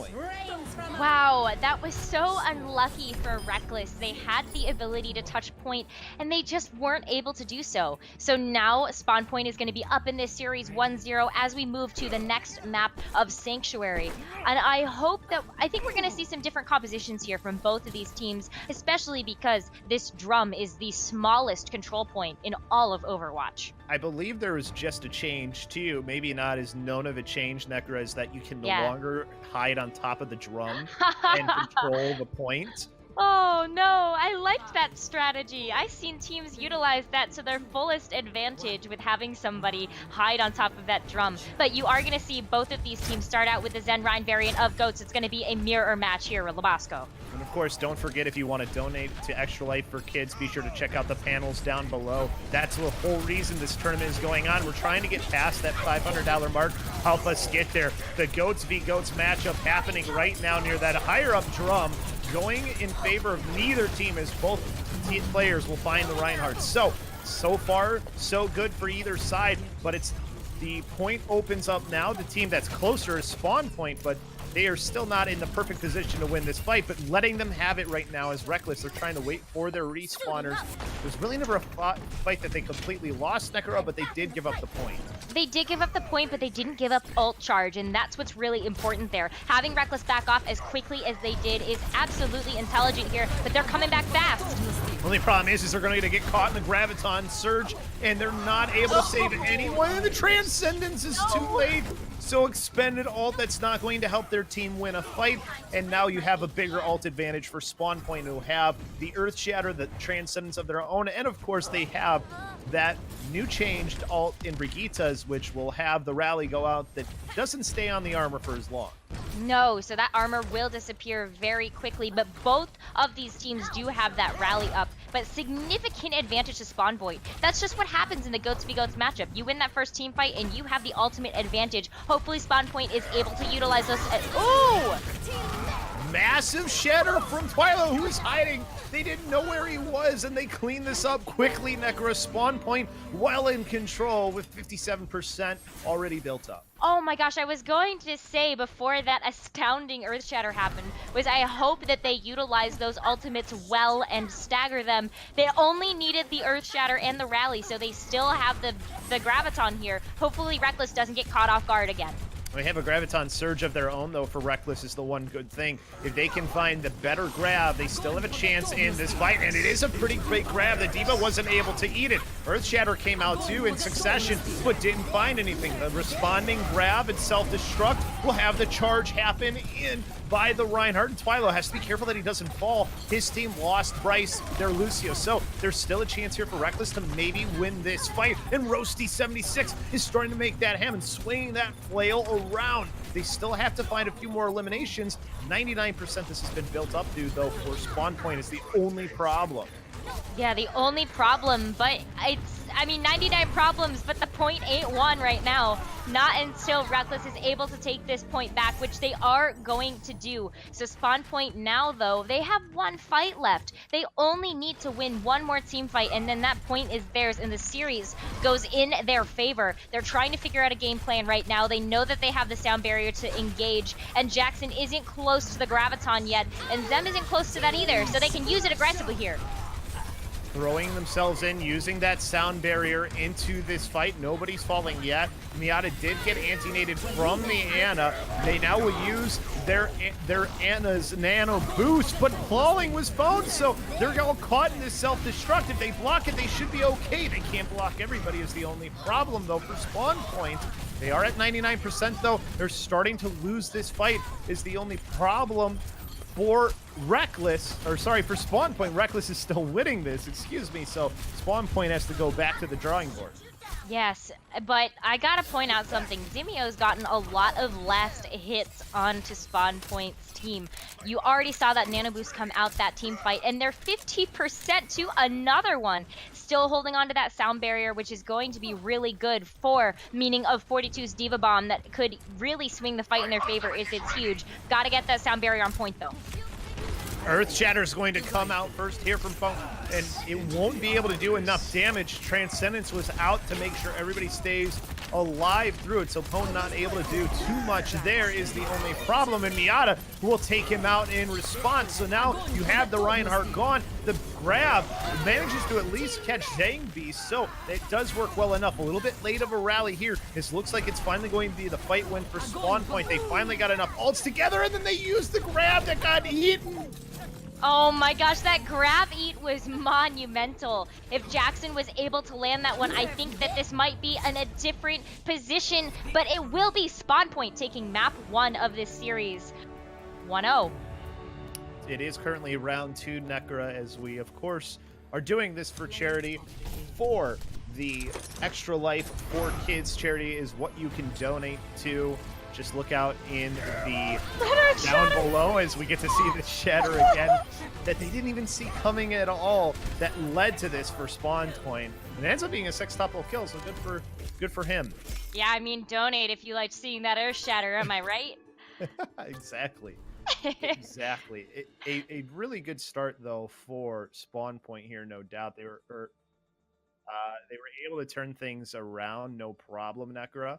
Yes. And they ended up being in control, and you know, you have to only win 2, so 1 more away from them from moving on. But enough about the teams here, at least for the moment. Let's talk a little bit more about Extra Life, because this is such a huge and important thing that has brought all of these players together. Yes. So for the kids, again, thank you guys so much for tuning in and watching these teams that have dedicated and donated their own time to be able to bring you this production.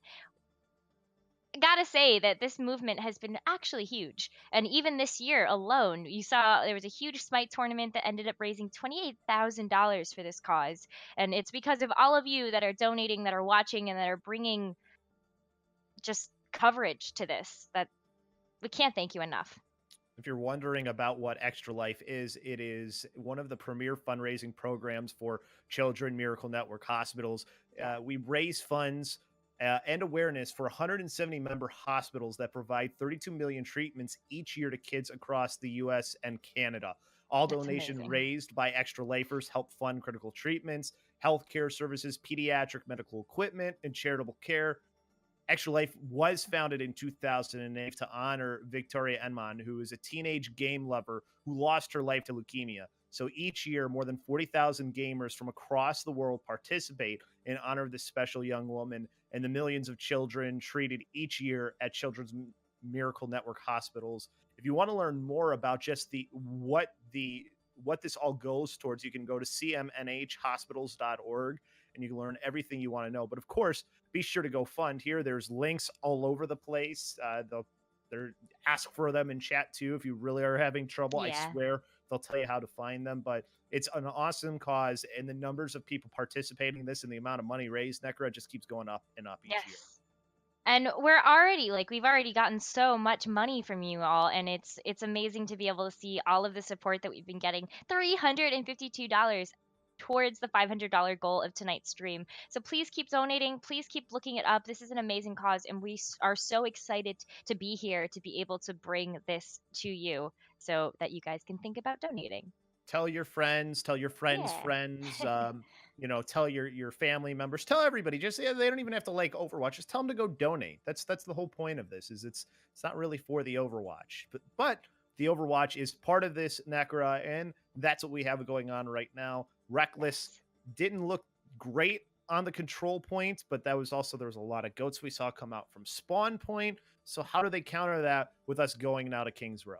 So I think that, honestly, when it was goats v goats, it just looked like Reckless wasn't utilizing their ultimates on time. I know you guys called this out in chat, but that Transcendence was just off the mark. It really wasn't there where it needed to be. It was so late, and I don't know if it was lag or if it was just not having a fast enough reaction time, but that really didn't hit the mark there. But I don't think that means that Reckless is out of the fight. As we move into King's Row, this is an incredibly brawl-dominated map, which means that we are going to see a lot of Reinhardt. We are going to see a lot of Zarya, maybe some Hammond, because there's a lot of high ground to play with as well for the mobility that Hammond has as a hero.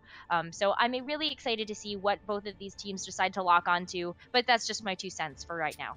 Couple of other highlights to the patch notes that maybe people have forgotten about, that one of the big changes for tanks is -5 was the amount that armor took away from any damage that was done, has now gone to -3. So that was one of the big changes that people thought, oh, maybe this will kill goats.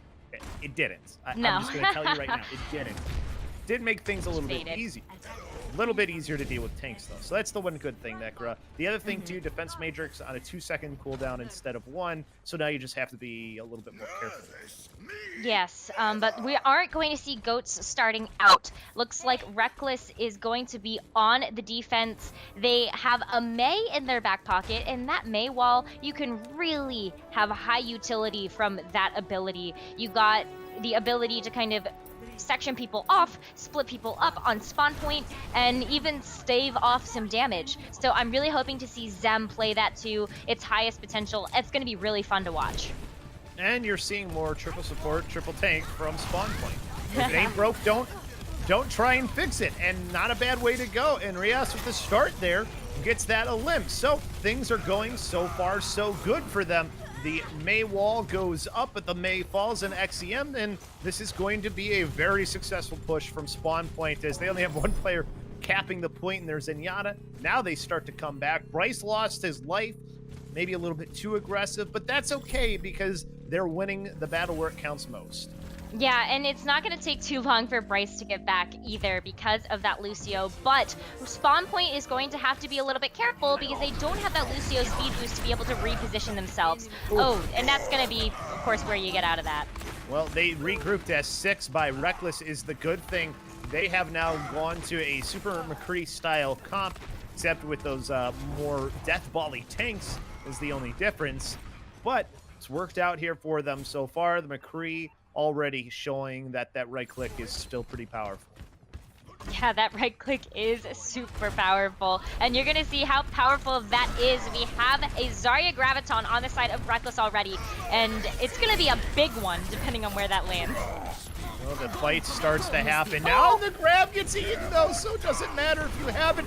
And the Earth Shatter ends up getting blocked for the most part thanks to the Transcendence. It looked like there was maybe a boop into the air because Philo did not come down right away. Transcendence on the other end for SpawnPoint as they try to keep themselves in this, but they're going to use their sound barrier to make sure that they can get this for Reckless. Self-destruct in the air, easily blocked. That card still isn't advancing. Philo taken down thanks to the McCree and XEM. So there's still a chance here for Reckless to end up winning this fight. Charge ends up missing, but the card is still stalled, and that's the most important part for Reckless. Yes, that is going to be a great position for them as well. This is one of the best defensive positions that you can possibly take on Kings Row, but they have to back off a little bit because their numbers are down and they don't have all 6. SpawnPoint has the spawn advantage, and they're absolutely going to use it here as this brawl continues to happen in the streets. Card is finally started to move. You do have the High Noon coming out from XCM, at least going to throw them away, but they can't get behind the shield, so 2 will fall. So already behind for SpawnPoint. The charge coming in will force the rest of those players back left alive. Don't know if that D.Va is going to be able to get back. Does her best to get into the spawn. It just does. Ooh, that would have been a sick stagger if that was able to get off, but it was definitely Noon somewhere, and that definitely allowed Reckless to snowball that first team fight. Ooh, but Pwn hiding. what's going on? Pwn's hiding here, looking for maybe a shatter. The only problem is, though, is SpawnPoint isn't going in a way where he might not be able to. So now he's starting to come back. Oh, now he's there. Oh, he's still behind. Throw out the Earth Shatter, but everybody got grabbed in by the grab. So you didn't really need the shatter. The counter shatter will manage to catch one. Transcendence is used on either side, as this one's still being fought for by both teams. And just kind of being forced back, at least for the moment, is SpawnPoint. 3:04 left, though. They still have plenty of time to try and get through this street space. Neither team finding an elimination, though, here yet is the only problem. Maybe this grab and self-destruct will change things around, and it does, as now they will start to get this cart moving again. That is one of my favorite ultimate combos. I love the Zarya Graviton and that D.Va Bomb. It just pairs so nicely. And you saw that Miata ended up getting a very nicely timed shield bash. Brig is still strong, folks. So don't be fooled by those patch changes. She's definitely going to continue to see some play. But Reckless is going to back off. They need to regroup and figure out a game plan. I'm expecting that Zem is going to try to find an angle on this. But can they even touch before the cart gets there? They just barely got their .27 Earth Shatter, though, to try and even this back up. Nothing found from the Deadeye is the only thing, and it's starting to go SpawnPoint's way once again. Just a couple more players left alive, a very high charge Zarya that you have to try and deal with, and of course a right-clicking McCree too, and XEM. So there's still some things that can deal out damage, and Transcendence will keep them up in time to maybe get the respawners back. They'll throw it in the Graviton Surge here too. Transcendence will make sure nobody falls through it. XEM has got himself another Deadeye in this fight, and he'll be able to take out Twilo. So now they can maybe turn this around, but not quite. Too many players falling, and the respawners not able to get back in time. No, and the respawn advantage is going to go in favor of SpawnPoint. So Reckless definitely has to back off here, but that stagger is huge onto Roasty76. They're going to have to wait for the Brigitte. They need that AoE healing. It is the pinnacle of this GOATS competition. It's one of the reasons why it works. So you really need to have your Brigitte in tow before you're able to take this fight. But now that she's back, definitely expecting some of these rallies to come out here. Earth Shatter. Not quite up yet for either side. You have the rallies coming out. Remember, the armor doesn't last as long. Now the Shatter comes out, and it's allowing for Reckless to start and clean this one up and force back SpawnPoint. I mean, this is going in both directions here. We've got team fights going back and forth. Reckless taking one, SpawnPoint taking one, and it's all because of those high-value ultimates finding value. So this next one really could go either way. You've got the Diva Bomb that could pick up a multiple. You also have that McCree High Noon. You can definitely use that. Oh! Well, they throw the grab out first after they saw the defense matrix come out. Self-destruct in as well.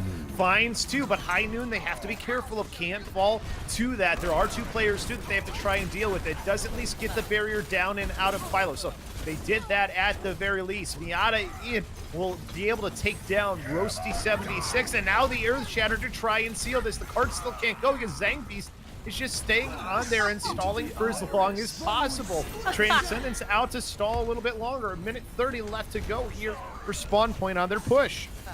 Oh my gosh, but I mean, this is now starting to go in favor of SpawnPoint. They're getting the numbers, and oh my god, that Graviton and that Transcendence. Oh, the Shatter is booped, or sorry, not the Shatter, the Charge is booped away by Pone, so doesn't find anybody through that Graviton Surge is the only problem, and because of that, they're going to lose their Brigitte. High Noon again from XCM has been building it basically every half of a fight. It seems like massive Shatter coming out from Pone will allow Reckless to finally push back in, and we're under the minute mark now for SpawnPoint.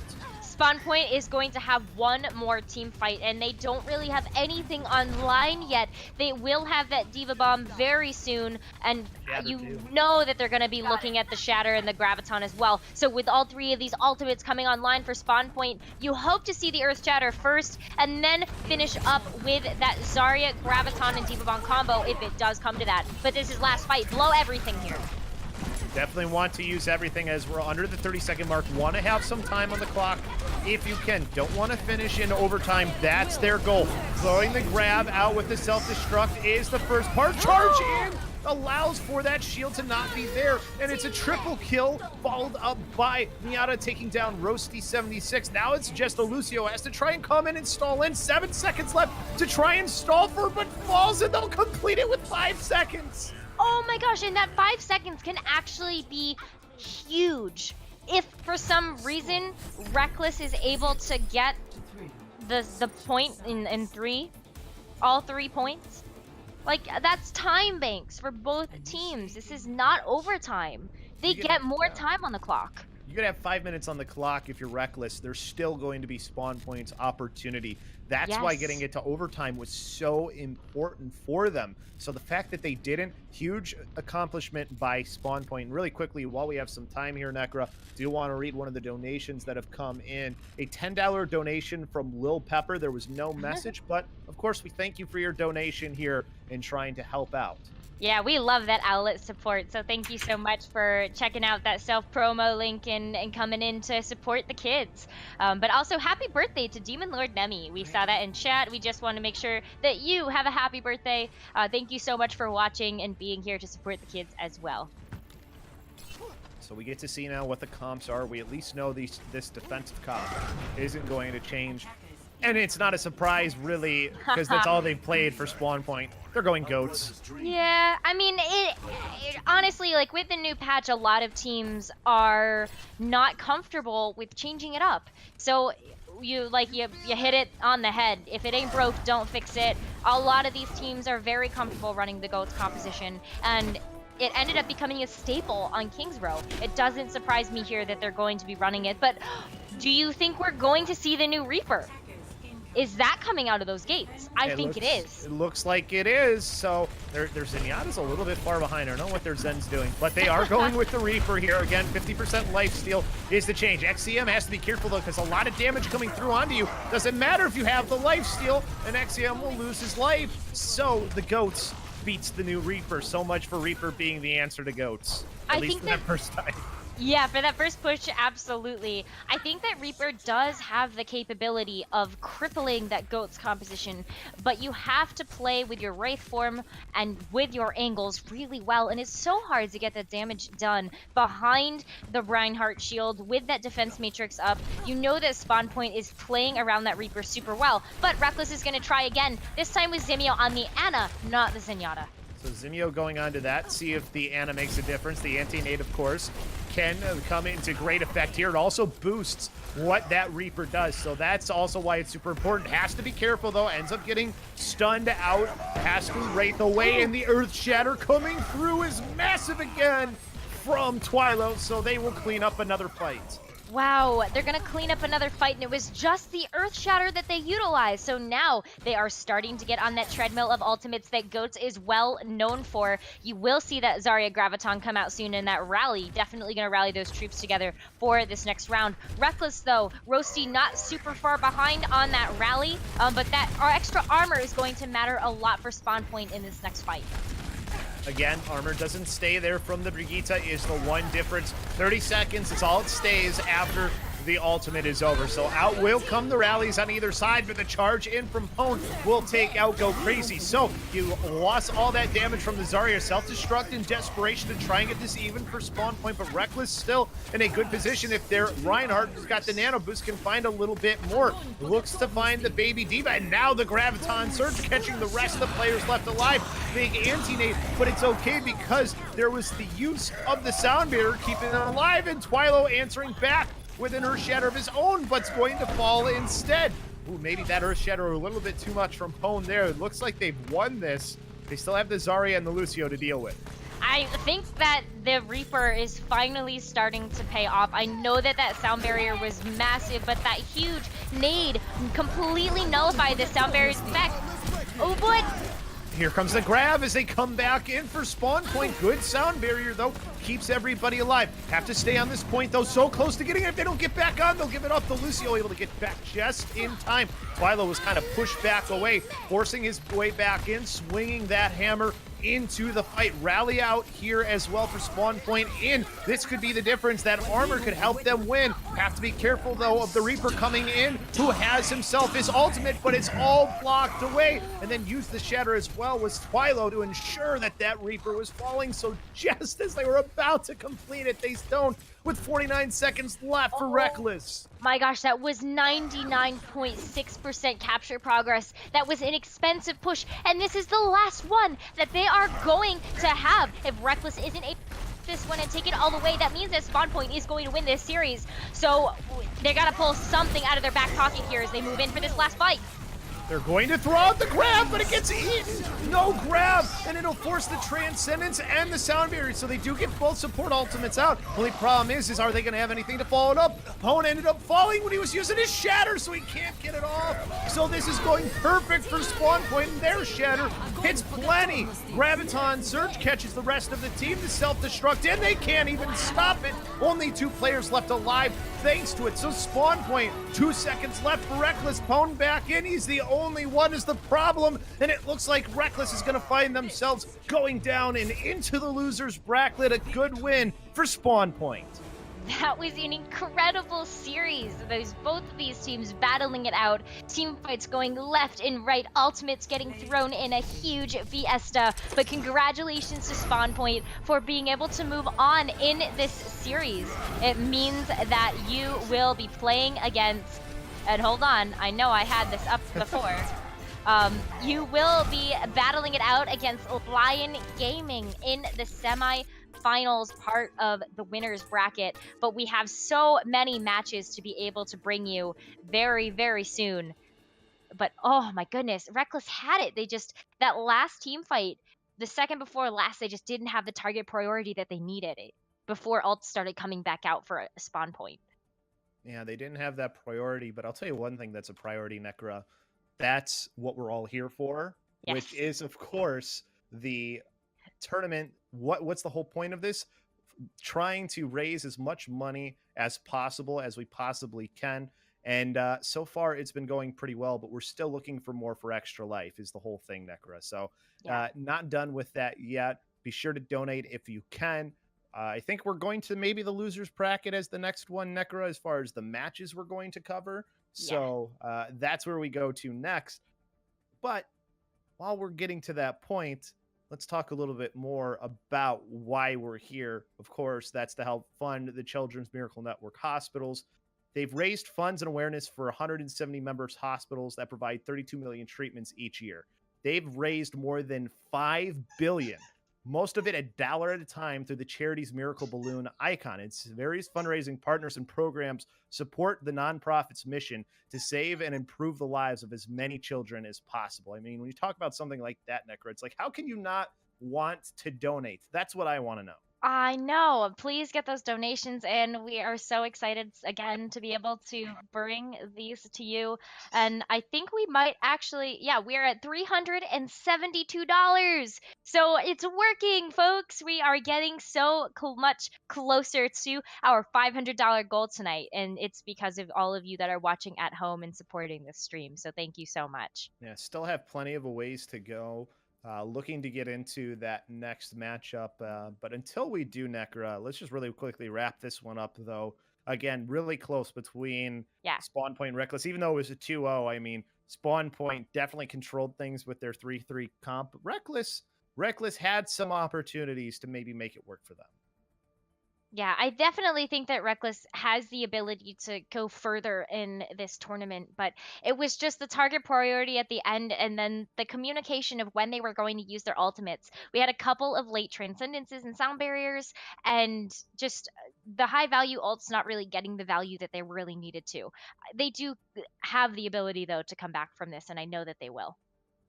And while we have some time here, while they are trying to get us ready for this next one, we do have some donations to read out for you. So I'll go with this first one here. $5 from Nothing Good 27 says, great tourney for a great cause. Thank you for the donation. Yes, and we got another $5 from Little Pepper, so that's going to be a total of $15 from him. But, well, I forgot to put a message, so I needed to make another donation. Let's go, Reckless Zem, click them heads. So thank you so much for another $5 towards that donation. Can't believe that we are already going to be getting towards that goal. Getting even closer with a $25 donation from Luda104. Awesome tournament and for a great cause for the kids. And that's exactly what we're doing it for. So be sure to keep getting those donations coming in. We'll continue to read them as we get them here for you in this tournament. Oh, yeah. But looking at what our next game is going to be, Nekkra, and a quick update here on the bracket as well we can give to them. Oh, yeah. So we're going to actually follow Reckless into their next game of the night. So they will be playing against Sadlads, who we saw beat out Upenn And A to continue on in the losers side of the bracket. We do actually have a little bit of an update coming out from Temocs versus Soesic Esports.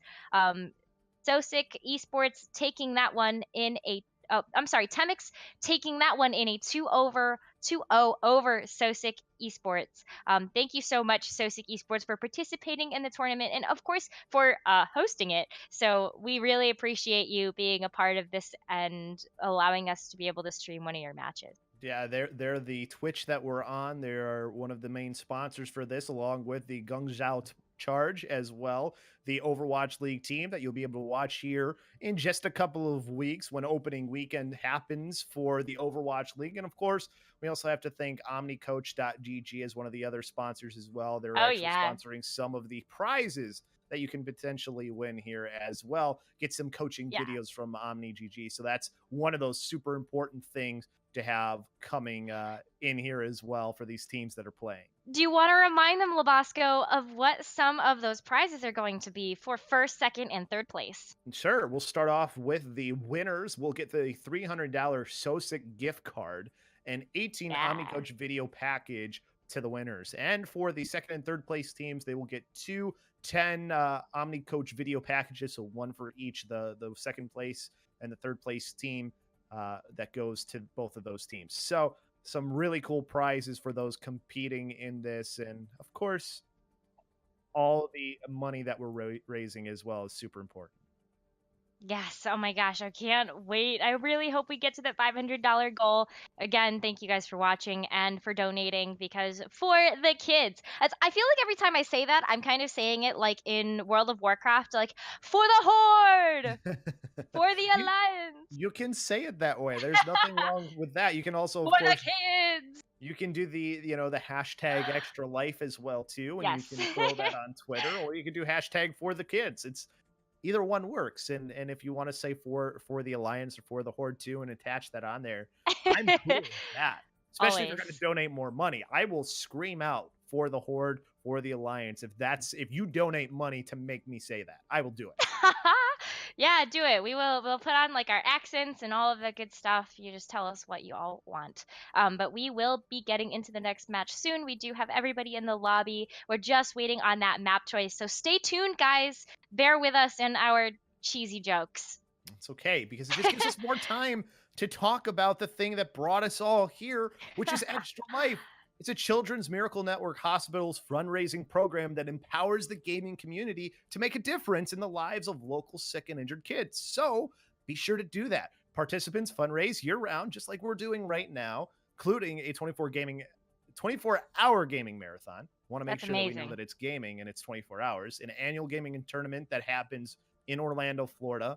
A weekend of tabletop gaming. So all that sounds awesome. If you want to get involved in one of those things, be That's sure to. so cool. And it's easy to do. All you have to do to get involved is sign up online at extra, and there's a dash in between, extra in life. So extralife.org. And don't forget the dash in the middle or you'll go somewhere else. And you don't want to go there. You want to go to extra-life.org.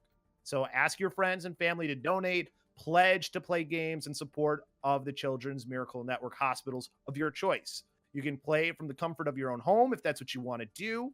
Doesn't matter. Do it however you want. Our 170 member hospitals rely on these sort of donations to provide the best healthcare for kids. Since 2008, we have raised over $40 million. That's just from the Extra Life version of it. And has gone towards things like funding critical treatments, research, equipment, as well as helping families who can't afford care. And that's one of the most important parts of this. So be sure to do this. And if you want to learn more about how you can play games and heal kids, visit extra-life.org. Extra Life, play games, heal kids. I mean, what more do you need to say? I mean, shoot, LoBosco. I kind of want to do one of my own charity streams on my Twitch. That'd And be you kind of can. fun. And Yeah. you can. That's the best part. So get involved. It's easy to do. Or just Very donate true. now. Donate Yes. now and make us say silly things. It works. As long as it's, appropriate. As long as it's appropriate. appropriate. Appropriately for the kids, may I Right. say. Exactly. But hey, guess what is appropriate for this stream? We have our next map for this next series. So as a reminder of what we're going to be getting into, it will be Reckless versus Sadlads, the round 2 of the losers bracket. Sadlads knocking out Upenn and a half earlier on in the night. So this is it. This is going to be the last chance for these teams to make it to the finals, because this is a double elimination bracket. And the first map of tonight is going to be Nepal. Now, when we hear Nepal, Nekkra, my thoughts are we have one map where we see some Orisa's comps come out and try to drop people in this area right next to the point, which, guess what? That's the map we're going to. It's like the game knew I was talking about it. Oh my Nekkra. gosh. Hey, you've been on call and on point for all of the calls that you've been making all of tonight. So let's talk about this. So Sanctum, one of the many reasons why I love Nepal is exactly what you just said, and it's because of the diversity of team composition that we get to see. There's an environment that you get to play with on Sanctum. So you have this massive pit, you see a lot of Lucio, a lot of Orisa, a lot of that pulled pork tank lineup, and it's because of the environment that you get to play with. We love seeing those boops, so hopefully we're going to be going to Boop City so that we can see some of those exciting environmental kills coming out. Speaking of some of the boops that you can see, Farah is actually a possibility on this map. Not that we're necessarily going to see her, but there actually is enough room in the skybox where you can actually play Farah and you can kind of hide around in certain places. So it's a possibility. I don't think we'll see it. I just want people to know that it's possible. So, you know, you just need to know that. That's all you need to know. Maybe if the cast is listening, right? Right, maybe. I'm not saying to do it. I wouldn't. But I'm also not a Farah player. Fair. All right, well, we aren't going to see any Farah play. We will see Reckless sticking to the Zen Rhine Goats that we saw them running in the last series against SpawnPoint. But we will see that pulled pork tank combo coming out from SpawnPoint. I'm sorry. From Sadlads, because I can't do anything right with my sticky notes. You're stuck in the past, Nekkra. It's okay. You're just right. join us in the future. That's all we ask. I want to be in patch like 1.2. That's going back a little bit there. Pone coming in with the charge helps take down Medic's the Orisa, so already a good start here for Reckless. It is a good start for Reckless. Reckless was able to get to that point, rotate super beautifully with Pone's Reinhardt shield, and now you're going to see them take this aggressive positioning, trying to stagger out the rest of Sadlads. It's so hard with that Orisa composition to try to fight back once you have taken the point with this Zen Rhine Goats composition, so I would expect to see Sadlads switch off of this very soon, but not before they utilize that nano boost. They're going to still try to move in here, get some of those health stacks, and ooh, look at this rotation coming out. Of course, you still have the Hanzo who can throw in that Dragon Strike too. If you get the right area, the grab thrown in from Zem gets eaten, so that already gone and out of this fight. Now we'll allow for the Dragon Strike Transcendence, keeps everybody alive through it. Tried to use the Shatter, but did it right into where that shield was, so instead, Pone's just going to be asleep right now, charging his way in, but finds himself into an Orisa shield that he's now just trying to fight his way through, able to work his way through it, and now it's up to 48% for Reckless. Oh my gosh, that's it's already half of that control point captured, and they have that deep bomb to be able to get the enemy team to turn around. They want to stall out that progress as much as possible, get it as close to that one fight territory as they can, and that Diva bomb is really good for stalling for time. So now the self-destruct's coming in.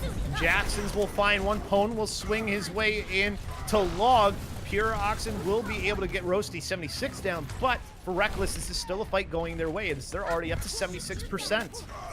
76% and getting close to that one fight territory mark, so they do only have one more. But that Lucio, that's actually huge that Karn was able to pick up that kill. That means that Reckless is going to have to back off and wait for that speed boost, because guess how important that Lucio is. That speed boost is so important for the micro positioning of Reckless that Sadlads is going to be able to come in and take that point.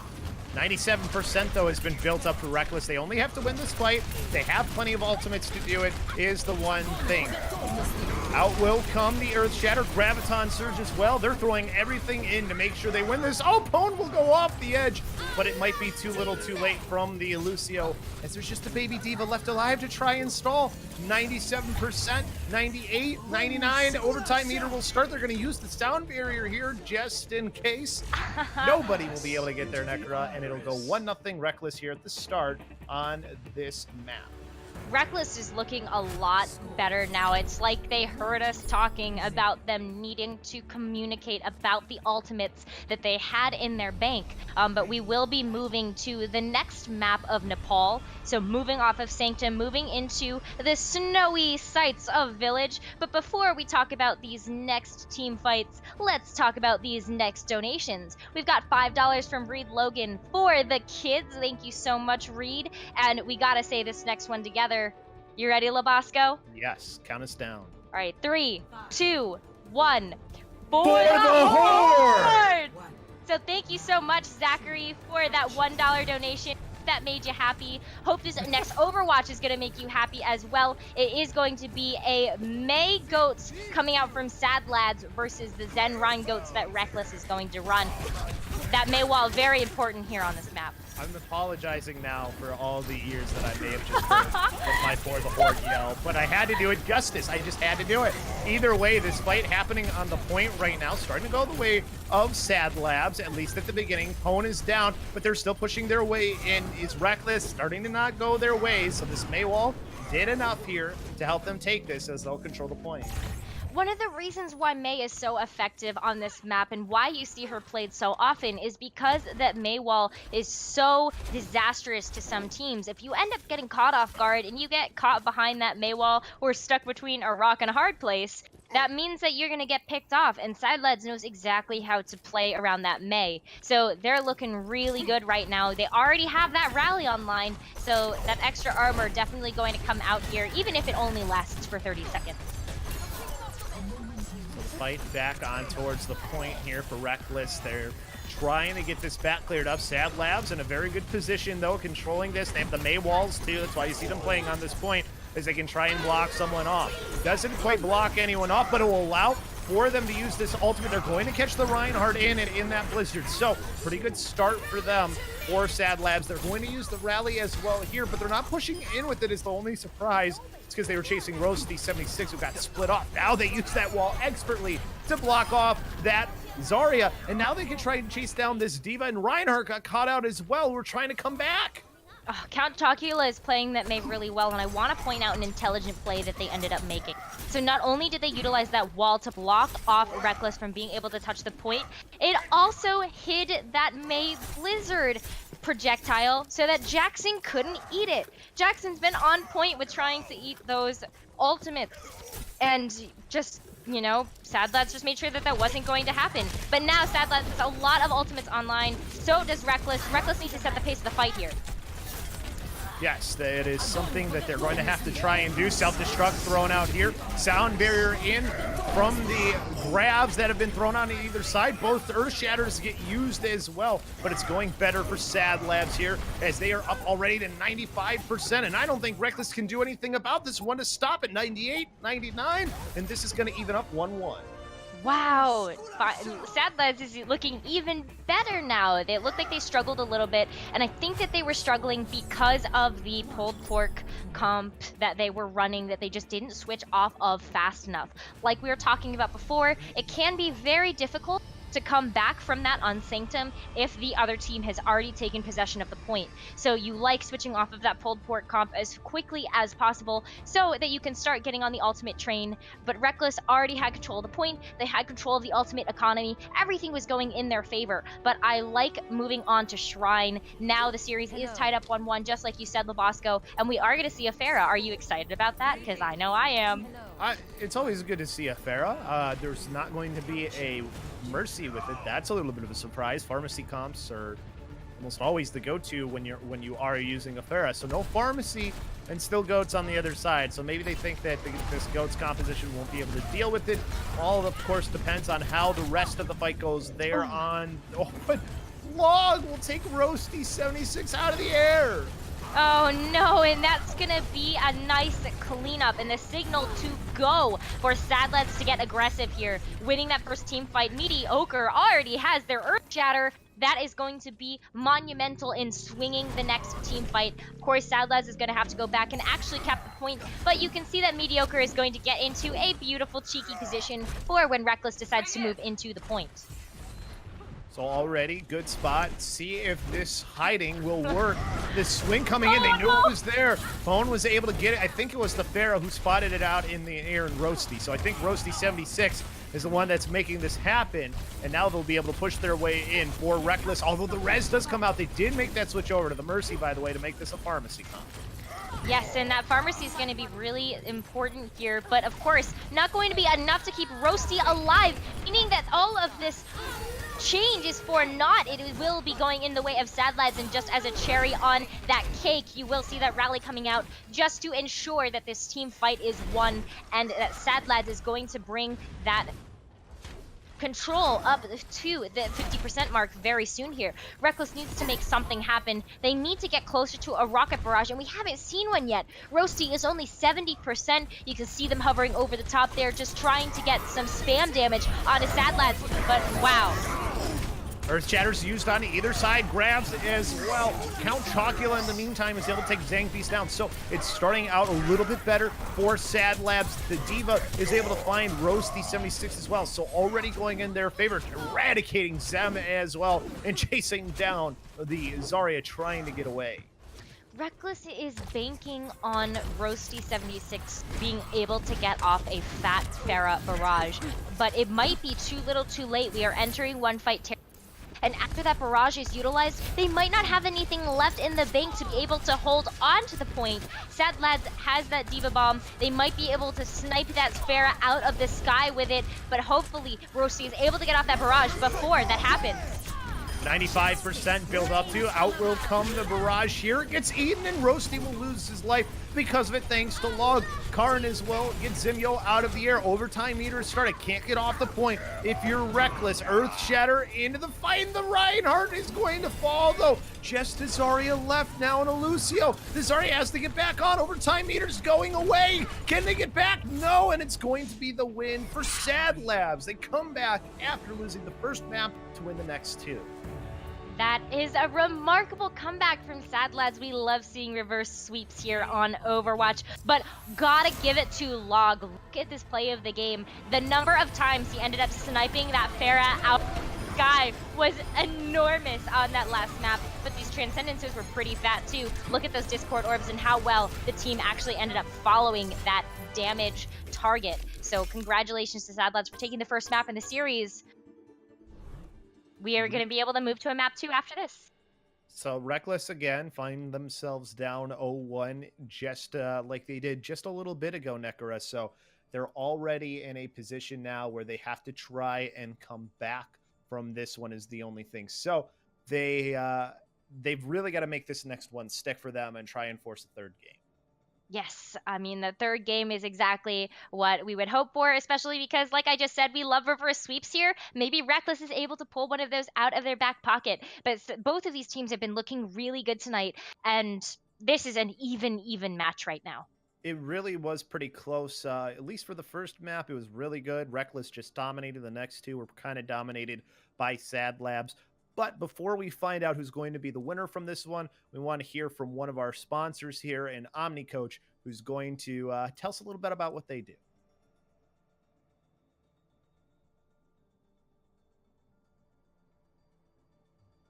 Well, we'll have that in a second. We're almost there, I promise. But while we get there...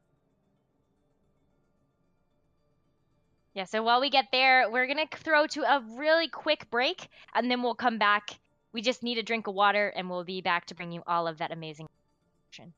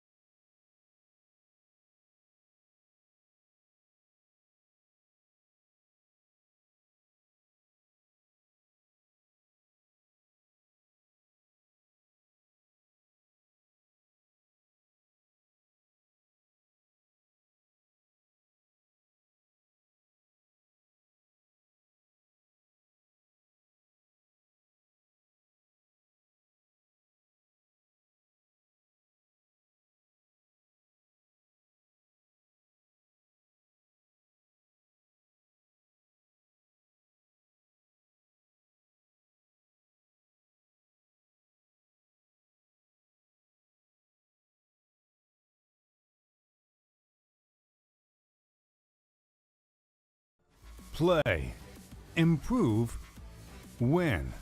The best way to get quick, play,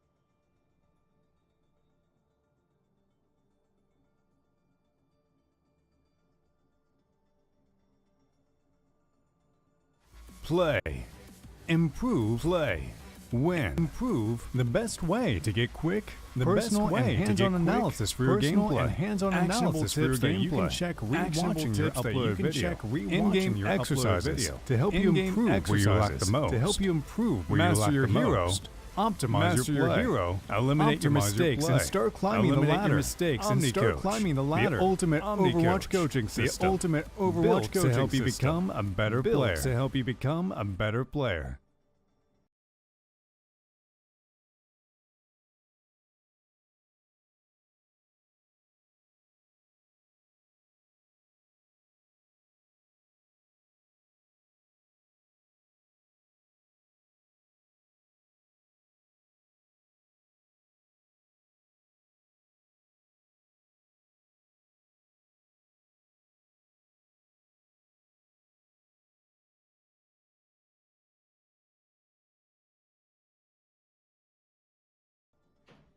Back here on the Soesic Clothing channel, but we're here for a special day today because it is the Extra Life Overwatch tournament. It's LoBosco Nekkra here with you, getting ready for this second map. We're going to Horizon Lunar Colony. Nekkra is where we're going.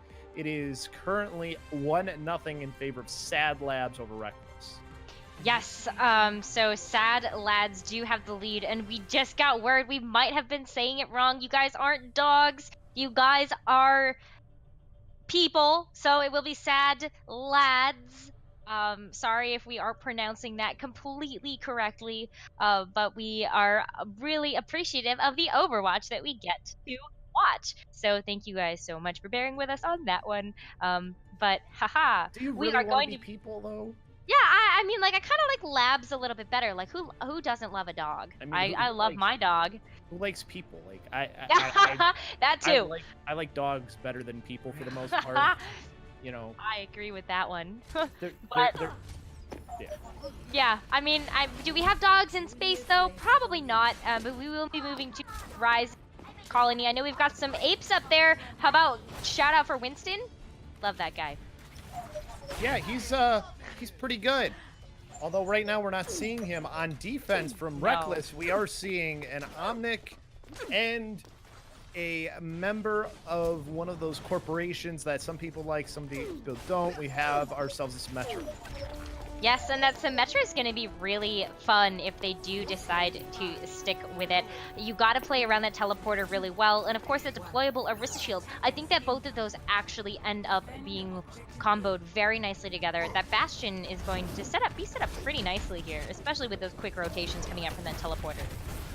So already going in right now is the Bastion shooting his way into that Reinhardt shield. It's quickly taken down. Rotation coming around towards the point 2 for Sadlads as they have made their way onto the point, at least for the moment, trying to deal, though, with those players on the high ground. Roasty got pulled down, though, is the only problem. So Roasty76 just trying to stay alive, but there's just a Reinhardt swinging in and then charging back to the point.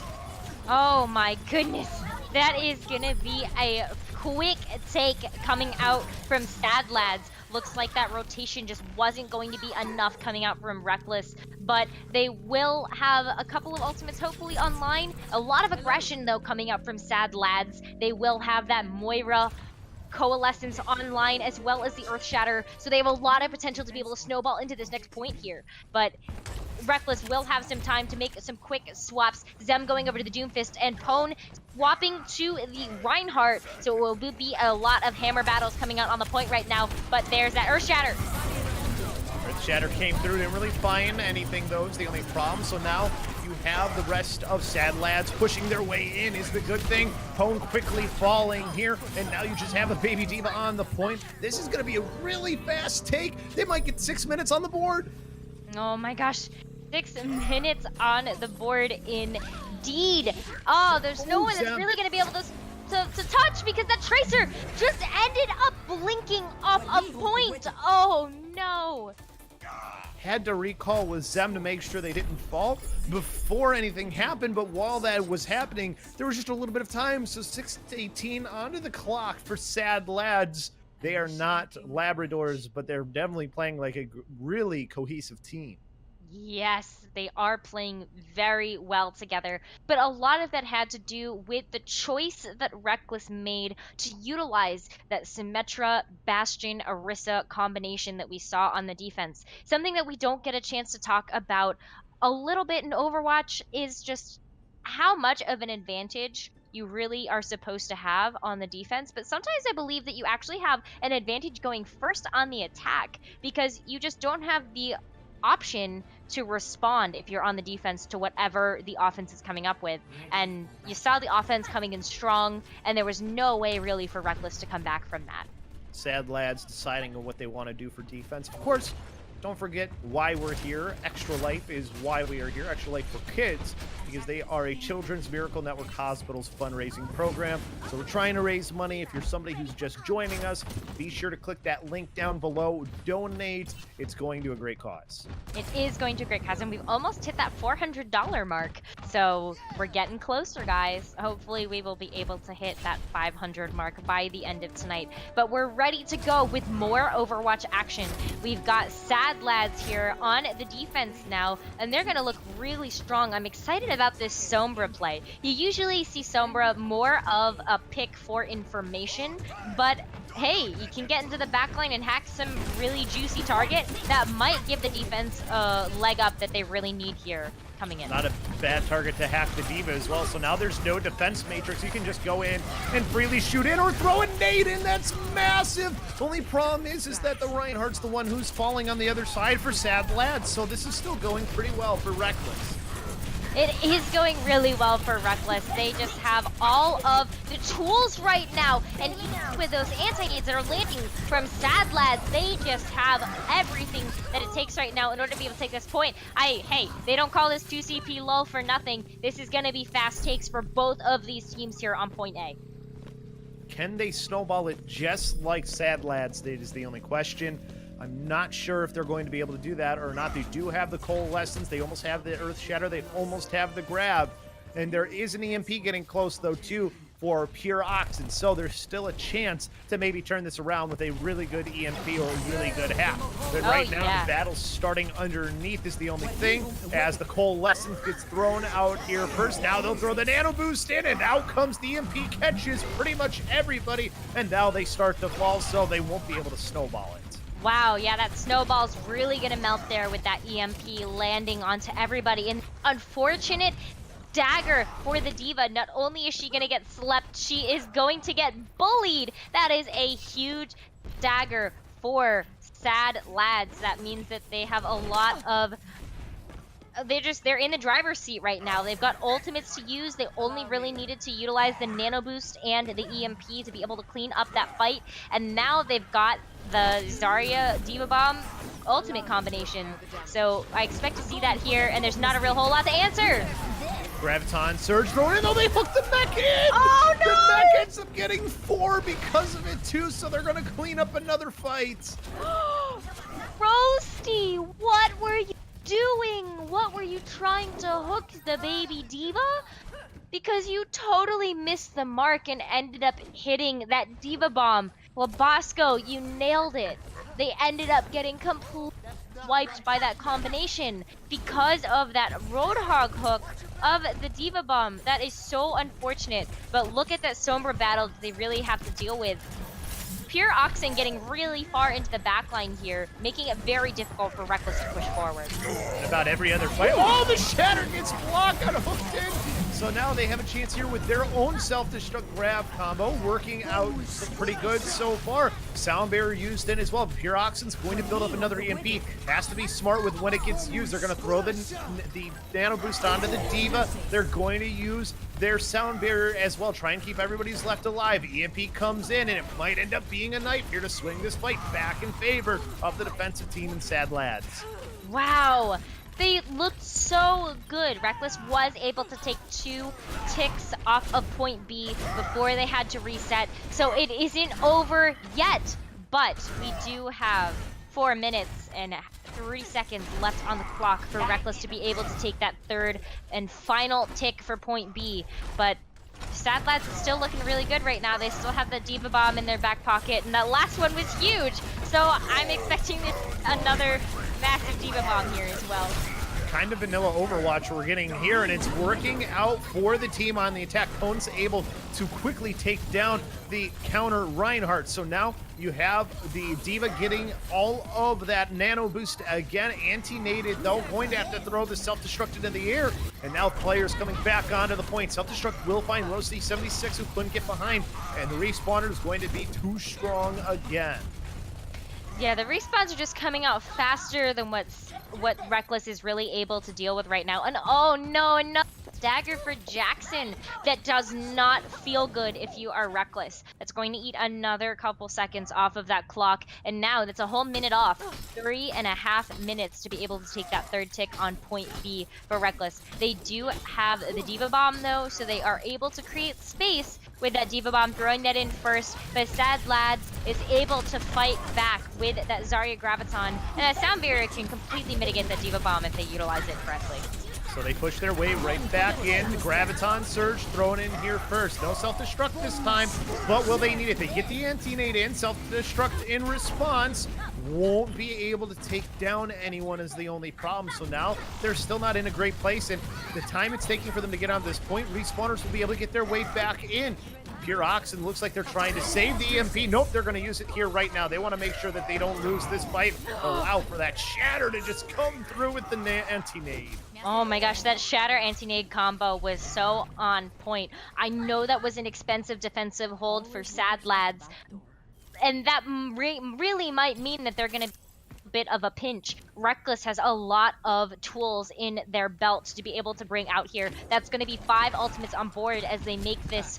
They're going to try to win it here. I feel it, LoBosco. I really do.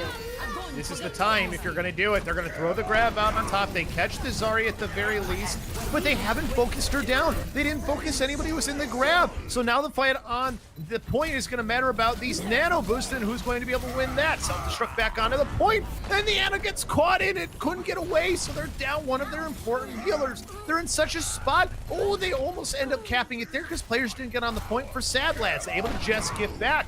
Have to be careful here, though. You still have only your Diva left. Have to try and let respawners get back. Self-destruct into the air.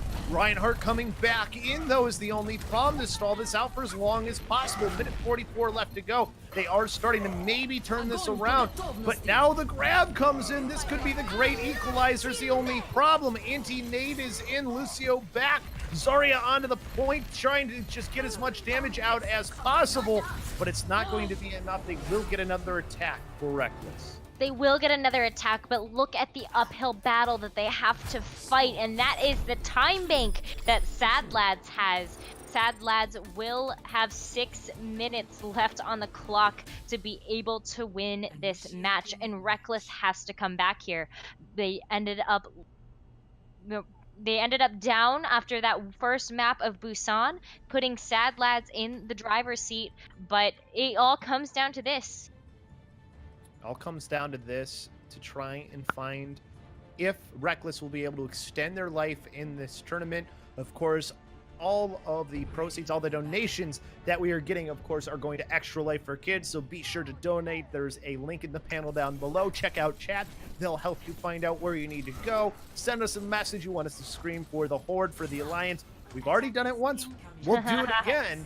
We're seeing here for the defense, Nekkra coming out for Sadlads on this next one. Looks like it's probably going to be Goats. I think you're right about that one. And, you know, again, it's the tried and true, the bread and butter of Overwatch. And even with those patch changes, it's still going to be a dominant force in the meta. So it will be that Zenrine Goats coming out for Sadlads. And if I'm not mistaken, this might be a quadruple tank coming up from Reckless, and this reminds me of a couple of metas ago where that really was the call, that was the strategy that people liked to use on Horizon Lunar Colony. Have that Moira out again with that Roadhog. It worked for them last time. This quad tank look that they're going with not working this time, though, is the only problem. Log and the Reinhardt and Medics is just making their way through.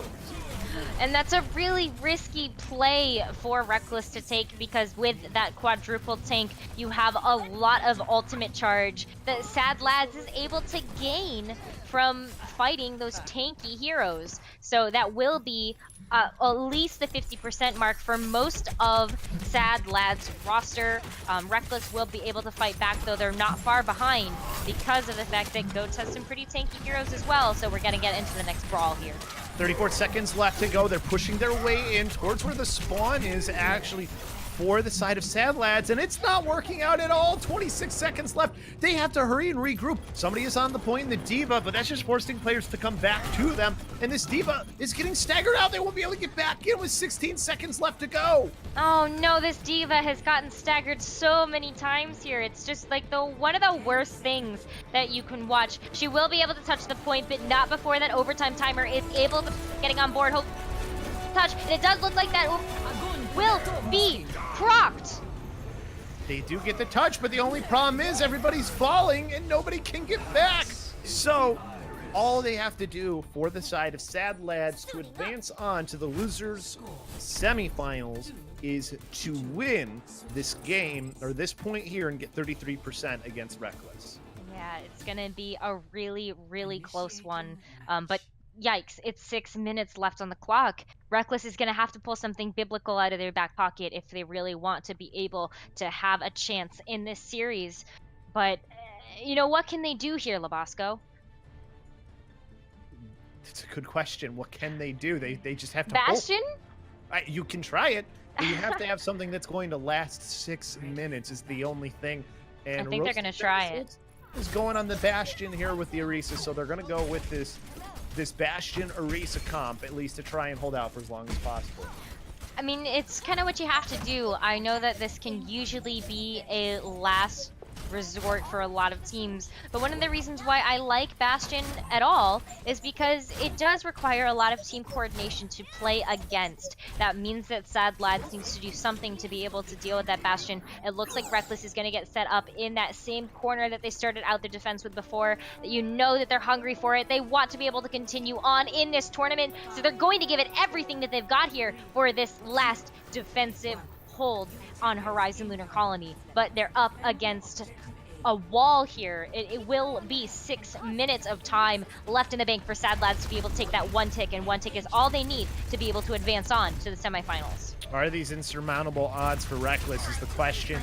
They don't want that to be the case. You're seeing the plan already come out here from Sadlads. They're going to go underneath where that Bastion is postured, so now they will have to rotate around to get into a place where they will be able to throw out all that damage from the Bastion again. Have them positioned now with that shield right there below. The D.Va's going to come out and stall for as long as possible, but Roasty goes down. They have to get the res back on, and players getting frozen on the point. Have to be careful. Already getting close to winning this one is Sadlads. Have to keep themselves alive. The Bastion's still throwing out as much damage as possible, but it doesn't go their way. Sadlads will advance on.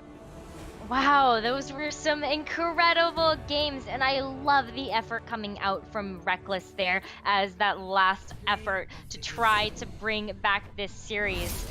But again, we're going to see another play of the game coming out from Log. What incredible support play that we've seen here, and that's not something that we get a chance to talk about very often in Overwatch, because it's always about the tank players that are, you know, making things happen, that are driving the force of the game, and of course as well as the DPS players that are popping off, but really gotta hand it to the support players of this one. Don't tell Jonak that, Nekkra. Don't tell Jonak that. I That's know. all I'm gonna say. Don't tell Jonak that the supports don't matter, because I didn't say that. I did not say that. I said that a lot of times we don't as much as we should, but we definitely need to give them their 2 cents here. And we have to give our props, of course, to Reckless in this tournament. Made it pretty far here, but falling just short, unfortunately, in this losers bracket semifinals. But they gave a valiant effort, and it's for a good cause, of course, because this is an Overwatch tournament for charity that benefits Extra Life. That's what has us here, Nekkra. Yes, absolutely. And we have lots more to be able to show you, but we are going to take a little bit of a short break. We are going to move on to the other side of the bracket where we've got Lyon Gaming versus SpawnPoint gonna battle it out for that spot in the finals. So you know that you want to see some of that action, but we're gonna be throwing into a break first, and we'll come back right after that.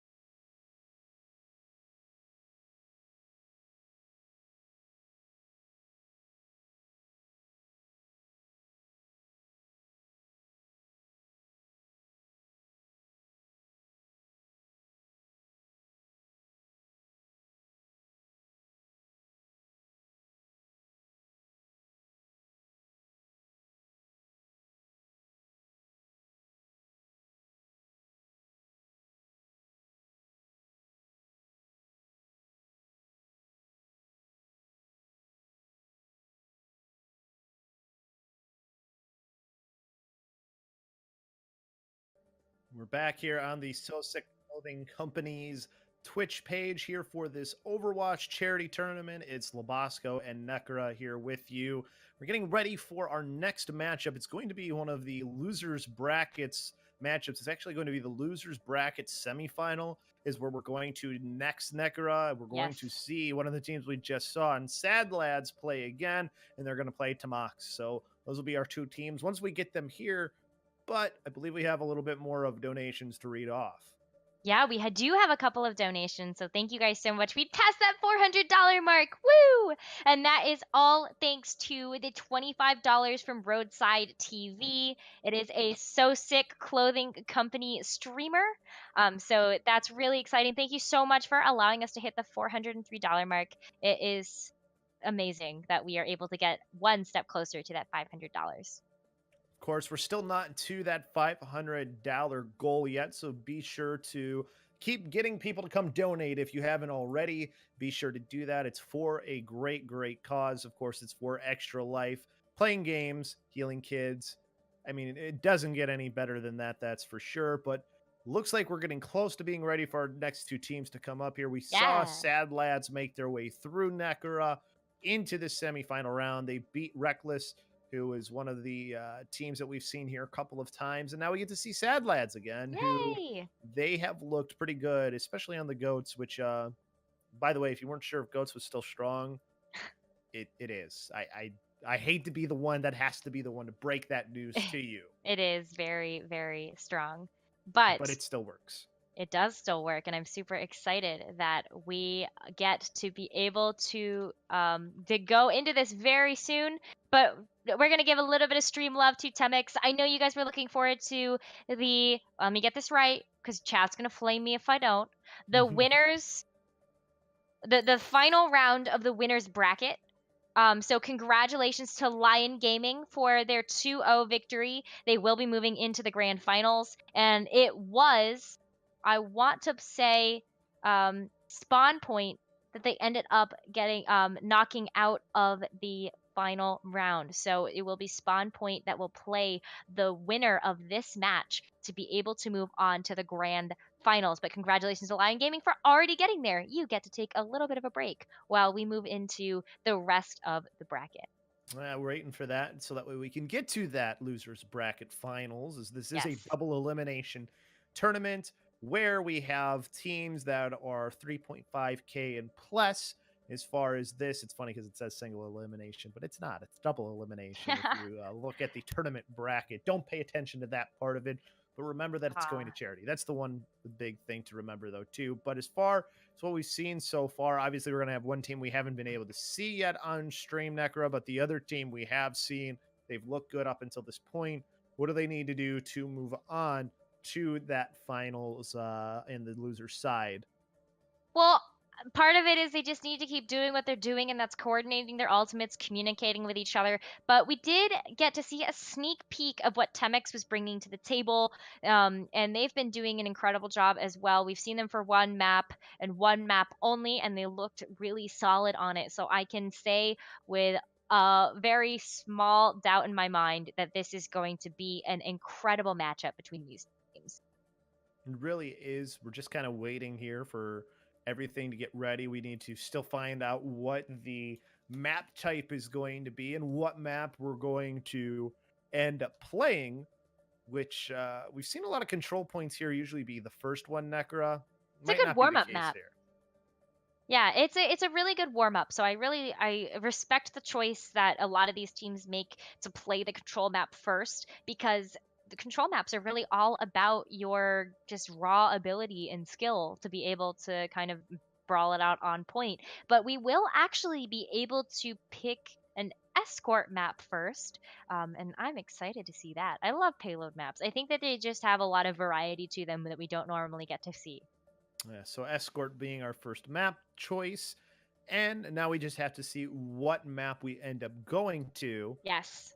Is the only question. We, I feel like escort's one of the maps that we've seen the least here so far in this tournament. It's definitely not been one of the highest choice picks that we've seen.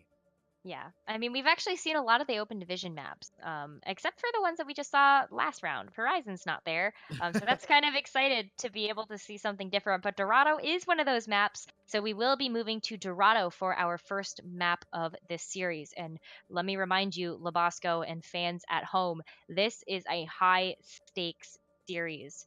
This is it for both of these teams, and it is the decider for whether or not they're going to move on to be able to have their shot at the grand finals, or if they're going to be going home.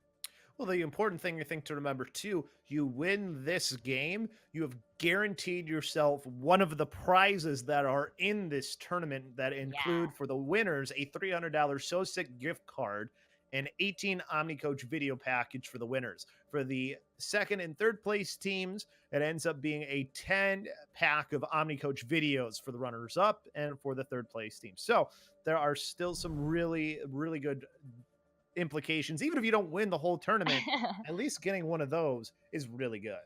Yes, absolutely. So I can't wait to be able to see all of the action that we're going to be able to see for this next match. But, ooh.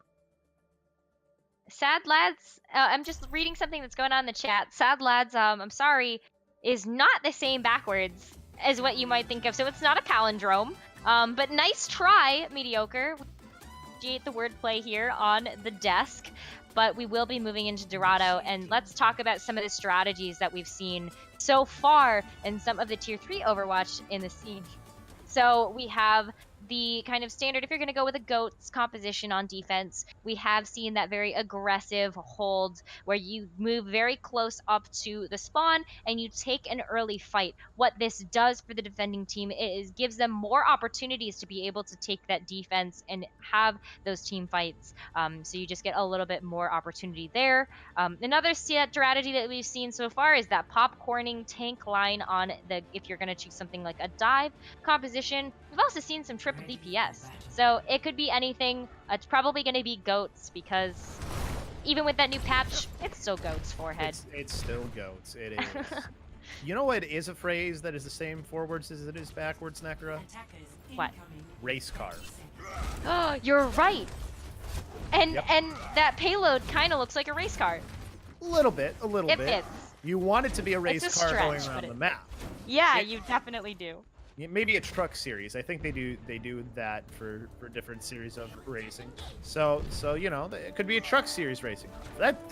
Regardless, it is not going to be moving too fast if you have GOATS on either side. We do at least sort of have that for one side. For Sadlads, they've got a Hanzo right here, and they have the Ana, so they're going kind of with a little bit of a different look. Yeah, that sniper composition really relies on getting good angles onto the enemy. Temocs is making that really hard to do right now with that Reinhardt shield and the deep damage mitigation coming out from that D.Va defense matrix.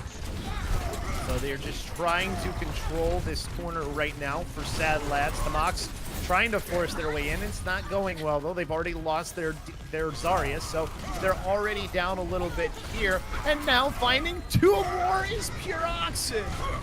Oh my goodness, Pure Oxen coming out pure and strong right now. This defense is holding really well. I mean, they are finding all of the angles that they really need to. Temocs is doing an amazing job. Usually, the double sniper has some trouble working against that GOATS composition, but maybe that Sadlads is just not taking the brawl where they need to.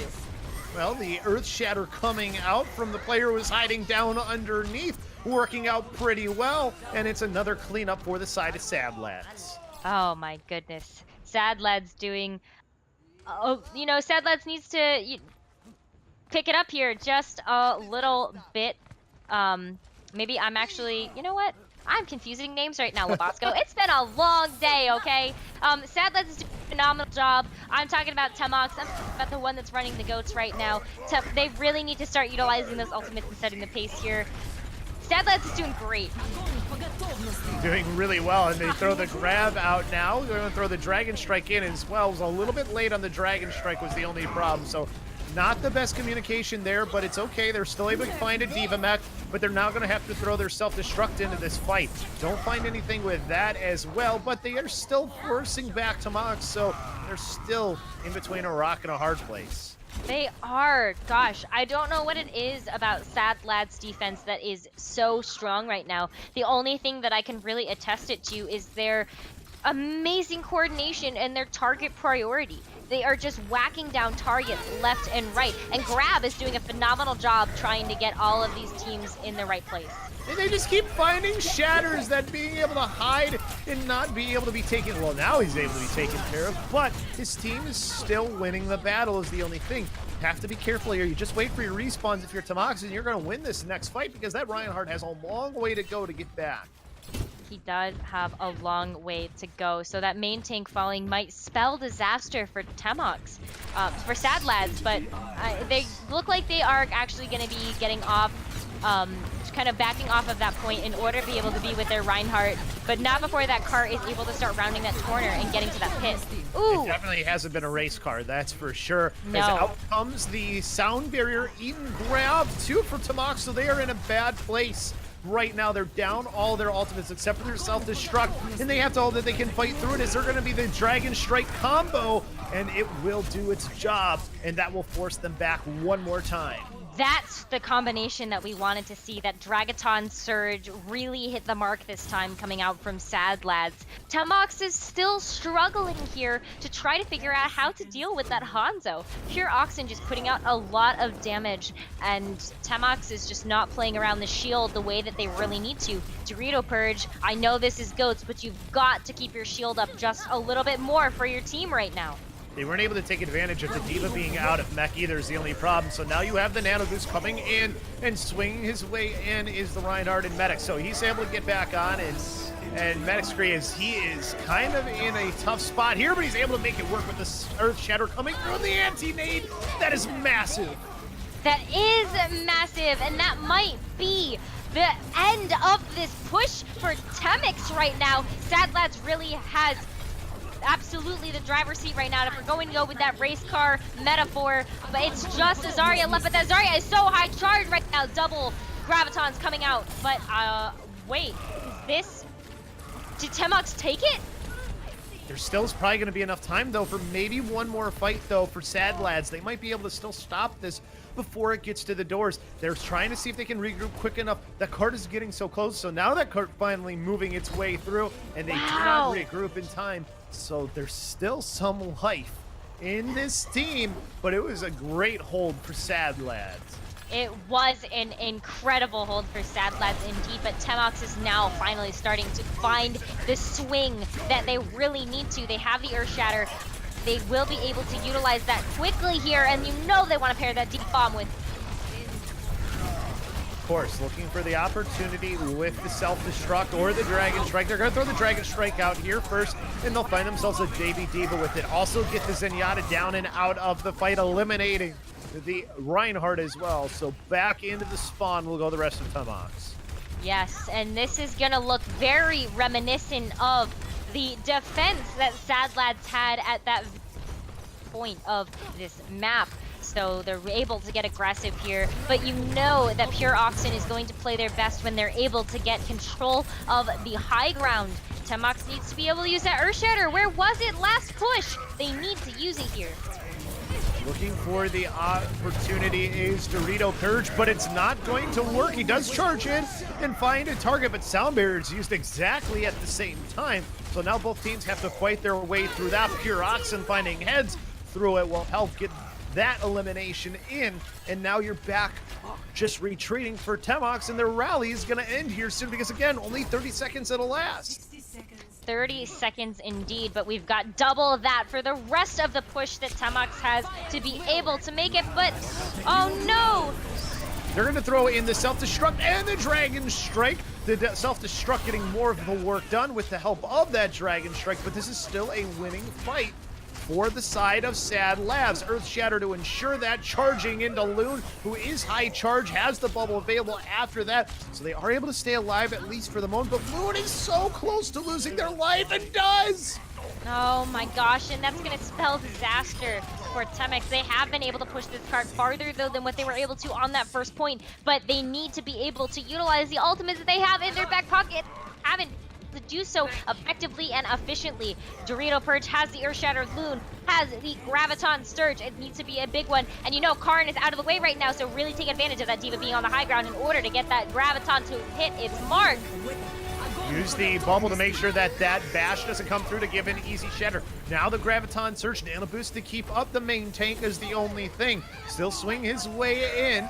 And now the Earth Shatter coming through, doesn't find anything. We're into overtime. Transcendence allowing them to start and force their way forward. Out comes the Annonade. And it's not going to be enough. They're losing this fight again, but they don't have many ultimates. There's still going to be one more chance for Sadlads as this is getting close to their spawn.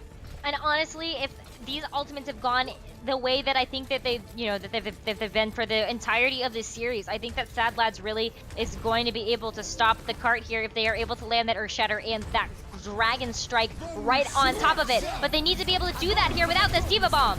Self-destruct gets blocked easily. Out will come the Earth Shatter and the Dragon Strike as a combo, and everybody gets off. Oh no! The Dragon Strike was thrown so precisely on the cart to scare Temocs off of that point. But you have to hand it to them because they made that cart go the distance for the end of it. I can't believe the team fight that we ended up seeing at the very end of point one, and they took it all the way almost to the second point. So you gotta hand it to Temocs. They're really trying to push this one. Really awesome stuff from Sadlads, though. They had an incredible defensive hold on first point. Another one here, too, on second point. Nekkra, just things are going their way as of right now. How do you break this if you're Temocs? So Temocs needs to deal with that Hanzo just a little bit better. I think that they've been getting caught off guard by those Dragon Strikes. And to be very honest, Sadlads is getting a lot more value out of their ultimates than what Temocs is. So you gotta land those Earth Shatters. You have to land those Gravitons. They need to find value and they just haven't been. So if you're Temocs, just start communicating a little bit more. Talk about those ultimates that you want to use. Get in position. Utilize something that I gotta point out is that Sadlads had a Lucio, right? So they were able to utilize that speed boost in order to micro position around what Temocs was doing. And Temocs didn't have that. They had the Transcendence. They had the Zen, and that was kind of it. Yeah, and they are in a really tough spot now. Have to have a second point defense hold if possible. First point, of course, is what they'll take, but if you can get it to whatever gets you the map win, that's what's most important for them. But for Sadlads, they've done enough to make sure that they can just win this outright here if they can quickly push through that second phase, that streets phase of Dorado. Yeah. And they will have the first map win here. We are in a bit of a pause. And while we're in a bit of a pause here, we'll remind you that we are here because of Extra Life. It is a Children's Miracle Network Hospitals fundraising program that empowers the gaming community to make a difference in the lives of local sick and injured kids. Participants fundraise year-round, including a 24-hour gaming marathon, an annual gaming tournament in Orlando, Florida, and a weekend of tabletop gaming. Getting involved is super easy. Just sign up online at that's a dash in between, extra-life.org. Ask your friends and family to donate. Pledge to play games in support of the Children's Miracle Network Hospital of your choice. You can play from the comfort of your own home, sort of like what we're doing here. I mean, you can see I'm at home right now being able to do this, playing any game that you want. There's 100. You're right, exactly. 170 member hospitals rely on donations of this sort to provide the best care for kids. So it's a really good cause. Be sure to donate. There's plenty of links around. You can even look in chat. We'll throw some in there as well. So be sure to do that as we do finally come back into the map here, Nekkra. We have our defense getting ready to get set up in just a second for Sadlads, but they haven't had a very diverse hand, but they've had a strong one. They have had a strong one, that's for sure. Sadlads did a remarkable job on the defense, just staving off that pressure that Temocs was trying to put. You saw that Temocs just got caught off guard by a lot of their ultimates. I wonder if Pure Oxen is going to go for that Hanzo again because it was so dominant, or maybe they're going to go for a Bastion pirate ship. I would love if they stayed on that. But before we get debated by Caster's Curse, let's talk about Temocs. Temocs is going to go for what they tried on their first attack, which was that Zen Rhine Goats. So something that's going to be very, very crucial for them is to win this first team fight so that they can start building up those ultimates and start getting on that ultimate treadmill. But it's going to be really difficult to deal with all of the damage potentially coming out from Sadlads if they do decide to stay on the Bastion. We did see some Bastion changes a couple of patches ago where that spread of damage is actually smaller, so you're going to land a lot more of those bullets if you're able to get that Bastion set up on the payload. So I'm expecting a really good matchup here, especially as those divas start going one-on-one. Yeah, the longer you shoot his Bastion, the tighter it gets. They will go with this Bastion composition, have the Bastion up on top, and Loon is already just flatlined thanks to Pure Oxen. So already starting off pretty good, and now they'll be able to throw that Bastion onto the cart and really get it moving. Oh my gosh, and that wall was almost detrimental to Temocs there. You almost saw Dorito Purge get completely caught out of there, but I like the rotation that we're seeing right now from Temocs. They decide, hey, we don't have our Zarya, we're not going to be as effective, so let's just back off, not feed alt charge, and then take them where we know we can, which is right here in the streets. And now they have their Bastion moving as well. Have to be careful, though. Have to try and get the Sentry mode back up, which they finally do. And there's still, again, the Zarya falling first, so it's still going super good. Oh, that pull into the air, but the Bastion wasn't in Sentry mode to really eliminate anybody. But still, just sending out all of that damage is Pure Oxen. And now they'll be able to get the Bastion right back on the cart, and they cruise through this first point. That's looking more like a race car than what we saw a little bit beforehand. But now it's going to come down to the superb coordination of Temocs to be able to uproot the pirate ship. You want to sink that ship as quickly as possible, and they're hoping to do that from some justice from above. You are going to see TPPC switch over to the Pharah, so they're hoping to get some aerial damage in, but hopefully that'll turn her into bees. Only problem is the Bastion Pure Oxen set up again, and now is into tank mode, shoots himself into the air and starts to push forward. Has some tanks to try and work through, is able to avoid the charge, but does get pushed into a precarious area. Not going to be enough. Now the Mercy coming in for the res doesn't work. No, and actually it's pretty good that that didn't work right now, but we are looking at potentially one more fight here for this first map in the series. But you know, I'm kind of gotta give it to Sadlads right now. They're doing a lot of work. They've unfortunate part that they were actually stacking the Orisa bongos as well as the Mercy Valkyrie, but ooh, that Maywell was spicy. Throw the Bastion up on top. But the only problem is that's actually where the rest of the team went. Blizzard is out here, so now the Bastion repositioning again. Self-destruct was thrown, but it goes down below, so the Bastion doesn't even have to move, and their self-destruct is even better. Pure Oxen just still free-firing from above. Has tank mode, might as well use it. Want to finish this off, and they're going to after they take out this baby diva. Cart will go. Nobody's going to get back, and it'll be another win for the lads that are sad, but I don't think they're very sad right now, Nekkra. They just won themselves another map. I don't think they are sad at all, LoBosco. They're probably pretty happy with how that push went because it really wasn't met with a whole lot of pushback. Temocs really struggled against that Bastion, and it just was because of coordination that they had some issues with that there. But look at this positioning from Pure Oxen. That Maywell was able to set them up on that high ground, and they were able to just spam damage down, and Temocs didn't really have the ability to deal with it because they were running the Ghost composition. The only people that were really able to get up there and kind of contest that damage was that Diva and Mercy combo, but it still wasn't enough. And I mean, I love seeing Bastion. It's just not a hero that we get to see very often. And you saw the self-destruct too in there. Just goes down below right into the bottom level, and once that happens, the Bastion's like, oh, I don't even have to move, I'll just turn around and start shooting again, and that's exactly what happened. So that's the very self-destruct could have been a 900 IQ play, instead ends up being a 9 IQ play. Yeah, it was just unfortunate there. So we will be moving into the next map, though. And before we do that, we'll update you that we have now $428 in donations. The 403 number that we told you before the Roadside TV donation was an old number, so it is 428. We are so close, guys. Thank you again so much for watching and supporting the stream and doing it for the kids. But what do you expect to see on this next map? I think it's going to be hybrid. Well, if we're going to a hybrid map, it could be very similar to what we just ended up seeing, depending on where we go. And it looks like we're actually going to go to Blizzard World, so not exactly the choice I Wow. thought we were going to get, but No.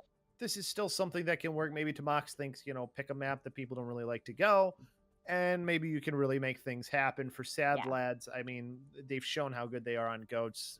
They probably will run that again at some point. It looks like they're going to be defending first again as well. So I don't know why they would do anything different than what they've done up until this point. Very true. I mean, that starting on defense really worked in their favor on that last map of Dorado. So I do expect that they're going to be able to do it again. And do you think we're going to see more Bastion from the defense? Or do you think they're going to go with a little bit more of a classic defensive hold? I think they're going to go with the same thing that they did on their last defense, where they go with the triple Hanzo? triple. Well, they could do the Hanzo, yeah. It's possible. They already did it once, right? We'll have to see, though, Nekkra, as we're going into the map now. And again, get us to that $500 mark. We're almost there. We're at 420. I want to say 8. Yes, I wanted to make sure I got the last digit right. So we're less than $75 away from our $500 goal. Help us reach that $500 goal. I just want to throw that out there one more time because of how close we are. Yes, we are so close indeed, and both of these teams are close as well. This is the last chance for both of these teams to try to make it to round 4 and one step closer to the grand finals versus Lyon Gaming. So it is, we're gonna figure it out here. We're close. You're guaranteed a prize if you win this game. Guaranteed. Doesn't matter if you lose the next game after this one. You get in, and it happens. Yes, very true. And if you get into trouble, I'll take you on. Hey. Who knows, though? It's going to be a good one. That's all I can tell you guys. Well, and, I mean, that's why I love the double elimination bracket. See more Overwatch. And you're going to see a Hammond. So you're going to see a Hammond as well. We're going to see Wrecking Ball out. Pure Oxen is on Sombra, so we are seeing vastly different composition from the lads that are saying they're sad. But sad lads in a position to win this. Yes, absolutely in a position to win this. They want to close it out here. It's been a long night for everybody, and as much time as they're able to kind of close out the series, the closer we get to showing you the grand finals. But look at that Hammond going into the backline is going to absolutely get punished for that one. I don't know, LoBosco. They're already down numbers. Do you think that Temocs takes it here?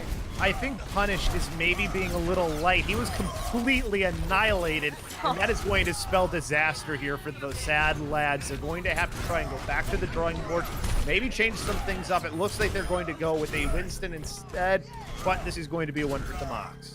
Temocs is looking really good right now. This is a whole different team. Saw on Dorado. That was such a fast take for them on Blizzard World. Maybe they're just better at the control points. So maybe we'll move to a control or assault left. They might reverse sweep this, LoBosco. They're looking really strong right now. Look how aggressive they are getting on this push. A lot of time to go through the street space. The only thing is you do have a change in composition on the side of Sad Lad. So maybe this is enough to get them back in this fight. And now they have to fight through some ultimates is the only problem. For Temocs, this is perfect. Worthy looking for an opportunity. Throws out that Deadeye right away, forcing them around this corner for Sad Lads.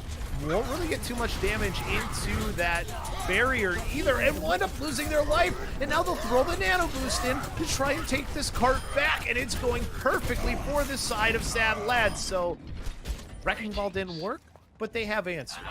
Yeah, they have answers, and I think that answer was a nano boosted Reinhardt. Already 80% to that Earth Shatter now because of the nano boost that was applied by Log. So Log is doing a really great job of supporting a very aggressive Reinhardt coming out from mediocre. Dorito Purge coming in strong though, really looking to fight back. Mediocre looking for that next opportunity here to maybe throw another Fire Strike in. Has that Earth Shatter now as well. Sound Barrier is used preemptively. Graviton Surge comes out along with the Earth Shatter on the other side. So, does it matter that you had one grab? The other grab was better, and they clean it up again. Sad Lads, now that they've made these switches, look so strong, and then the charge into Toxic. Wow. It's going to be a team kill bell just for the icing on the cake for Sadlads. And now, even with those swaps, they are starting to get the ultimate economy in their favor. Look at that. They are forcing Temocs to make some swaps to the Zenyatta and the Lucio. They are going to brawl it out with that Zenrine Goats. But Sadlads has a lot of ults on the table right now. Self-destruct into the air with the EMP, and it's a double kill, and it's another cleanup coming through for Sadlads. Absolutely, and hopefully this D.Va will not get staggered here, because that would be unfortunate. Looks like Worthy will escape with that D.Va mech in tow, but not before they're able to stagger out the Brigitte. So Temocs is going to need to kind of figure out how they can set the pace here with that Earth Shatter. Dorito Purge needs to get into a position to do that, but not before. Ooh. Shatter coming through, and then the anti-nade, and now Mediocre just swinging in on that left side, and now right side had the nano boost as well. So not much value from the nano boost, but they forced back into spawn Temocs. So they're getting spawn camped right now by this Sadlads team. Yeah, spawn camps might be putting this lightly. I mean, what do you do against this, though? You really need to kind of get in there and utilize ultimates if you're going to be able to get out of spawn. But also, maybe to put out some aggressive pressure. Oh, no. Doesn't care, though, and throws in a fire strike. They retreated a little bit, gave up a little space, and now throw their way back in here, charging back into the Zarya and throwing her out of this match again. Yikes. That is not what you want to see. Temocs is having a hard time playing against this aggressive Reinhardt play coming out from Sadlads. But, you know, it's because they're getting all of the support in the world right now. They've got 6 ultimates online. So now, back in, coming through.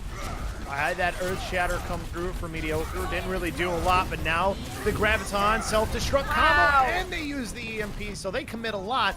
But that's okay if you're Temocs, because you just saved all your ults. Didn't have to use any in that fight. No, you did not. That was a fight you could win solely off of that combination. Unfortunately, you still had the Graviton that was thrown out there. I'm not really entirely sure about that choice, but you still have a couple of ultimates in your pocket. Temocs, though, going to fight back strong with 5 ults. They just don't have the Brigitte rally right now, and that could be huge here if they're able to utilize those and find their mark. They are short on time, though. 1:21 left to go to try and get through this street space. Sound barrier is going to come out first. The grab gets eaten by Karn. Karn has eaten so many grabs in this game, so incredible to do it again. Nano boost out here as well, as Mediocre is being forced back, but they're still in a spot to win this fight, and the Earth Shatter finding a few might be enough to turn it around, especially with that anti-nade that comes through. 60 seconds left to go, but Count Chocula and Mediocre fall along with Pure Oxen. The cart will move at least a little bit. 50 seconds left. Hey, all that Temocs needed was a couple of ultimates in their back pocket, like we've been saying for a few times now, and they were finally able to get a value off of those. So now they have the D.Va Bomb. They were able to throw that into the back, maybe get Mediocre to turn around to protect his team, and that really might help this cart push a little bit further here as they approach the checkpoint for point 2. Don't have the Earth Shatter to throw once that's in the air. Those the only thing. So now the self-destruct coming through, able to get back. The charge, though, will cause the Reinhardt to lose his life. So good combo comes out from Temocs. They might be able to actually get through the streets phase with 10 seconds left to go. Oh my gosh, I think they're going to. Nobody's coming back to touch. Karn is going to try with that nano boost on top of it, and that stop there, but a double grab coming out. And then the EMP self-destruct thrown in as well. That card is so close. We're into overtime. Only 2 players left alive, though. It's just the Reinhardt and the Brigitte. Is it going to be enough? They do actually have, I just need to turn around. They do have plenty. So you just complete this for Temocs. They did, and they're going to get that D.Va mech back as their prize for doing so. Sadlads has a little bit of information, though. They do see that Dorito Purge has the Earth Shatter, and look at how aggressive they're trying to get here in order to continue to help their teammates get some more ultimate charge here. Gonna have to back off just a little bit, though, as Sadlads fights back, but Dorito Purge is ready. Looking for that opportunity, gets booped in the air. Earth Shatter does nothing. Amazing boop that came through from Grab. Grab might be the hero in this fight with 45 seconds left. They don't even need to use anything in the fight. No, they didn't. Unfortunately, we're going to see Karn get a little bit staggered here.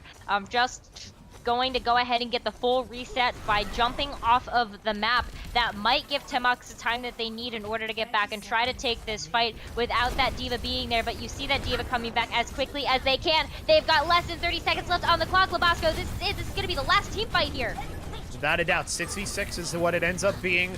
Use that bash into Worth and losing the D.Va mech. So they're down a D.Va now for Temocs. Self-destruct going into a spot, and it finds the Reinhardt. He couldn't keep himself alive through it. The rally wasn't enough. Mediocre swinging into Loon. So now they're down there, Zarya, allowing for them to grab everybody left in this barrier, or sorry, in this Graviton Surge. Just the Lucio left alive. Overtime meter starts to go away. The Reinhardt gets stopped just short, and they will stop this before it gets to that final point. Oh my gosh, though, Temocs is really, really aggressive, and they have to be. They're starting to match the aggression coming up from Mediocre on the Reinhardt of Sadlads, but it took them multiple team fights. It took them 2 overtime to be able to get this cart into halfway of the 3rd point of Blizzard World. That first take was really strong, though, and you know the only reason why they were able to get it to that point was because of that first push that they were able to make. So do you think that Sadlads is going to be able to fight back and be able to make it to that point? Or is this Temocs' chance for a reverse sweep? They haven't shown us any reason why they can't. So I'm going to say yes, I believe that they can. But while we wait for these teams to get set up, Nekkra, we do have a few more donations. Yeah, we do. And I will start it off here. We had a $5 donation from Jellyfinger. No message with that, but thank you, Jellyfinger. And to top that one off, we got a $50 donation from Pulsing Death. Great cause from a fantastic company. Thank you for doing this. May we all continue to love games and each other. That was such a sweet message. Thank you so much for that donation. And both of those together are going to put us at $483. 17 away. So close, and I think I just heard that we just made the 500. We'll get to that in a little bit, though, Nekkra. Yes. Before we can get to that, we're going to have this attack come out from Sadlads, who are trying to advance on into the losers finals. Yes, and they really want this. You're going to see them coming out strong with that Sombra again. Pure Oxen has been doing a lot of work on the DPS, and with this new patch and all the changes that have been made, I'm excited to PS specialists come out and show us their stuff again. So we'll be looking for those clean hacks. But Temocs is looking to take it here with that big brawl. They want this so badly. So they already have the win at the start of the fight for Temocs. Are already forcing back this team that has that Sombra and Pure Oxen. But Pure Oxen just wants to build up to this ultimate. Gets the hack onto Loon. Oh, so close to taking Loon down. Pure Oxen has to escape with their life, though, is the only thing. But they are getting very close to that EMP, which we know how big of a winner in a fight that can be. Yes, that can be huge, and the fact that Temocs was able to win this first team fight is going to put them ahead right now. But Sadlads is getting real close to an EMP, and you know that those have been landing strong tonight, so that could really swing the team fights in their favor if they're able to get that one. They're 25% close. Well, Pure Oxen already looking for their target to try and either get that hack off. Looks like they're going to hack the Reinhardt, has to back away, but still, they've gotten an opportunity to push on the Loon because of that, so they're already in the 6v5. Out will come the Nano Boost. The Earth Shatter gets blocked here. EMP is going to be up here as well for Pure Oxen, and that should guarantee that they win this if they end up having to use it, but they're not even going to have to. They're winning this fight outright. Yes, they are, and they're really excited about that because they didn't have to use any. It's just like you said, that's going to leave them with 4 in the bank to be able to fight this one out, and Temocs is close to a couple of ultimates, but not the ones that are going to save them against that Graviton Bomb EMP. Big Shatter coming out from Sadlads. Big Shatters is what they're looking for.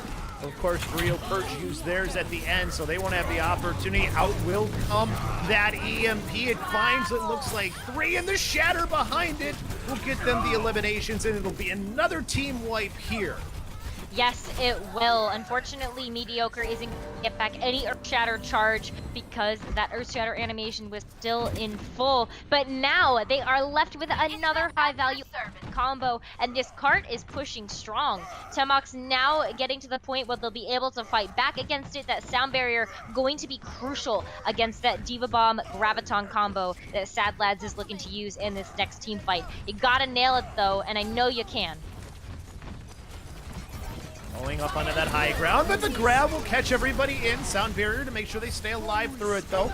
Grab came out on the other side as well, so either grab already gone. Slept on the Loon, though, is the only thing, so now they're waiting for that Zarya to get back up into this fight, and now they can charge on the Loon and just take them out here very quick. So already elimination onto one thanks to Count Chocula. Now Mediocre gets that nano boost and is swinging his way back in, cleaves through Dorito, Purge, and Log. Will take out one of the support counterparts, and they are cruising through this Streets phase with 3:15 left to go. They should complete this. Yeah, and they're gonna get... No! Ooh, what was that? I think that was, I don't know if that was on purpose or not from Mediocre, but he used his Shatter, but they end up winning the fight anyways and have the point, so maybe he was caught his zoning Shatter. Just an insurance policy, if you will. So he has to try and get through the insurance policy of the Shatter and self-destruct combo. Didn't work out too well for them, but they do force out some ultimates.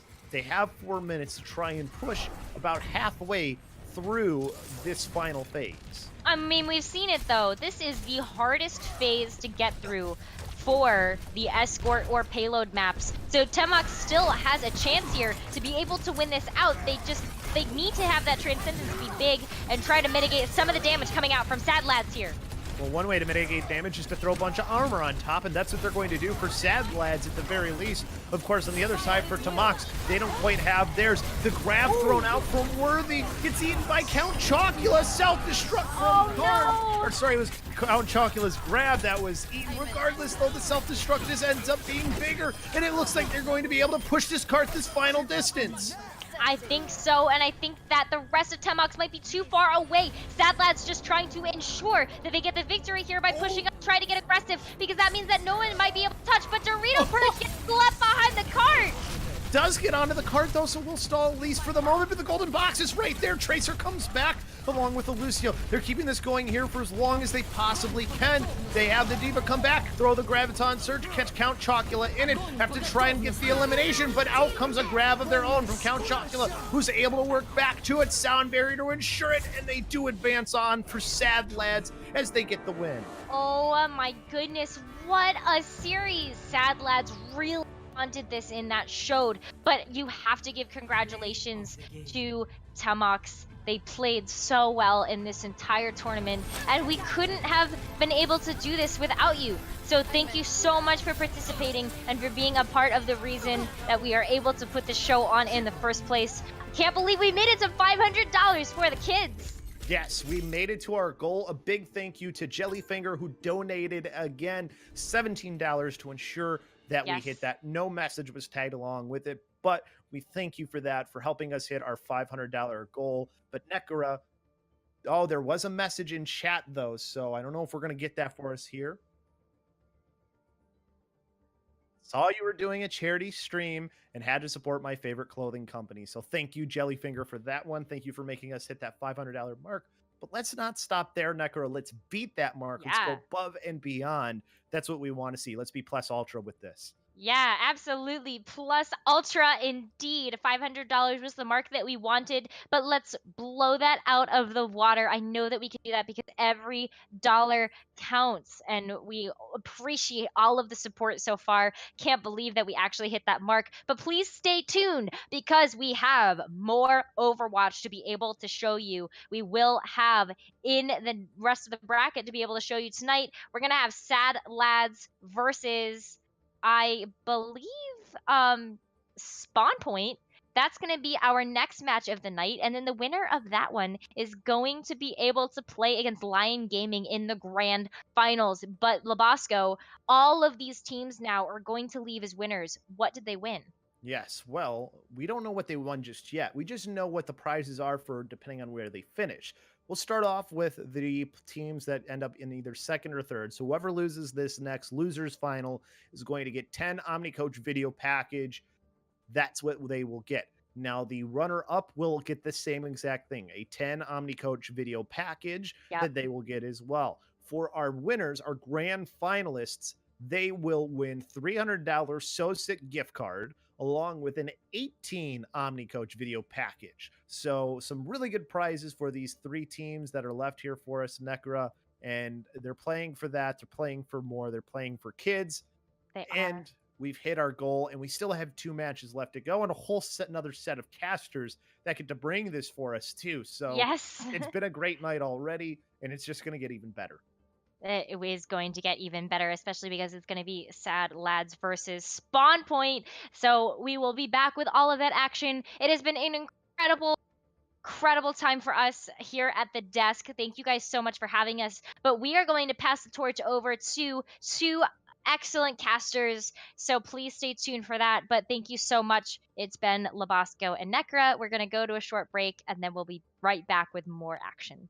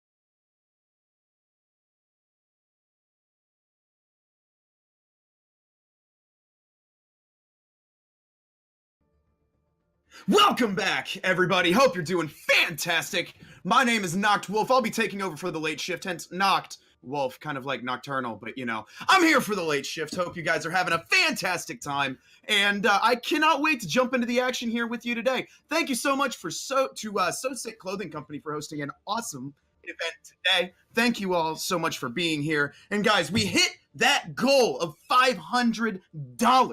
But I do want to let you know that we can break that goal, go even above and beyond for the kids. It's all for Extra Life. Extra Life is a Children's Miracle Network hospitals fundraiser. They have 170 member hospitals across North America and provide 32 million services to kids every year.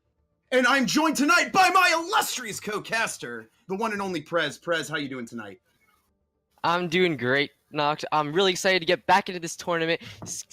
Keep seeing some support for Extra Life, such a wonderful organization and a wonderful tournament we have going on here.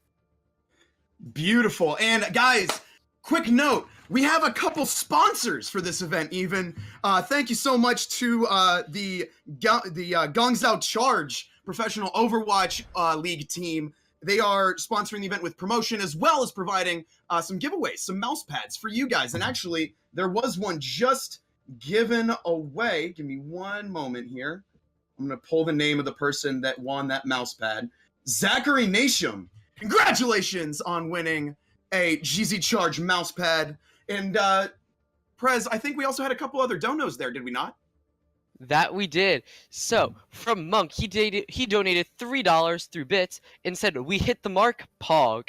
And then from Anonymous, who also left no message, has donated $20. So that makes our total, if I'm correct, $522. So we've broken the goal. We've broken $500. Let's see if we can push for more, because every dollar helps, and this is going to a great organization through Extra Life. All right, and thank you so much, Prez. And yeah, thank you guys so much once again for donating. It's a fantastic cause. There are so many kids helped by the Children's Miracle Network hospitals, and we definitely appreciate you guys giving back and helping us out, come together as a community of gamers here with Overwatch to put on a fantastic event and really do something awesome for kids. Now, the next game that we have coming up is between Sadlads and SpawnPoint. The winner of this moves on to the grand finals, the opportunity to compete for prestige, for notoriety, and for $300 in Soesic merchandise, courtesy of Soesic Clothing Company, through a gift card, as well as an 18 video package from OmniCoach for online coaching. And second place gets a 10 video package from OmniCoaching, and third place gets one as well. So everyone at this point that you'll see from now on is guaranteed a prize. However, right now, these two, Sadlads and SpawnPoint, are going to go at it. They're going to give it their all to see if they can come out on top and face Team Lyon in the grand finals. Now, that is right. And our first map is going to be the wonderful Rialto. We're going to take a tour down the streets of Venice to start off our first match of the what would technically be the semifinals, I guess you could say, since this is a double elimination tournament, meaning you're not out until you lose 2 matches. And of course, this will, if I'm not mistaken, be a best of 3 matchup. So we're going to get into this on Rialto. So, Noct, what do you think we're going to start seeing? Well, one big element here, right, immediately at the beginning are these rivers. Being able to get pulls and being able to get play around the actual map terrain, being able to use those rivers to your advantage right out the gate, and using the bridge as a point of as a point of contention is going to be really important for the defense here. Definitely. And when you say that, getting those environmental kills, my mind just flashes back to the Team Canada match where Agilities on that Lucio was able to get that quad boop. That was pretty insane. Who knows? Maybe we'll see something like that today. Who knows? I'm really stoked to get jumped in here. And based on because we've already seen both of these teams here compete today. And now we know exactly who they're going to be playing. What can you tell us a little bit about their team comps here, Prez? Well, it looks like to start off, we will be seeing some Zenyatta goats from what I believe is Sadlads. Yes, it is. That is Sadlads. Running the Zenyatta goats, they've shown this is a staple for them. They're used to this kind of composition. On the attack, however, from SpawnPoint, we're seeing a pretty clear meme comp. I mean, I'm not against Torb Sim, but like, not a lot of people run it these days, sadly. And it does look like Team Sadlads is pushing all the way up to the gate here. We're gonna have to see what let's see what the attackers can do to see about overcoming this. Oh wow, and they actually go up top right off the rip. They're gonna see if they can come out with a little bit of an unorthodox strategy here, moving up top and not dropping out the bottom. It doesn't look like Sadlads are gonna be able to make a play on the terrain here. They're actually backing up into the choke right now. Yep, and now as we see them in this initial poke phase, of course, Go Crazy a little bit lower on that ultimate charge since he did open up on the Bastion, but he saw that Sadlads was running Zenyatta Goats, and he's like, I'm not going to play Bastion against that. So here we are, the fight's starting up. All right, and both teams collide on the payload currently. Twilo doing a fantastic job as the Reinhardt up front. Oh, but immediately goes down. Mediocre able to push in, punch through for Team Sadlads. They're able to break through the line. Fourth SpawnPoint, pushing them all the way back. Sadlads really on a rampage here, pushing SpawnPoint all the way back up to the gate again. Yeah, some beautiful play there. And someone I want to point out there is Karn. Karn actually has a bit of a rivalry here. He's currently on Team Sadlads, but he had actually signed up for this tournament with SpawnPoint. So he wants to prove, you know what, I'm back, I'm ready to fight, and I'm ready to beat you guys. And he is currently leading the ultimate charge when it comes to the D.Va self-destruct.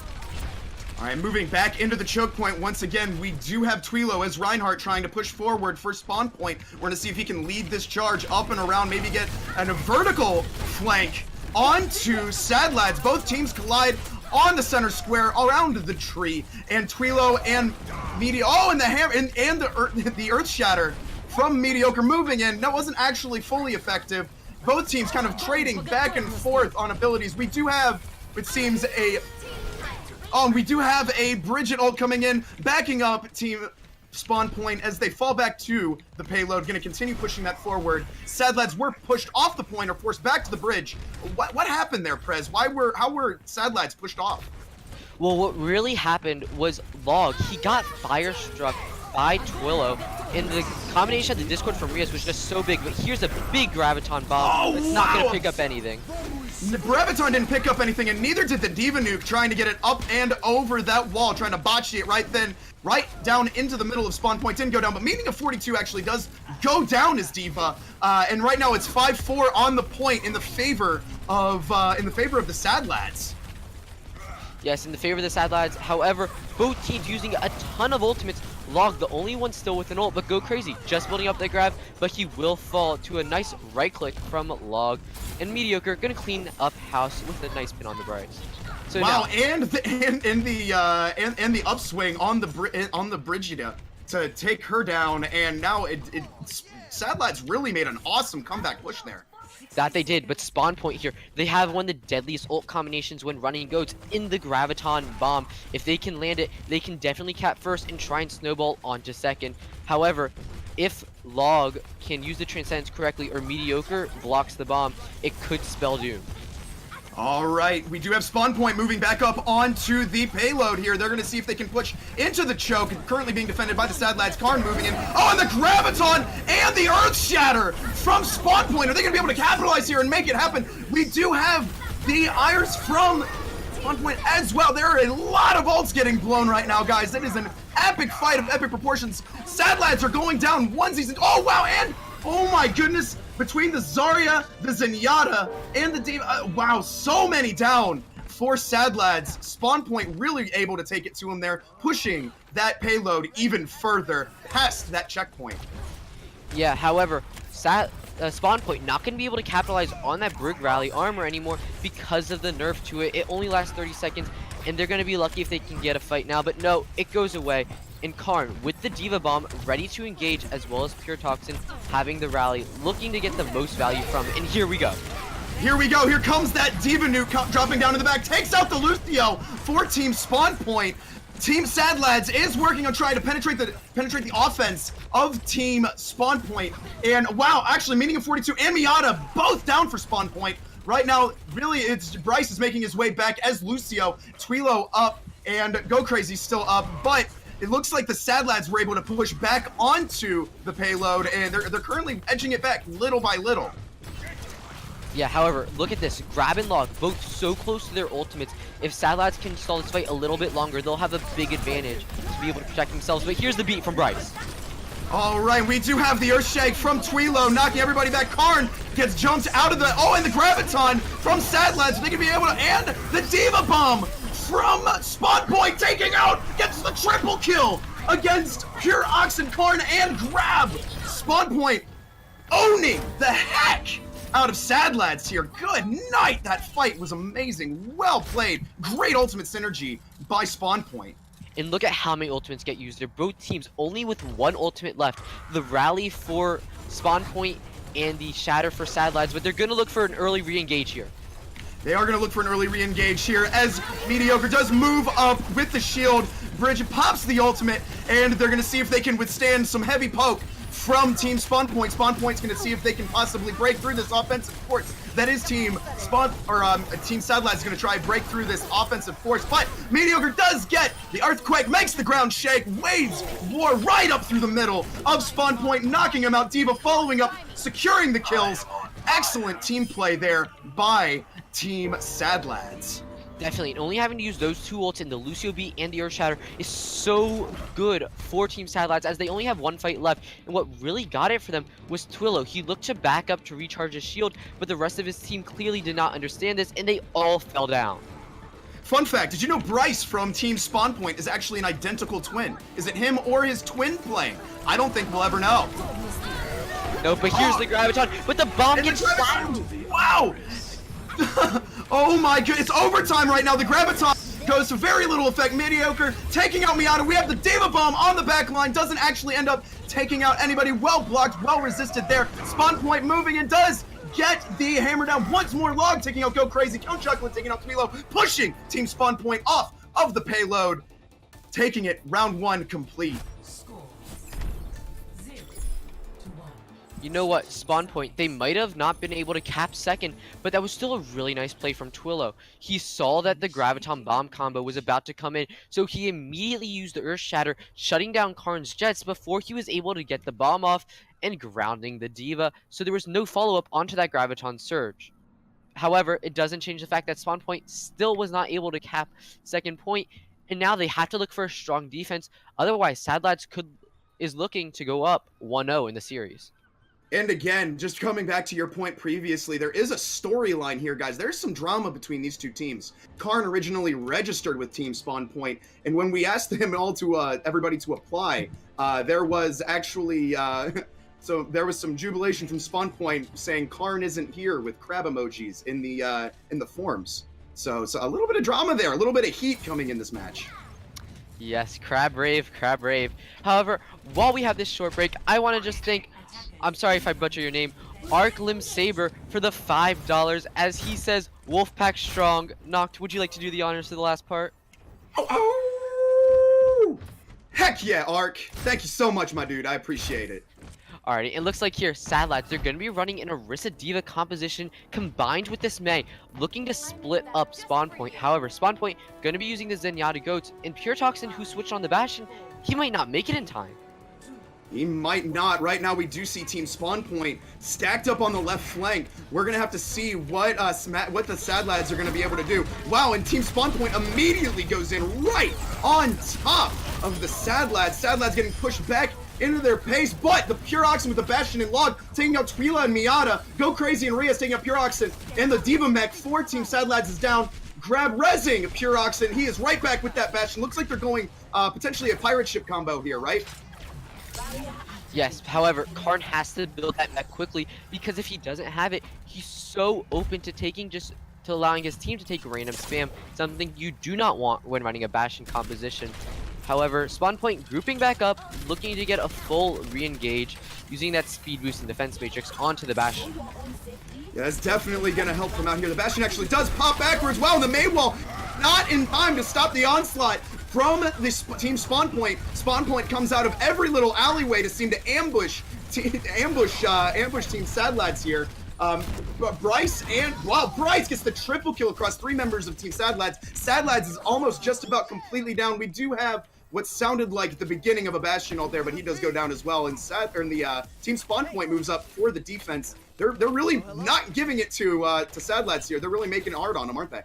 Yes, they are. And now, Sadlads switching onto the Zenyatta goats, but they're so behind in ult charge, only having the Diva Bomb and Transcendence. Oh, wow, and the back flank, they take him from behind. The Diva ult coming in from Karn. Is it going to be able to botch ball down and capitalize? It is not, but Mediocre able to take out Twilo and Miata. A lot of the shielding, and wow! Bryce down, Ryaz down, go crazy down. Good night. Sadlads able to overcome the back flank. Moves the payload forward. That was some impressive teamwork there, overcoming the surprise move from Team SpawnPoint. Definitely, but there's 6 ultimates now for SpawnPoint, and they're opening up with the Rally Grab Bomb. Oh wow, the Diva and the Graviton are completely mitigated by the Zenyatta ult. Now Mediocre and Count Chocula are down. It is 4-6 right now on the point. Team SpawnPoint is really actually did a great job pushing Team Sadlads off of the point, moving the payload ever a little bit backwards. This is really just a back and forth here. What do you think that the Sadlads are going to have to do to make an impact here on this pretty solid defense from Team SpawnPoint? They have to look to get that Transcendence out of Ryaz and then use the rally. They need to make sure that SpawnPoint isn't receiving all that health from the Trans as they're looking to engage right here. And right now we do have a Brigitte ult coming down in on, trying to give that Super Saiyan Brigitte goodness to her team, trying to push past this little choke that we do have right here. Twilo doing a great job, as well as Miata with the shields. Oh, hang on, but we got the Earth Shatter we have the Earth Shatter from Mediocre, knocking him down. Oh, wow, with the Zarya and the Reinhardt combo, they are able to take out 5 of Team SpawnPoint. All that's left is Meeting of 42 as David, she goes down as well for the team kill.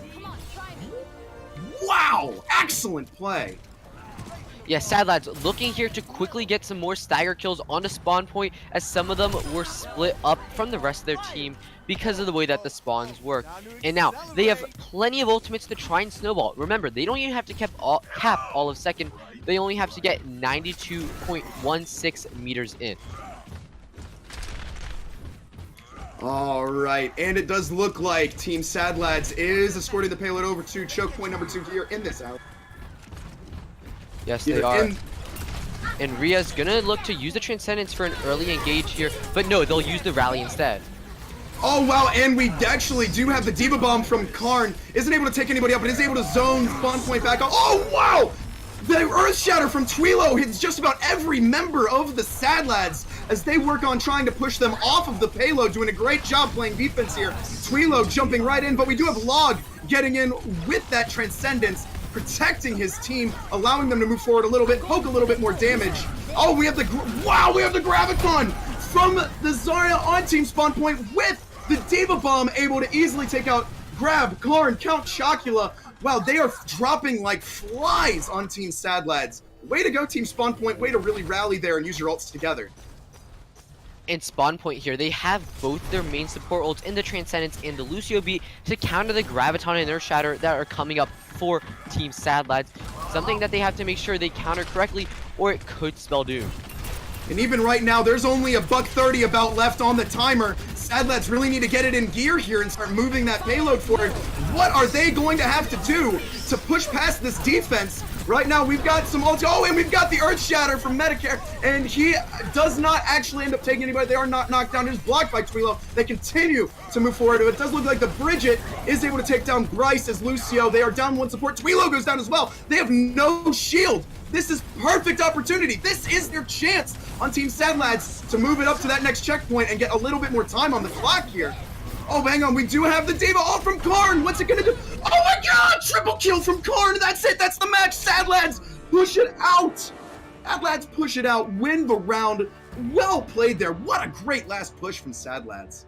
What a massive bomb from Karn, getting his revenge on his former team. However, what I really want to point out there was Pure Toxin on that brig. He made sure to kill that Lucio early, so that way he could not use the Lucio beat to keep the rest of his team alive, allowing his team to get a bunch of kills.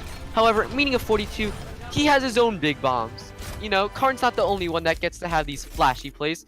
He gets some credit as well. No, that was a fantastic play by Meaning of 42 as well. And by the way, got to give props to the name. You know, that's pretty spectacular.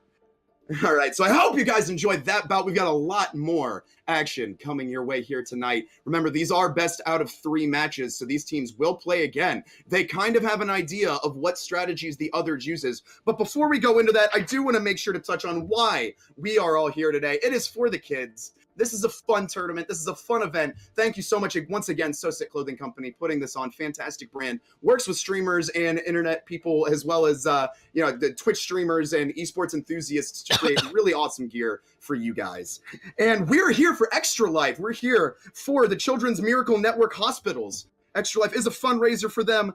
And since 1983, did you know that they've actually raised over $5 billion for the kids? I did not, but that's a lot of money right there, and it's all going to an amazing cause. So just a reminder, if you want to help some poor kids out, and just for the kids, make sure you donate. We might have already hit our goal, but we're all about raising as much money as we can for charity. Absolutely. This is all for the kids. As a former teacher, I got to say it's a cause very my own heart personally. I know a lot of people out there probably feel the same. And I really want to give it up too as well to some of our sponsors for this event. I know, thank you once again, Soesic, for putting it on, hosting, coordinating, and making sure that everything runs smoothly. I want to give it up one more time to GZ Charge. They've been donating mouse pads for donors. We've been doing giveaways for those every periodically. Make sure to check them out in a few weeks once Overwatch League kicks off. We do have Omni Coach as well. They provide coaching vids. Remember, they do have an 18 video coaching pack for the first place winner to 10 video coaching packs for the second and third place winners. And Omni Coach is an online coaching for esports to maximize your gameplay and your teamwork. It's going to make sure to optimize how you play when you see if you can maybe run your own tournament at some point. And lastly, Dragon Blogger, they did throw a little bit of funding our way for some advertising for the stream. We want to make sure to shout them out as well. They're a blog online talking about the latest in the gaming industry. Make sure to check them out for all of your gaming news. Alrighty then, and it looks like both teams have decided that is going to be the control map. However, I'm not quite sure what exact map it will be. We just know it will be the control game mode. However, it looks like people are saying Busan. So we will be moving to Diva's home, home of the mechas, Busan. Noct, what do you expect to see from both teams here? Well, Busan can be a little complicated, like our good friend Nekkra said earlier. Now that the drum is off limits on top, it's going to make that capture point map a little bit more interesting.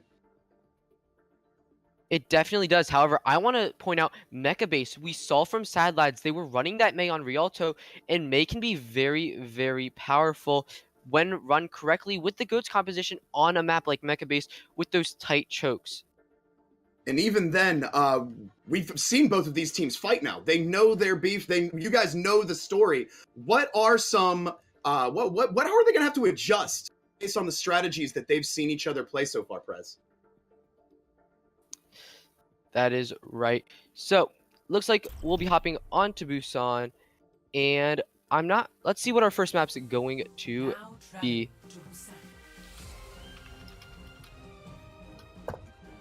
Alright, it looks like our first map will be Sanctuary. So remember, you cannot stand on top of that drum to stall point. You have to actually be fighting on it. So personally, I'm expecting to see a lot of Zenyatta goats. We've seen both teams show a lot of confidence on it. And despite SpawnPoint not capping even 2 points on Rialto, it was still a very back and forth matchup. And I think both teams are pretty evenly matched when it comes to Zenyatta goats. Even on this, and especially on this map too, I want to touch back on what you said just a second ago about what kind of plays we might be able to see on this map. This map has a lot of tight corners, a lot of choke points, a lot of areas where you can really wombo combo on the ults off of that Zen Goats comp.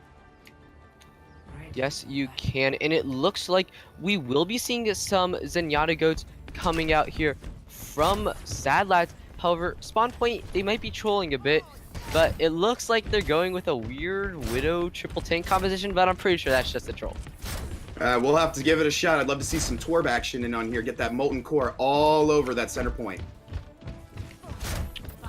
So would I, but it looks, alas, like we will be going to a mirror matchup of the Zenyatta goats versus Zenyatta goats. Of course, the Discord orb from the Zens just being so important here, and they're going to be looking to take an early control of the map.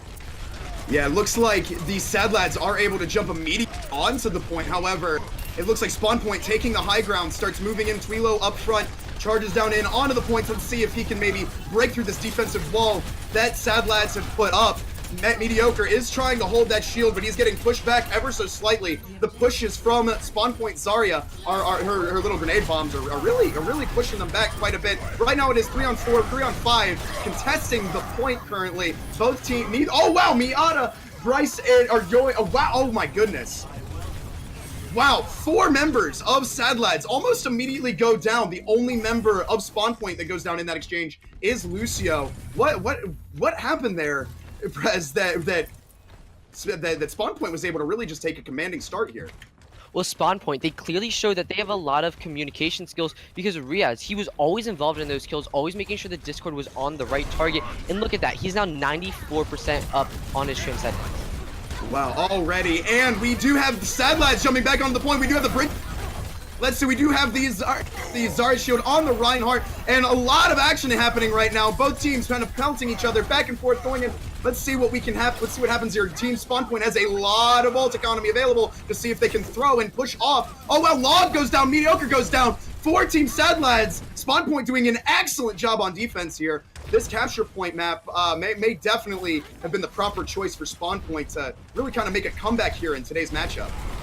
That was such a good map, a good fight for SpawnPoint. They only had to use the Brigade Rally, and now they have 5 other ultimates ready to counter push against Sadlads, and here we go. It looks like they're starting to engage. Oh, it looks like we did have Twila go around for the flank, tries to get the jump on to grab, but isn't able to. Sadlads are forced backwards. We do have the D.Va push on top of Mediocre as the Reinhardt. Reinhardt does go down. We do have Bryce harassing D.Va off of the point and having to back up. Now we do have SpawnPoint backing back to the point. Wow, SpawnPoint just showing up in force, completely dominating the Sadlads here. Yep, definitely. And look at that. They only use those Shatter, and now Miata almost back up to the rally. However, there are 5 ultimates available as well for Sadlads. They didn't use a single ult in that last. We do have the sound barrier coming from Lucio, the hammer down from Mediocre. We do have, oh wow, and we have the, oh gosh, here comes the Wombo! And it didn't actually hit. That's so anticlimactic. We have a lot of ults getting popped here. We had the Graviton, we had the D.Va bomb, but oh my goodness, wow!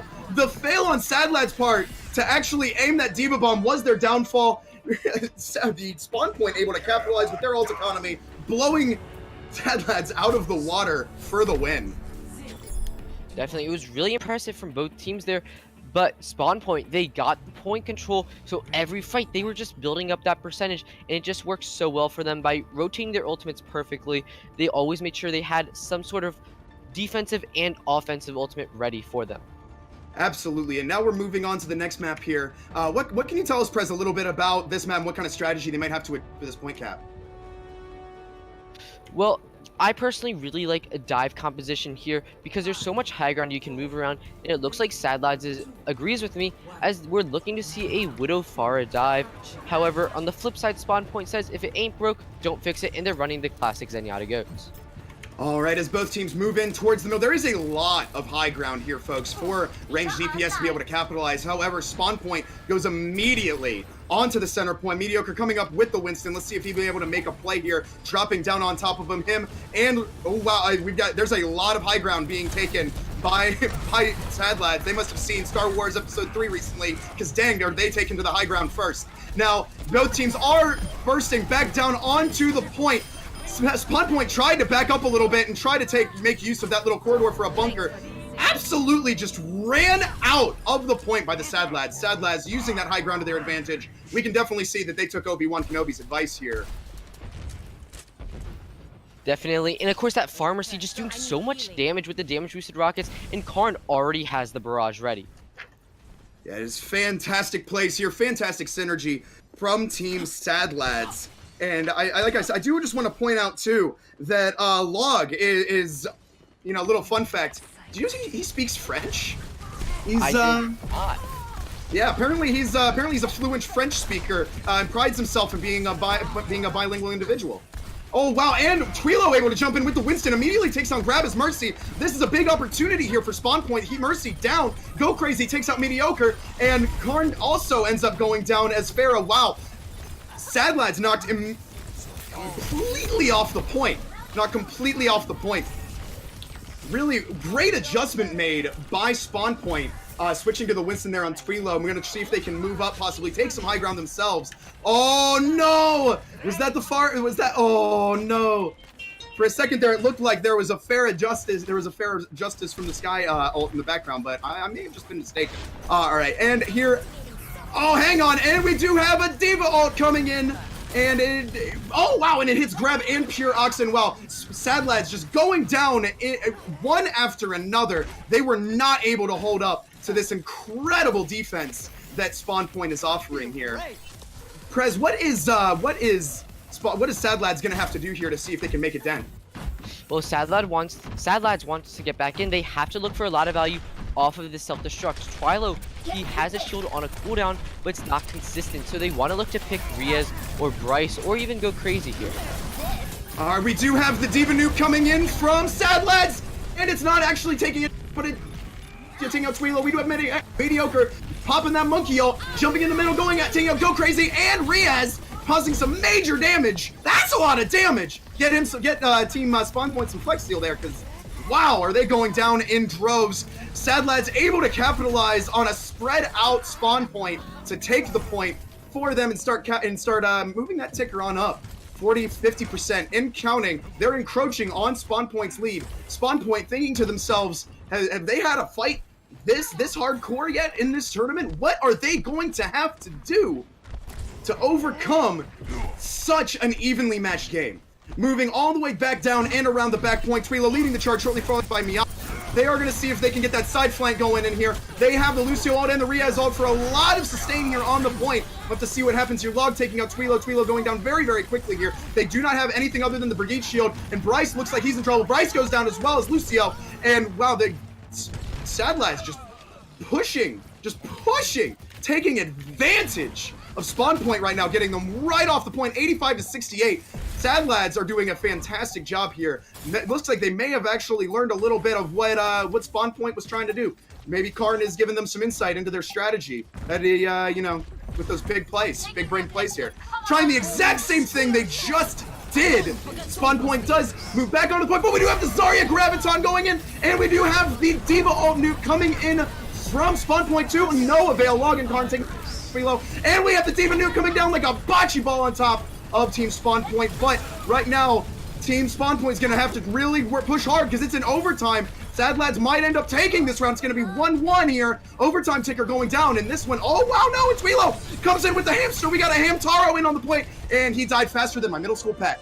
So moving on is Sadlads in this one. They are staying alive. One more match. We're taking this to round 3. We're taking it to round 3. Well played, both teams. Definitely, and here we're going to Mega Base, where personally I favor Sadlads. They can run that Mei composition, which is exactly what they're looking to do here. While on the flip side, SpawnPoint in the Zenyatta Goats 1v1, they were weaker on Rialto, and that could spell doom for them if they can't get early control of the point like they did on Sanctuary. That's where it's all going to matter, who gets the first control of the point. Yeah, and just another little fun fact about SpawnPoint. Did you know that Miata was a #1 Splatoon player in the world, ranked as of, I think he said last year. So off game a little bit, off brand a little bit, but you know, still an interesting little fun fact there. As both teams collide here, up onto the upper point, both trying to take that high ground. Mediocre shield, doing a great job between him and the Zarya, keeping those shields up, and it sounds like D.Va wants to raise her APM. Is she going to be able to capitalize here on some low damage done to Sadlads? Moving it, oh wow, but Twilo, Miata goes down, Bryce is down, Meaning of 42 is almost half gone as well, but it does, oh, Meaning of 42 does actually go down. Sadlads are able to move onto the point, doing some heavy damage here, just like my good friend Prez was saying, able to capitalize on that Goats comp to move up, and that May from Count Chocula is a great touch there, isn't it? Hello. Definitely. And we're looking for Karn. He wants to land this Graviton and build, or at least first build it up as quickly as possible. And they're looking to use that wall to split off the enemy team that is SpawnPoint. Yeah, they're gonna get kind of stuck down there in that choke next to their own base. They're trying to back up, move around to the other side, but I think that Sadlads know exactly what's going on here. The killed. Splits them up. They do have the Brigitte ult, giving that Super Saiyan power to the rest of the team. Moving up, gonna see if they can actually break the line. They do end up actually splitting up SpawnPoint. We do have 2 Earth Shatters coming in. However, Twilo actually takes out Log. Pure Toxic takes one out as well. Meaning of 42 actually, let's see, Go Crazy takes out Crab and Pure Toxin, and Karn gets the triple kill as the Zarya. They're able to move on to the point, knocking off Sadlads and take the point for themselves. It's ought to 50. Wow, they've got a lot of ground to make up here. What do you think, Prez? Is Sadlads gonna have to adjust, or are they gonna are they just gonna kind of stick with what's been working for them so far? Well, Sadlads, they do have the Blizzard available, so I think they should stay on that. However, SpawnPoint, they want to try and get the early Graviton surge here, but there's a nice wall, but they're not going to be able to capitalize. Unfortunately, that wall was not able to be capitalized on, May. But here comes the Blizzard. There's a big Blizzard here coming in, but Riaz gets the Iris on the... Oh, wow, but the Graviton combined with the Diva Nuke takes out Grab for Team Sadlads.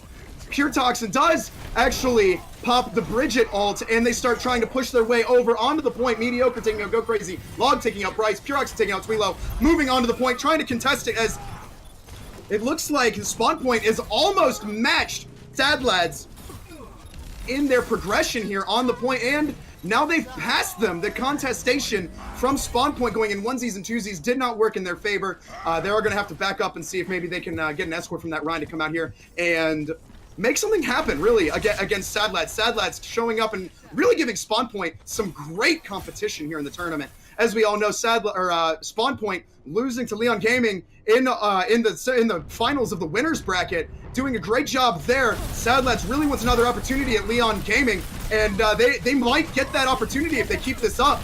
Moving up, but the SpawnPoint is moving in heavy onto the point, but with the Blizzard on the point as well, they are going to have to get zoned off just a little bit. Mediocre taking out Bright, Karn taking out Twilo, and now they're down some tanking fire. Oh, Meaning of 42 is down as well. Ria's about to go down, and that is a team fight won solidly by the Sadlads, doing a fantastic job protecting. There's only 7 ticks left on that counter, and I'm not even sure if SpawnPoint's going to have enough time here. It is 99, and that is it. That is that game, Sadlads. Sadlads takes it home. Again, like I said, they had the advantage in the Zenyatta Goats 1v1, and by being able to run that May, they were able to split up SpawnPoint so often, and it just worked so well for them, constantly able to secure kills based off of it. And even right here, when they were bunkering down in this tiny little hidey hole, Karn comes in as Farah and goes absolutely ham on them, bouncing them all out of the point, allowing his team to capitalize and winning that round for Team Sadlads. All right, and as we jump back to the lobby here, I do just want to say thank you everybody out there watching. Thank you everybody getting so hype in chat for us and for these games. We definitely appreciate it. You know, we definitely appreciate out here supporting us, supporting these teams, supporting the kids. That's what it's all about. That is absolutely what it is all about right now. And just remember, this is all for Extra Life. It is a Children's Miracle Network Hospitals fundraiser. And did you know that 62 kids, little kids, are admitted to Children's Miracle Network hospitals every minute? Every minute. 170 hospitals between both Canada and the United States. That's a lot of locations, but when you think about, you know, number of places, number of people, that's really not that many. I know my city in particular has about 8 hospitals within a 20-minute driving distance. So the fact that they only have 170 hospitals on an entire continent and they're taking in 62 kids a minute, that is a lot of work, and we want to make sure to support them in everything they are doing. So I just want to say let's see. Also, just a congratulations. Yes, SpawnPoint, you guys took home 3rd. Sadly, you're not going to be able to go on to face Lyon Gaming, but you still get the 10 video packages from Omni Coaching. So, it looks like here, the finals. It's going to be an exact replay of our first match as Sadlads look to take on Lyon Gaming and look to get their revenge here. Absolutely. It is it's a little ironic that, you know, right now it's 10:19 Eastern. We started this at about 4 p.m. Eastern. 6 hours later, we're going to see a rematch of our very first match of the day. Now that both teams have had the opportunity to see each other compete, see the strategies that they like to run, it's going to be really interesting to see how they can both adjust and what their comps are going to do moving into this final round. This is the grand finals, folks. This is the last round of the tournament. We're going to have some great fights here. Thank you all for sticking with us. We definitely appreciate it. Definitely. And of course, some fun facts about Lyon Gaming, who are currently leading the charge. They are actually a Mexican Argentinian team, so that means they have to deal with the lag. Mexigod, their team captain, happens to play with a controller. And finally, they placed 29th in Open Division, which has just ended. Sadly, they didn't make playoffs. They missed it by 13 spots, but still a very strong team nonetheless. That's so interesting that Mexigod plays with an Xbox controller, right? That's so interesting coming in here. You got to think that would put him at a disadvantage playing against people with the precision of mouse and keyboard play. But hey, they've made it to the grand finals. He's definitely doing something right.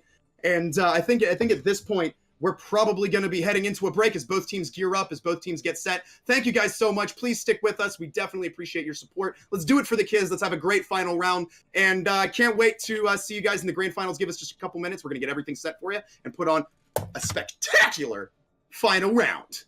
See you then.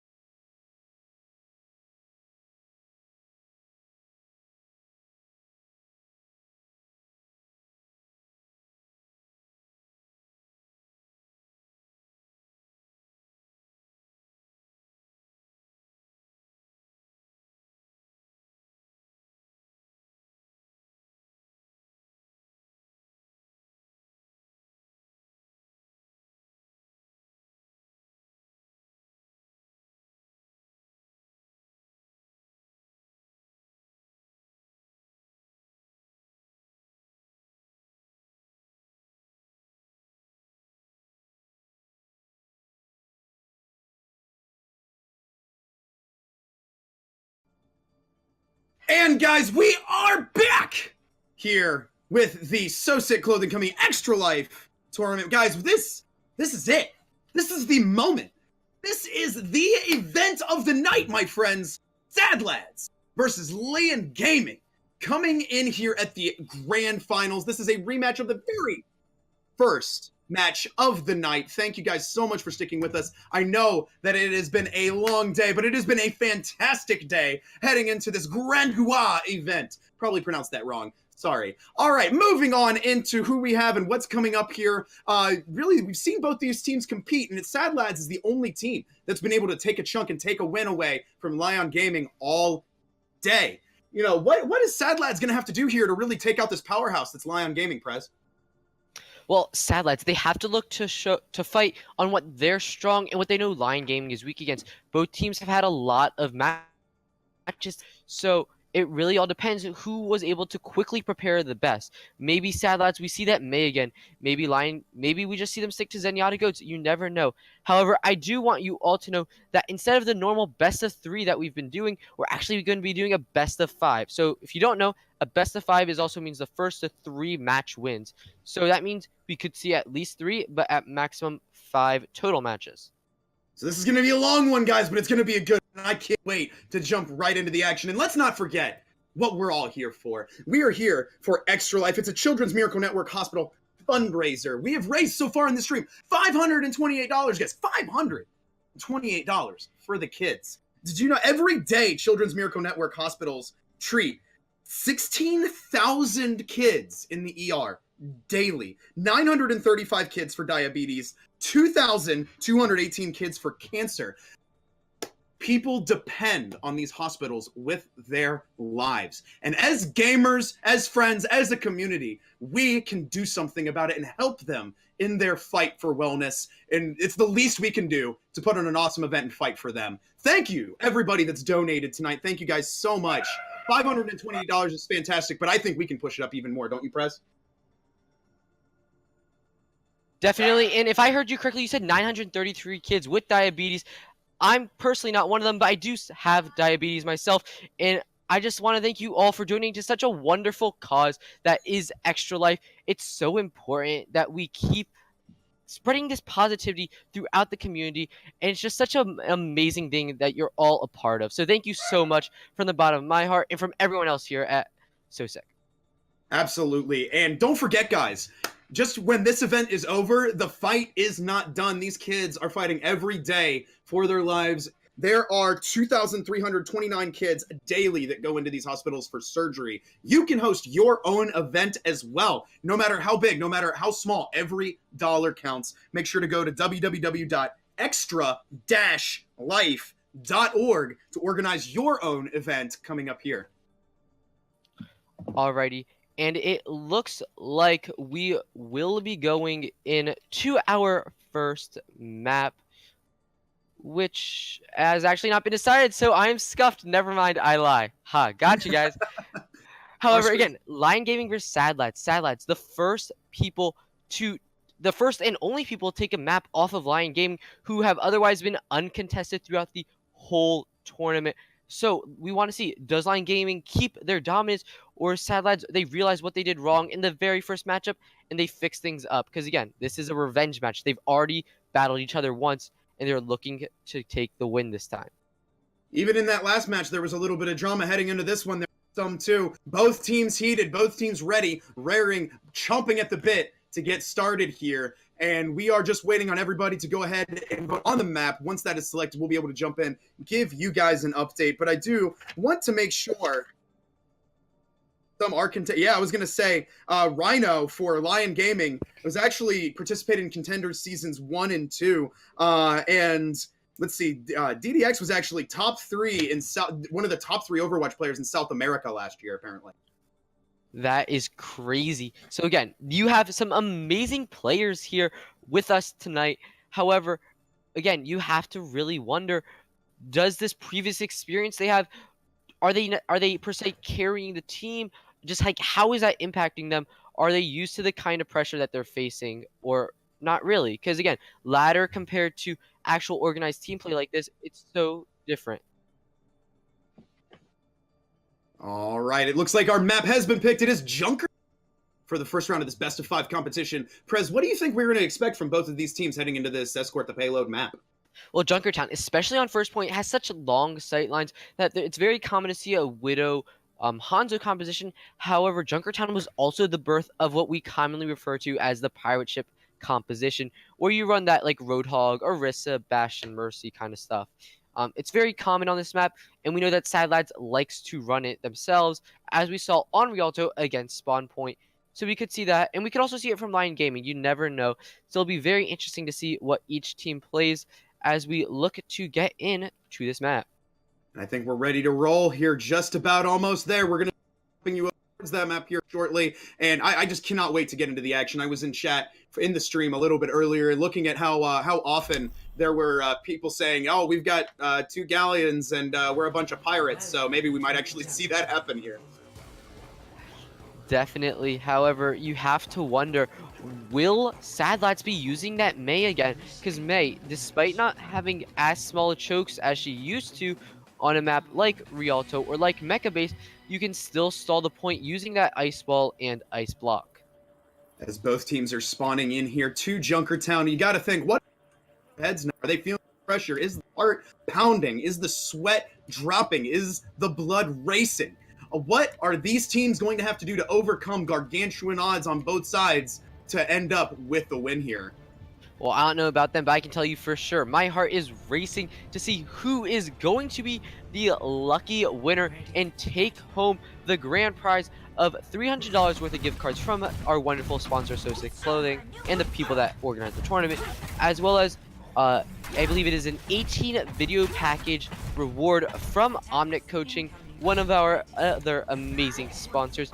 And of course, remember, I'd also like to thank the Gong Zhao Charge for sponsoring this event, as well as Dragon's Blog. So thank you everyone for just supporting this event and being a part of it. Even if you weren't able to donate, just watching it or telling your friends about it, just so much to help everyone.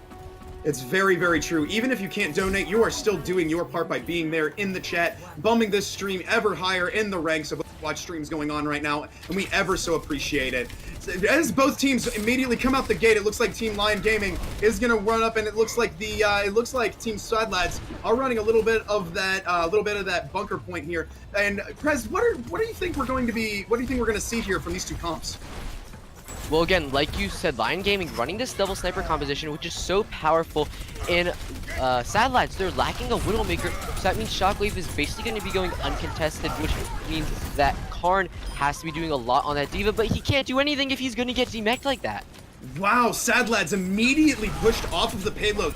A poke happening between these two teams, and that sniper comp from Lyon Gaming is really doing wonders for them and really keeping the pressure on the Sadlads. Looks like we do have the D.Va suit coming down, but we do have the Earthshake as Mexigod does go in on top of Grab it. Wow, Log as Anna is doing work back there, but however, Shockwave does take out Pure Toxin, grab on Mexigod, mediocre on Beast. It looks like the Sadlads were able to pull out a little bit of a team fight win there after what was a really excellent initial push from the Lyon Gaming.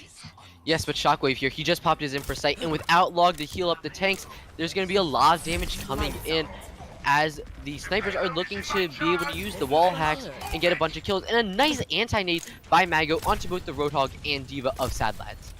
Yes, and Mexigod is moving up with that shield, trying to put some pressure onto her, but it looks like Roadhog, Count Chocula does post post up on that Roadhog on, oh, but wait, we've got the Dragons coming in. Wait, I know I heard it. Oh no, did it get, where'd it go? It got eaten by Karn, an insane play from him for sure. However, Lyon Gaming still keeping the numbers here and putting Sadlads on the back foot, and they're looking to cap first point here with that final kill on the Karn. Wow, Lyon Gaming really showing up in force here, dominating through Sadlads. We've seen some really powerful plays from Sadlads so far. I was not expecting such a strong showing from Lyon Gaming. However, they did run the rest of the tournament pretty heavily. What do you think that Sadlads are going to have to do? Are they going to change their comp here to try and adjust? Well, in my opinion, you have to play something that can deal with Shockwave's Widowmaker. He's just been popping off every fight, getting at least 1 to 2 kills. But Karn here does have the D.Va Bomb to contest. We'll have to see what happens as both teams do collide on the point here. Oh, and we do have the deep on the back line. Karn, great job with that bomb there, taking out the healer in their Zenyatta. Count Chocula moving up top, and with the Roadhog popping that on. And we do have Dragons coming in once more, but it looks like it got eaten again. It's completely gone. Graviton from Lyon Gaming pulling in. Oh wait, nope, there are the Dragons. They just got shot from way far away. Didn't really work out for Sadlads really whatsoever there. Lyon Gaming doing a fantastic job pushing everything forward, but we do have the Winston. Nano, Winston jumping in on the back line and going down. We get the hammer down from Mexigod and the charge, knocking Karn out of the D.Va mech right as Rhino gets his mech right back. And Sadlads are really just kind of getting steamrolled right now in a very powerful, very team-centered play by Lyon Gaming. Yes, Lyon Gaming showing off how they've only dropped one map total this whole tournament with some solid play from all their players, but especially DDX on this Zenyatta, showing why he placed top 3 in South America. However, in my opinion, I think Sadlads, they need to just go goats. Go goats forehead, as they say. However, they are still keeping this Hanzo, as he is getting close to a Dragon Strike, along with Mediocre having that Primal Rage. Yeah, there's a lot of space here for Lyon Gaming to start moving forward with this payload. And Winston jumps in the background. Mediocre goes in the backline to see what he can do. We do have a Tranquility. We do have the Tranquility dropped by the Zenyatta on DDX, and we do have a D.Va bomb as well coming in from Rhino, taking, and Mediocre goes down to Mexigod. Again, Lyon Gaming just showing up as the dominant force here. Sadlads might not have been completely prepared. The competition that they've had thus far has not really stacked up to what Lyon Gaming is really just kind of forcing their way here up the map at this point. Yes, and the ultimate rotation from Lyon Gaming has been so good. Always making sure to have 2 to 3 ults available. However, Sadlads, they're doing the same thing, and they have the deadly Graviton Surge Dragon Strike combo, and there's no Transcendence from DDX to answer. No, there is not right now. What are Sadlads gonna have to do to stop this onslaught of offense? As we have a Graviton. Oh, well, we've got a Graviton and the double Dragon combo by Pure Oxen taking out Beast and Mexigod. We do have the D.Va mech dropping in the background from Karn as wow, Sadlads coming up with that clutch wombo combo to stop that push to the final point. But with the spawn point for Lyon Gaming being relatively close to the relatively close to the payload now, they're able to regroup pretty quickly. What do you think Sadlads are gonna have to do to regroup here and continue pushing off this offense? Well, it's not so much as what Sadlads has to do as much as what they have to avoid. They have to avoid the deadly Graviton or Dragon Strike combo, but that might not be possible. Oh wow, just as you said that, speak of the devil, we have almost a full-on team wipe using that same wombo combo. Wow, Sadlads absolutely just decimated by that Graviton Dragon combo, and Mexigod pushing him with the shield. Gonna see if they can get it just that little bit left to that final point. There is not a lot of room left here for the Sadlads to work with, pushing right out of their base. On top, guys, it does look like, let me see, it does look like Rampage Rhino does end up getting popped out of his mech. He's going back in. He's going to see if he can pop up that ult to get it back. Does have that back as well. Looks like we've got the hammer down as well. And and Mexigod takes out Pure Oxen, but maybe takes out Mexigod in the Battle of the Reinhardts.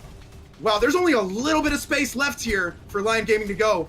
All right, you think they're going to change anything up, or are they going to push through and make it happen here? Well, Lyon Gaming has some ultimates, but it looks like they're not going to be able to use them if Mediocre is just going to Earth Shatter you to death, as he gets a nice kill onto Shockwave and forces the Transcendence out from DDX, meaning that this Graviton from Count Chocula will go unanswered with no support ult for Lyon Gaming, and here we go. Oh wow, we've got the Graviton down in the tunnel with the D.Va bomb. Beast! Wow, this is definitely going to put Sadlads up in an advantage, as the D.Va is also down. Looks like D.Va Rampage Rhino does go down for Lyon Gaming, but the charge on Karen is completely mitigated by Log. Fantastic job there. And we do have a Nano on the field as well as Pure Oxen. We've got that Nano Blade jumping in. Holy crap! With the quadra kill goes in Pure Oxen with the Nano Blade. Epic play there. Well done. What really set that up, Prez? How do you think that was so successful? it's all about the ult tracking. They knew exactly when DDX did and did not have the Transcendence, and that's how they're able to be so effective here. However, it looks like we're going to be seeing a version of the Super McCree GOATS composition coming out from Lyon Gaming with the Ana Zenyatta support. However, there is the Earth Shatter they have to be aware of that is available for Mediocre. Yeah, as Mexigod is doing a little bit of damage, gets the Earth Shatter down, but we do have the Transcendence from DDX coming and securing his team's place on the payload as they start moving up and getting into position. It does look like Mexigod's doing a great job of tanking up front, but we do have the Graviton from the Zarya on Lyon Gaming and the Diva Nuke. Wow! Sadlads pushed way off the point as Lyon Gaming is making that final little push here to the final end. Karn and Grab moving up to try and contest ever so slightly, but they are scattered very heavily. We do have another Diva Mech coming in, and we do have another Nano Blade from Pure Oxygen. He's going to capitalize here, takes out DDX, doing some serious work here with that Genji ult. Wow, and guys, that's the game. We ran out of time. Yes, a beautifully set up play there. Karn launches the Diva Bomb in the back, forcing everyone onto point, allowing Pure Oxygen with that Nano Blade to just go in and clean up house. However, real quick, I want to give a massive thank you to David Gillette, who donated $25 to this amazing cause, saying LoBosco sent me here. So, hey, you know what, LoBosco? Thanks to you as well. You got us some more donations, which is always amazing. Yes, thank you so much, everybody donating and supporting the stream and supporting Extra Life and really going the extra mile there to make this event happen, supporting the kids, making sure that they have what they need in their fight for their lives and their recoveries from their surgeries and their illnesses. And this is just the least we can do for those kids. And as I've said before, just as a former teacher, it's definitely a cause that's very close to my heart. And as Prez said, I know it's one close to yours as well. It is indeed. However, here we are. We're loading back up, and it looks like Lyon Gaming is going to be running a version of Zenyatta GOATS, except instead of a Brigitte, they're running an Ana, looking to get a bit more healing and a bit more defensive capabilities, using things such as the Anti-Nade and the Sleep Dart. However, like I mentioned earlier, Junkertown was the birth of the pirate ship composition, and it looks like Sadlads is paying homage to that with the Bastion. It definitely However, I might have spoken too soon. Nope, they're going back on the Bastion. Oh, there we go, yeah. And Lyon Gaming trying to get that sneaky start there over in that right-facing building. We're going to see if that pays off for them. It's a bold strategy, see if they can get the jump on them, give a little bit of ground, and then immediately pounce. We'll see what happens. Up and yeah, here they go. Didn't give any ground at all, as immediately Lyon Gaming goes in, Medicare taking out Mexigod almost immediately, and just like that, DDX goes down as well. That strategy was bold, did not pay off for him, Prez, as a lot of ground is being taken here by the Sadlads, eliminating one by one all of Lyon Gaming. Well, the big problem there was Mexigod. He opened it up by pinning in, which normally not such a bad idea if you're going up against something like GOATS. But if you're going up against the Bastion can just shoot you down while he's in his turret form. And now he's set up on the point with an Orisa shield and a Mercy pocket. He's so deadly at this point. And you have to make sure that you're timing your defense matrix perfectly, which is going to be a lot harder after the Diva nerfs. And remember, we are playing on that patch. Absolutely, and it does look like Team Lyon Gaming does jump immediately right on top of the pirate ship. They pour a bit more than Blackbeard as Mexigod takes out Purox, DDX takes out Mexicare. But hang on, Grab rests Purox and getting the Bastion ult. Is he gonna be able to capitalize here? No, he immediately goes down to Shockwave. Excellent negation of that Bastion ult, as it does look like Beast suits back up in that Diva mech, putting the hurt on the Grab and pushing Sadlads backwards. What went wrong there? Well, it just spelled doom for them from the beginning when they were just immediately killed and the res was so pressured, and by only having the Brigitte ride healing for 3 bulky tanks while your Mercy's resing, that's not enough healing when going up against a GOATS composition. But now, Pure Oxygen on that far, looking to get a lot of ult charge from the 3 meaty tanks. This is going to be really interesting. There's a lot of open skies here for that far to take advantage of as Team Sadlads moves right up the front. They've got Logon Brigitte. They do have Medicare on the Reinhardt. They've got a lot of shielding here, but we've got the Zarya Graviton right up in the middle. How are they going to be able to capitalize here? We do have the Valkyrie ult from Grab coming in, and but hang on, we've got the Diva ult from Beast. Isn't able to necessarily get. Oh wait, hang on, Count Chocula does in fact go down. We had the Lucio sound barrier as well. A lot of sustain here from Lyon Gaming, but they blew a lot of ultimates as well. Was it worth it, Prez? They did indeed, and you could argue it's worth it. However, you're going up against a Diva Bomb and a Graviton Surge, one of the deadliest combos in the game, and the Transcendence isn't going to do enough to keep you alive through it, because again, a Diva Bomb does 1,000 damage instantly, and Trans just doesn't protect you from that. Now, we did see a little bit of a comp swap here for Sadlads as they move back up onto the point. And we see, oh, the Graviton from Sadlads, but Dex drops in the Transcendence right as the Bocce Ball nuke comes in. Wow! DDX with that perfect Transcendence, saving his whole team from that Diva Bomb. We do have the hammer down from Mediocre, knocking Shockwave down. Shockwave goes down to Karn as Diva, able to clean that up, but Karn's about to get popped out of the mech. Mediocre trying to follow up and protect Karn. Let's see what can happen. It's a Diva v Diva fight. Karn actually ends up taking out Beast as Diva, and right now it's Count Chocula taking out Lucio. Sadlads actually comes out on top in that fight, pushing on to the first checkpoint. Yeah, but that was a really amazing play from Mego there on the side of Lyon Gaming. Despite losing that fight, he was actually able to boop Mediocre away, who tried to pin MexiGod to set up a big kill off the Diva Bomb. And while that didn't happen, Sadlads was still able to cap point 1. And they're looking to snowball here with their ultimate. Alright, we do have a Graviton coming in from Zarya, and it does look like we also have a Nan on MexiGod as they come charging through the choke point, trying to make it happen here. Oh, wow, and Grab gets caught by the Earthquake. Make that ground shake, MexiGod, as, wow, Sadlads dropped all the way back into their spawn. That choke encounter just did not go well for him, did it, Prez? No, it did not. However, they do have the Transcendence and the Graviton Surge available. However, on the flip side, Mego has a beat ready to answer. So it would really be about killing Mego before he can get it off. So that way you can then set up a lot of kills off the back of Count Chocula's Graviton Surge. And here they are in a bit of a poke phase, but the nade and beat are forced. Oh, wow, yeah, the beat comes out. MexiGod and Beast did a great job coming around from behind, taking out multiple members of the Sadlads. Mediocre down, Log down, Chocula down. They're forced off of the point. And Lyon Gaming really coming in force. That flank maneuver that they did there, the distraction up top, the flank around the back. Fantastic maneuver. Very, very well coordinated, wouldn't you say? I would indeed. However, 5 ultimates available for Sadlads. However, there's always 5 ultimates available for Lyon Gaming. So it's really about who uses their ultimates first and correctly. But who needs to use ultimates if you're just going to die anyway? I know, right? Both Reinhardts taking a charge to the noggin. Both go down and but Lyon Gaming definitely ends up on top of this fight as they take it out to the street. Definition of taking it outside. They really caught him outside. How about that, to use them outdated memes? Yes, indeed. However, what's really big here, though, is when those counterpins happen, Lyon Gaming has more healing with the Ana than Sadlads does with the Brigida, but 2 Gravitons and 2 Diva Bombs coming out. Wow, 2 Gravitons, 2 Diva Bombs, 2 supports down, 1 for either team. DDX pops the Transcendence, maybe a little too late there as Mego goes down, but however, looks like Sadlads actually took the worse for wear after that little fight up in the top platform, up over the death pit. It looks like Pure Ox and Chocolate Grab are all down. Karn is down now as well. Lyon Gaming showing just an absolute force for defense here, right over that Junkertown sign. It's almost as if it's like their home.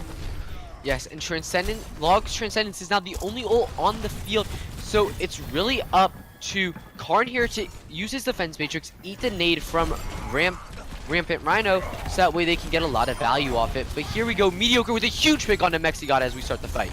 Oh wow, Mediocre moving up in fight. Karn trying to get onto the backline with Diva.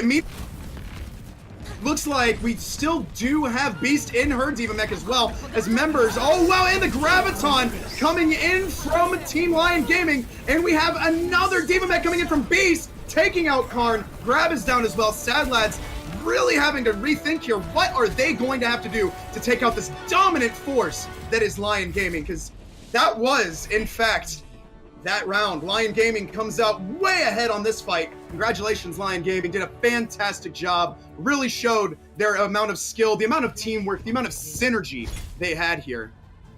Well, all that synergy is not going to save you from a Nanoblade from Pure Oxen here, as we can clearly see him just killing everyone there is.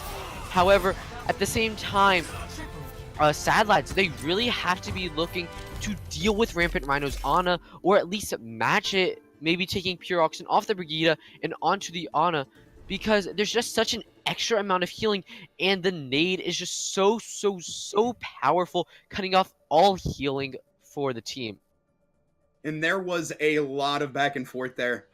There was a lot of team fights, and it does look like Lyon Gaming really just, I've got to say, just their synergy, the level of coordination, the level of communication, you can see it in their movements, you can see it in their flanks, you can see it in the execution of their ults. They really are a dominant force here, and that's why we're in the grand finals. They have every right to be, as you guys just saw. That was an absolutely fantastic display of skill.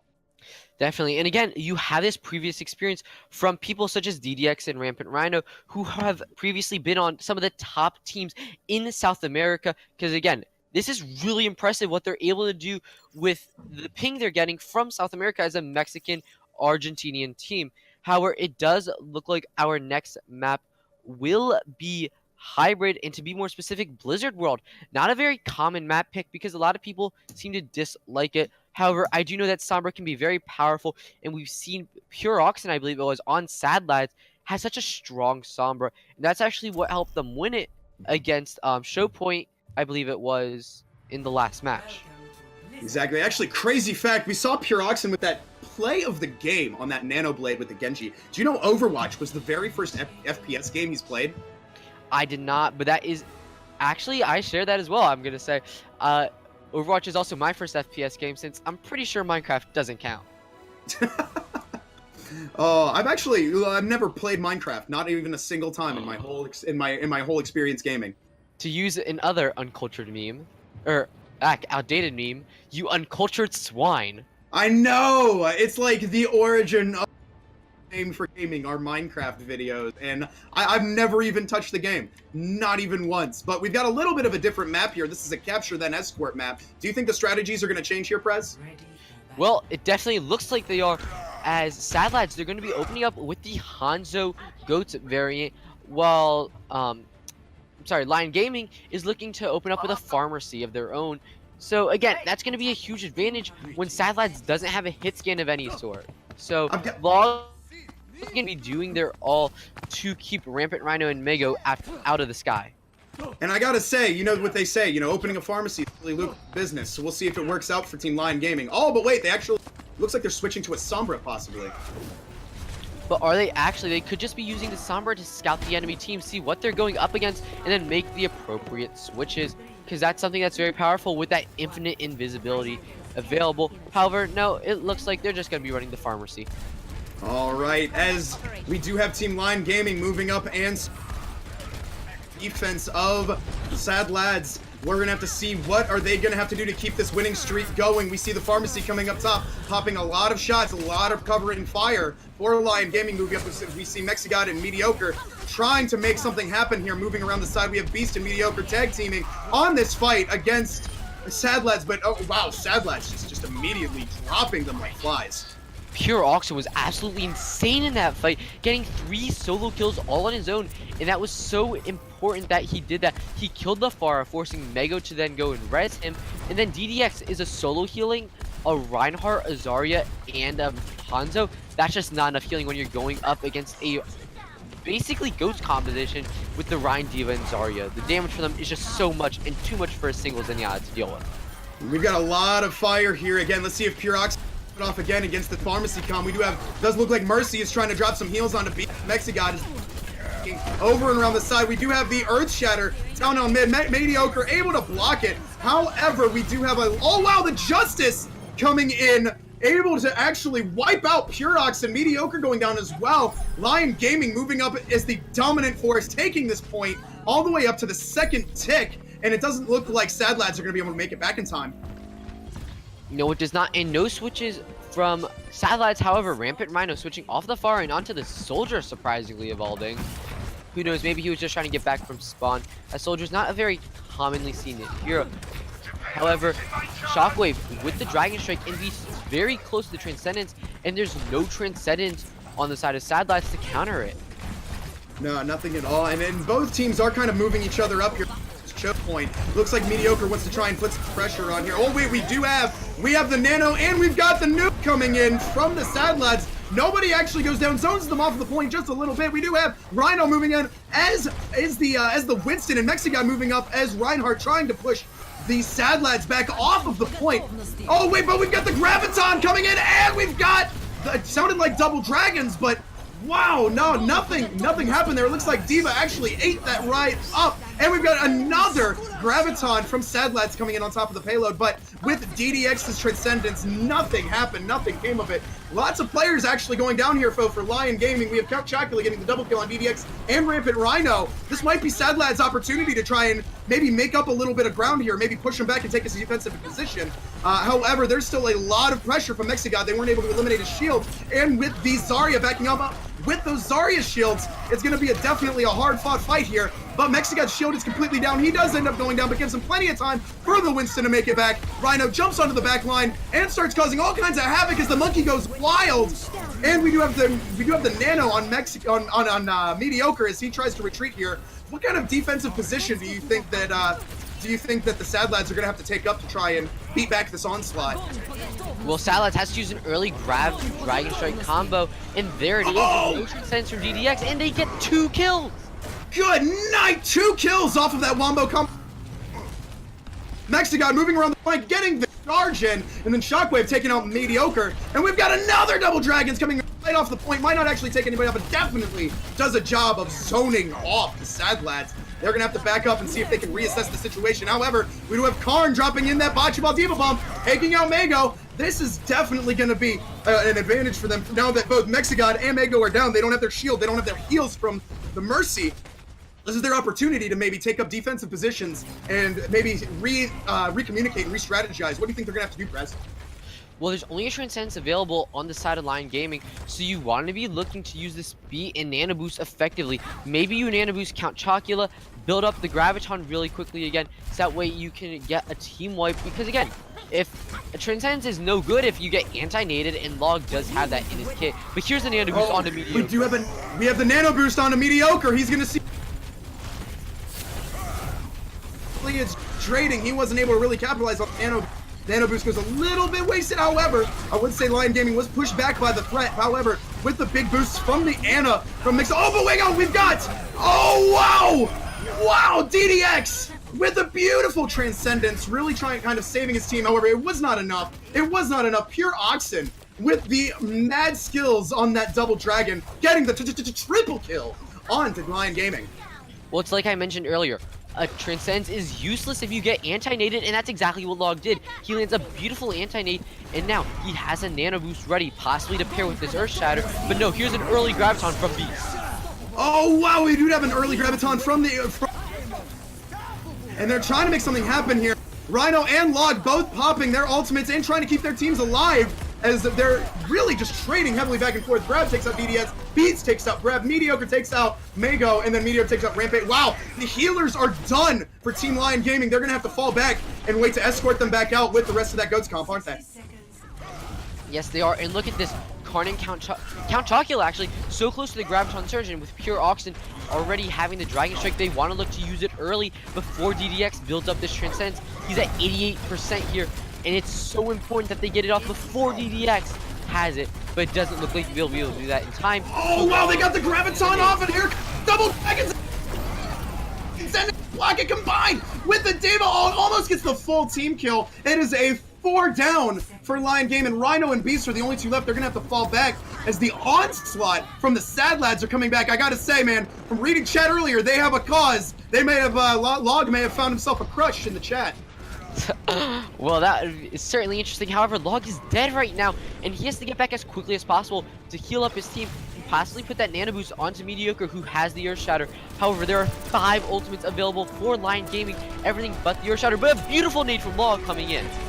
Wow, and both teams are once again moving up to try and combat each other on top of Payload Chocula, trying to back up Mediocre, as Mediocre and Karn are both. Karn really doing a great job absorbing fire there, but ends up getting popped out of the moat. Oh wait, but oh wow, we've got the Nano, we've got the D.Va Nuke, we've got a lot of ults getting blown here by Lyon Gaming, trying to move it up. It is an overtime, folks. They are just about team wipe. Sadlads, they have a really great opportunity here. Are the Sadlads going to be able to come back? It is overtime. They have an opportunity. Wow, yeah, they absolutely did get the team kill.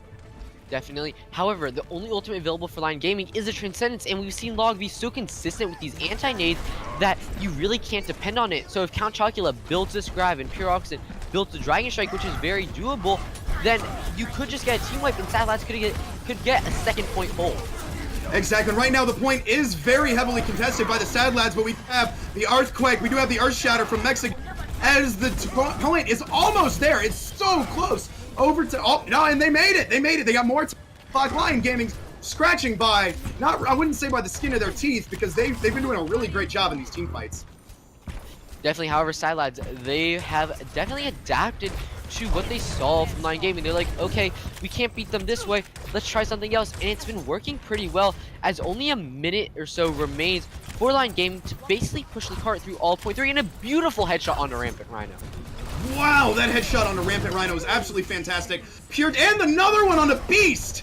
Good night. Pure Oxen is going absolutely just rage mode in this game. You can definitely see between last game and this one, he is a dominant offensive force for Team Sadlads, as Lyon Gaming is actually pushed all the way back up into their spawn. We're gonna have to see what are they gonna be able to do and come back from to try and make this last push here to the final point. We do have the double Dragon Ult comes back in. Beast DDX down, got the double kill, got the triple kill. Rampant Rhino is down to Mago, and Shockwave down to, oh my god. Instantly down, instant team kill. Everyone from Lyon Gaming has fallen. I don't even think they knew what happened there. Well, Log, he's been so consistent with these anti-nades, always making sure to anti the enemy team. That way the DDX's Transcends can't get any value, but DDX didn't even bother popping it there. Perhaps he knew, but Karn launching the D.Va bomb, and it's a 3K! Wow, that triple kill, the Transcendence from DDX did not come in time. The kill from that D.Va play, and no, Karn is their opportunity. Push him out. What a fantastic coordination. What fantastic team play. Wow, holy crap. I can't even believe what just happened. That was a fantastic play by the Sadlads. What an insane combo play there. They used the D.Va bomb absolutely perfectly, putting it in just the right position to get those 3 kills. And a 6v3, that's always going to go in favor of the 6-man.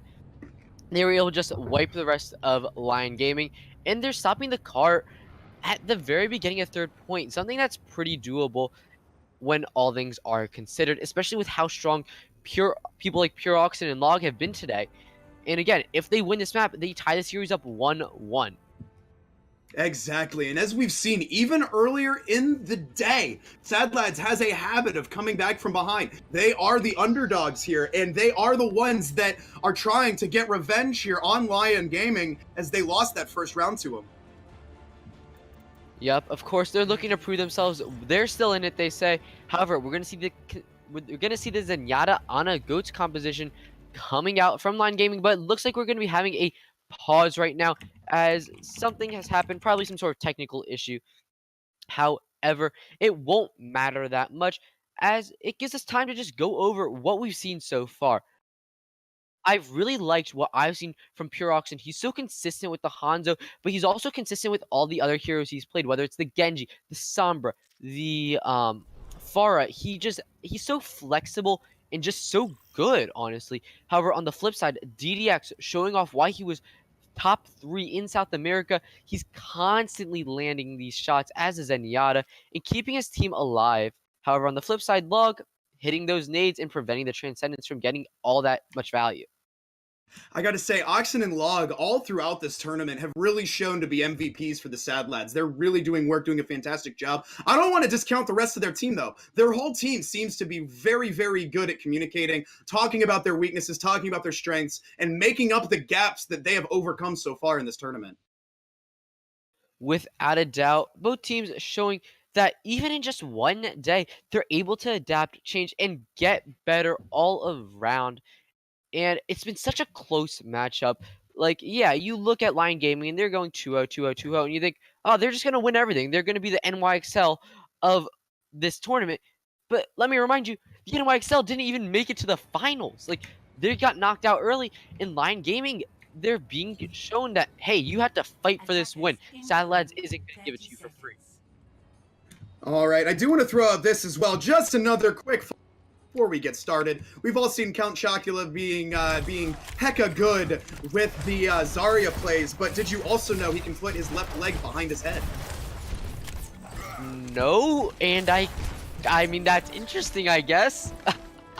But I mean, yeah, you think he plays like that? interesting. That'd be very interesting to play like that. I mean, it's a bold strategy. I guess we'll have to find out later and out for him. But you know, they're both teams are. It's Sadlads' turn to attack as they start moving up onto the point. It does look like Lyon Gaming trying that similar immediate flank strategy as they did on Junkertown. They are having a little bit more luck here, it looks though, as Mediocre goes down to Shockwave, and they're doing a great job pushing the Sadlads right back into their spawn. All right, and it looks like the Sadlads are going to try and recover a little bit. Unfortunately, Spawn is right there.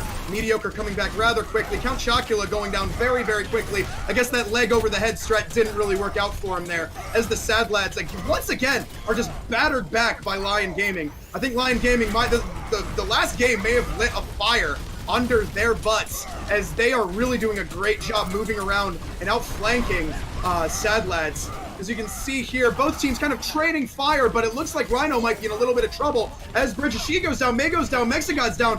Sadlads actually, in fact, might be moving out on the top of this team fight. It does look like Beast does have an advantageous position coming up from behind. However, Sadlads have already moved all the way up onto the point, doing a great job just chipping away at Lyon Gaming. They're already at 1 tick. They're gonna hit 2 ticks. Is Lyon Gaming gonna have enough time to get back before they hit the 3rd tick?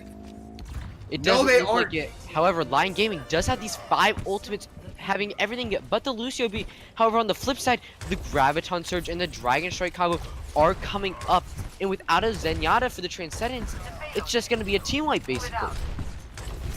All right, we're gonna have to see what happens here. Just like you were saying before, without that Zenyatta having, hang on, here comes the Graviton and the Moira ult, and the Demon Nuke. Between that, they're able to take out Mediocre, Chocula, and Grab, and Log. Wow, that is 4 down for the Sadlads. That was, what a fight. Karn immediately backing up as the D.Va outside the mech, trying to get that mech back. Mediocre backing up, trying to help on defense a little bit. Chocula moving up as well. Fortunately, having hit that first check mark, they do have a pretty close spawn here. Yes, and here's the Nano Boost and the Earth Shatter coming out from both teams. Oh, well, and yes, we do have a lot of action. We do have the Nano Boost and the Earth Shatter coming down, but Sadlads are pushed all the way back once again to their spawn. Karn coming up, gonna see if he can disrupt the back line a little bit here on Lyon Gaming. Log and Chocula backing him up. Looks like they're following his lead a little bit, but now we have DBX, Mago, Beast, and Mexigod all fall backward to deal with Karn. We're gonna have to see if the flank from him. Oxen jumping in as Hanzo doing a great job. Beast is knocked out of the D.Va mech. Mago all go down, and in a great play there, leading the charge, Karn was really taking it to him on that flank. The Sadlads able to move the point forward.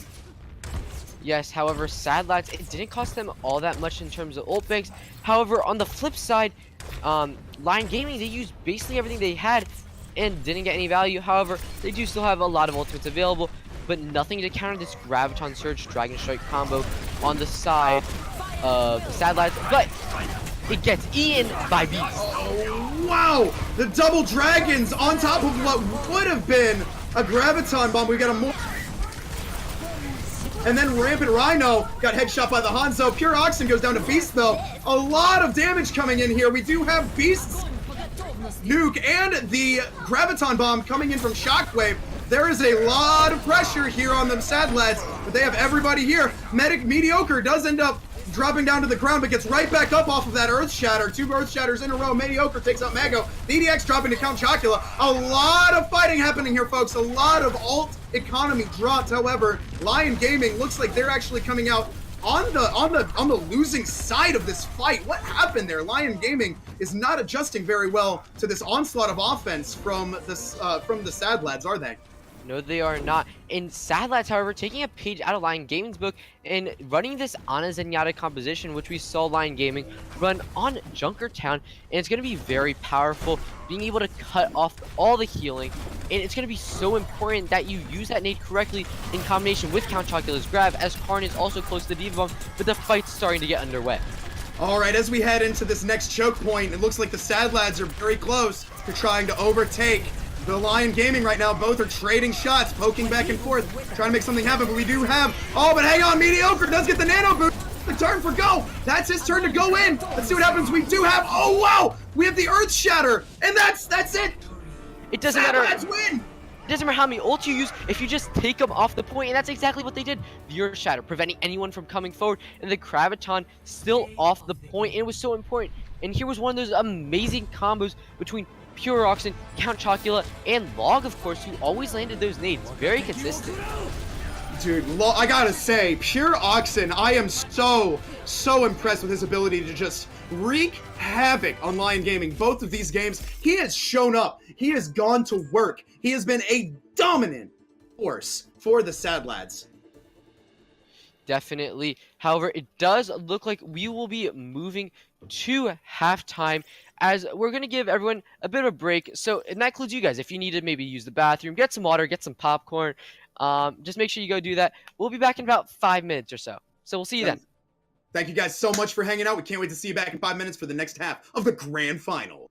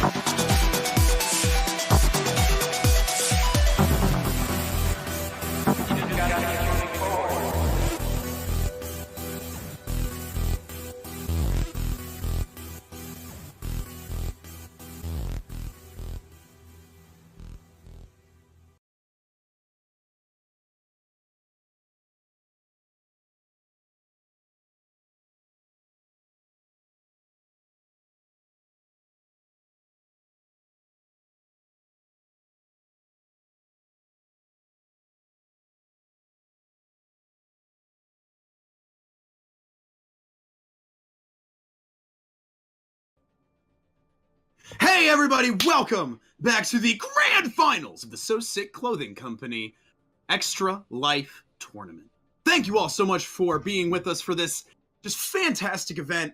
And just while we're here, while we're talking to you guys, I want to thank everybody out there that has donated for the kids. Guys, we've already gone above and beyond our goal here tonight. And I just want to thank you guys so much for going that extra mile, going that above and beyond for the kids. Extra Life is a Children's Miracle Network Hospitals fundraiser, and they do great work for kids. Thank you all for being great in your own rights as we come back here from halftime in this grand finals match. Definitely. It's amazing thing that Soesic is doing, supporting the Extra Life tournament. However, also, in terms of the actual tournament itself, Sadlads and Lyon Gaming now both even actually, I should say, 1-1. And our next map is going to be Control map, and it's going to be Nepal of all of them. And of course, Nepal, especially Village, with those Reaper buffs, we could see a lot more of this like Mei Reaper kind of composition. And again, we've seen a lot of Mei from Sadlads, whereas Lyon Gaming, not so much. They tend to stick to their GOATS composition or a little bit of a GOATS variant, but still, you never know. There's a lot of different options on Nepal. It's personally one of my favorite maps just because of how diverse things can really be. All right, yes, and like you said earlier, the Sadlads, if it's broke, they're not going to change it. They're doing a great job with their comp move, or they're making slight adjustments, just ticking away at Lyon Gaming's confidence. Do you think Lyon Gaming got a little shook by that last game? That's the Sadlads are the only ones that have beat them all day. I mean, I don't know if they like expected to drop a map. Maybe Hybrid's their weak point. Maybe Blizzard World itself, they haven't scrimmed it a lot. Who knows the exact reason? After all, Sadlads were the ones to pick Blizzard World. It wasn't Lyon Gaming, but it doesn't change the fact that no matter what, at the end of the day, they did drop a map, and that's sure to shake anyone up. In Sadlads, they have to be feeling good about this. They've now taken a map, and they've taken the second map. They're the only team to have ever taken a map from Lyon Gaming in this tournament, and they have to be feeling really good about themselves. However, our first map is going to be Village, so I'm expecting to see some Mei Reaper compositions, at least on the side of Sadlads, because we've seen a lot of Mei from them. Absolutely. There is the point on this map is extremely claustrophobic. There is a lot that can happen in that little, and a lot of vaults that take a pretty big advantage of the lack of space. Definitely. However, it does look like we'll be getting a Mei McCree composition on the side of Sadlads. While, is this real? From this can't be okay. And we'll give it a look. They've got 15 seconds. We'll see. No way is this real coming out of the side of Lyon Gaming with the triple DPS. I'm not complaining, but no, it looks like they're gonna start switching slowly but surely back onto Zen Goats. I think they just wanted to give us a little bit of a laugh, don't you think? Definitely. I mean, wait. They're doing it! We see DPS! Oh no, they are! We're actually seeing 2-2-2s versus 2-2-2s. It's like, it's almost like we're back in season 12. All right, well, almost immediately Mexigod goes down to the Sadlads. Point hasn't quite unlocked yet, but they do force them backwards, taking control of the center field. Looks like Lyon Gaming is gonna have to maybe reassess what they just chose to do, because Lyon Gaming or Sadlads are coming for him here. All right, and it does look like Lyon Gaming is back with Mexigod back up. Mago is in pretty dire straits though, as the Mercy taking a lot of damage here. Sadlads already in control of the point, but Lyon Gaming stacking up and moving in. We do have the Nano in on top of Mediocre, and here he takes out Mexigod. Mexigod, they don't have any more shields. Throws out the uppercut on the Beast, just soaks it up with that Zarya shield. Looks like Sadlads are taking a commanding lead right off the rip. in this match. However, looks like Mego resing DDX, getting the Mercy res onto the Zenyatta, allowing the team to start moving up, start pestering onto Sadlads a little bit, onto the point. Looks like Beast is still trying to poke in a little bit. There is a lot of heals back there, though, between... Oh, what? To get the justice from above on Mediocre and Count Chocula. Wow, Rhino doing an awesome job there on that play, really paving the way for Lion Gaming to come back and take over. Yeah, what an amazing play. They're only having to use one ultimate in the Pharah Barrage, and now they have the Graviton Dragon Strike ready to come and win this next fight, and there's no Transcendence on the side of Sadlads to counter it, so they're basically just going to get team wiped unless Karn pulls out a massive play and eats one of those two ultimates. Absolutely, and real quick, before the action gets started, I do just want to let you know, we did give away the last GZ mouse pad as well. It did go to Heather Zons. Congratulations, and thank you for your donation of $25. We do sincerely appreciate it for the kids. Yes, Even now, the Graviton Surge, and there's the falling Dragon Strike without a Transcendence. You know what? It doesn't even matter if you have a Dragon Strike if you're just gonna kill them all before it happens. As Lion Gaming racking up the kills there and making themselves known in that kill feed. However, Cardin, Pure Oxen, and Grab all have ultimates, and there's only the Transcendence online for Lion Gaming. So if you even use one of those ults, you can look at a possible team wipe. And now it looks like Sadlads switching on to a Genji McCree dive. even now they're moving up and around. They're taking a little bit of a different approach, coming at the base. They're coming at the point this time. Count Chocula is Winston moving around, going to see if maybe he can get a position, but no, goes almost immediately down to Rhino. Rhino taking advantage of the high ground there as Farah really doing some work, pushing them back off the point. Mexigod moving up with that shield, providing cover for his team. They've really kind of came together here in this match to try and make it happen against against the Sadlads. Yeah, definitely. However, that was really nice. It was all just a massive poke war. And when you have a Hanzo Pharah, that's exactly what you want. You want to take the poke war, but there's the engagement with the beat. All right, and we do have a Transcendence from DDX, and we do have, the Diva Bomb coming in from Karn. Mango and Shockwave both go down. Looks like the Sadlads are about to take control possibly back from Lion Gaming. They have a commanding presence here in the center. Even as the overtime clock comes up, they're able to take it back. It's 50-99. They've got half the counter to go, but wow, what a comeback from the Sadlads. Like we keep saying, they're doing an absolutely fantastic job adjusting their strategy to whatever Lion Gaming throws at them. I just can't get over Log. He's consistently hitting these anti-nades, and that was able to set up the kill on Mego and Shockwave. And once you're down two, the advantage, it's just going to be a snowball for Sadlads there. And now they have the Nano Boost, they have the Genji Blade, and this has been a deadly composition, a deadly combo for them. And without Transcendence from DDX, it could lead to the team wipe. Oh wow, we've got the Nano Blade coming in from the back end. Now we have Mediocre taking out Base, and we have Rhino doing the Justice Club, taking out Karn and Mediocre. Wow, both teams down a lot, and we have the Double Dragons coming down through right on the point.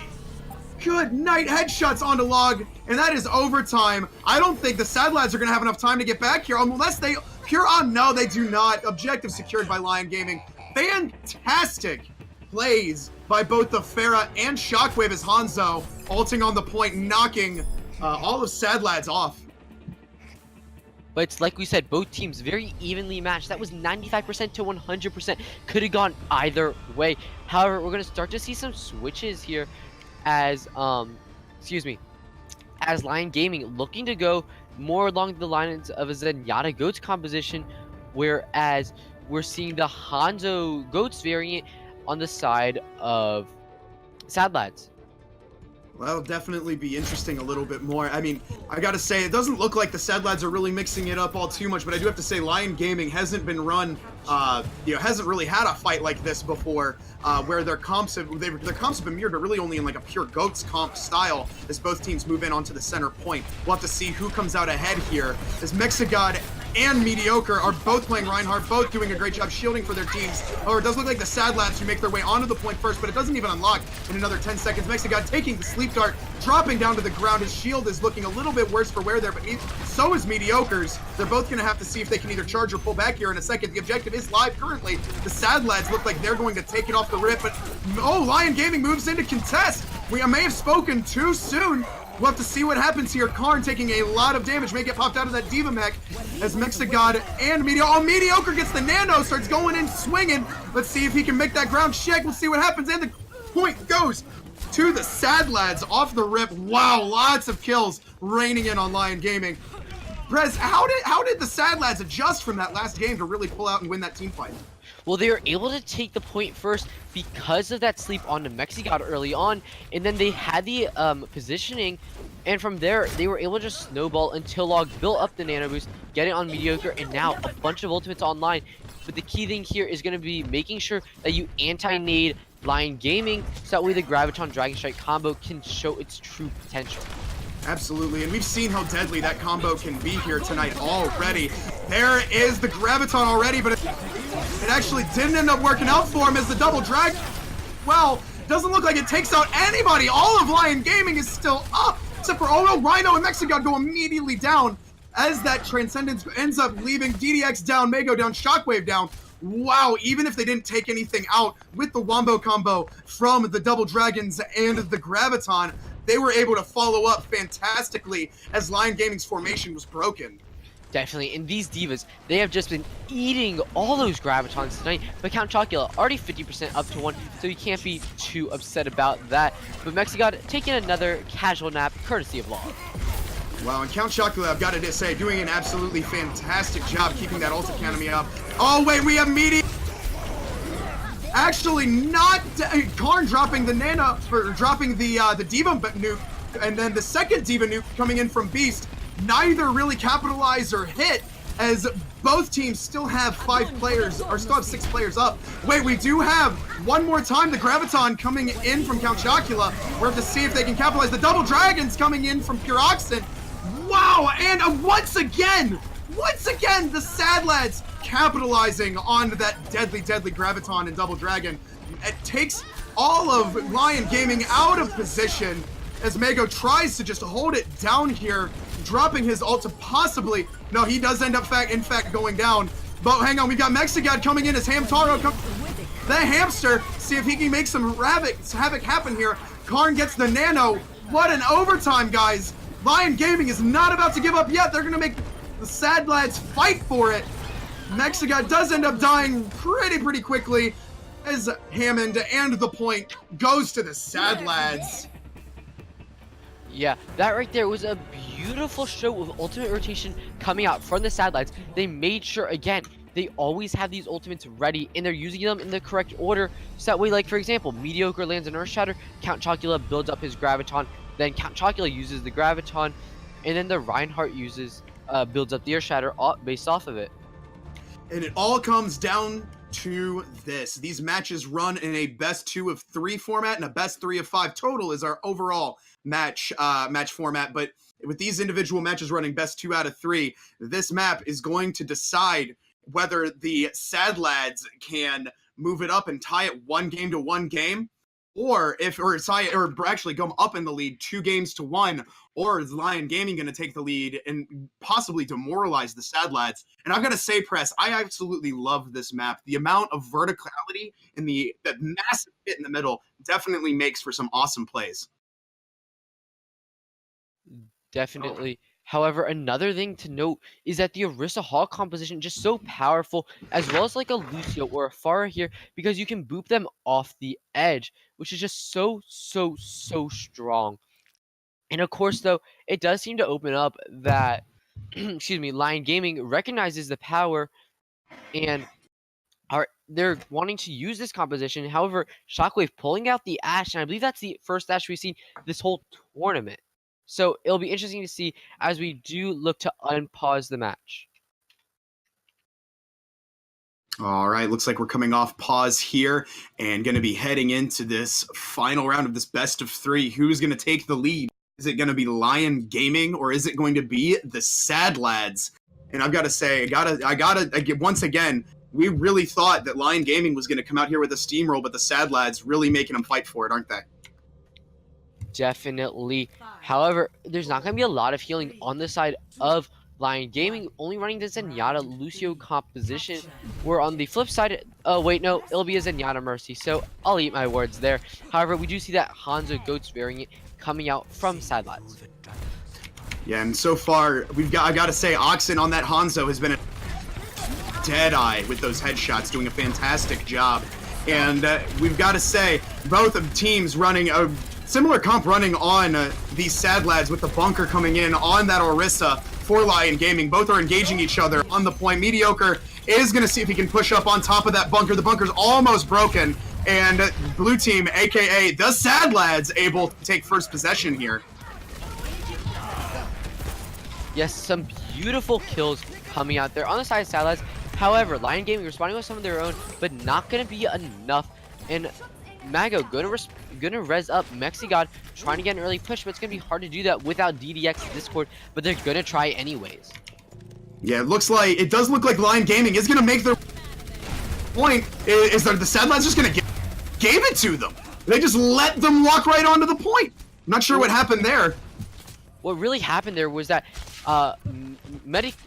Mediocre tried to touch point, but Mexigod halted him backwards. But now they're going to just full engage with that speed boost onto the tanks who don't have a lot of movement ability.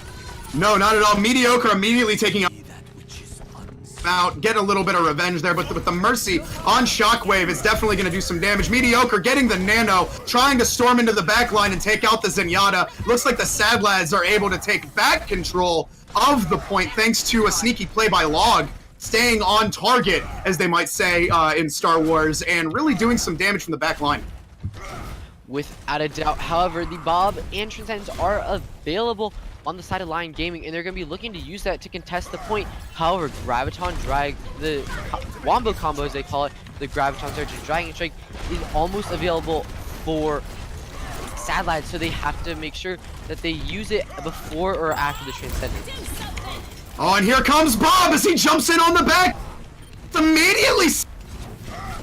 Great play by Log, I gotta say. And we have the Diva Bomb from Karn. Doesn't actually end up taking anybody out, but it does look like Lyon Gaming is able to move up onto the point, take it back from the side. Oh no! Mexigod gets booped! He gets booped right into the pit! Oh no! And Karn ends up going down as well! So many point hits, pure Oxen with plenty of headshots.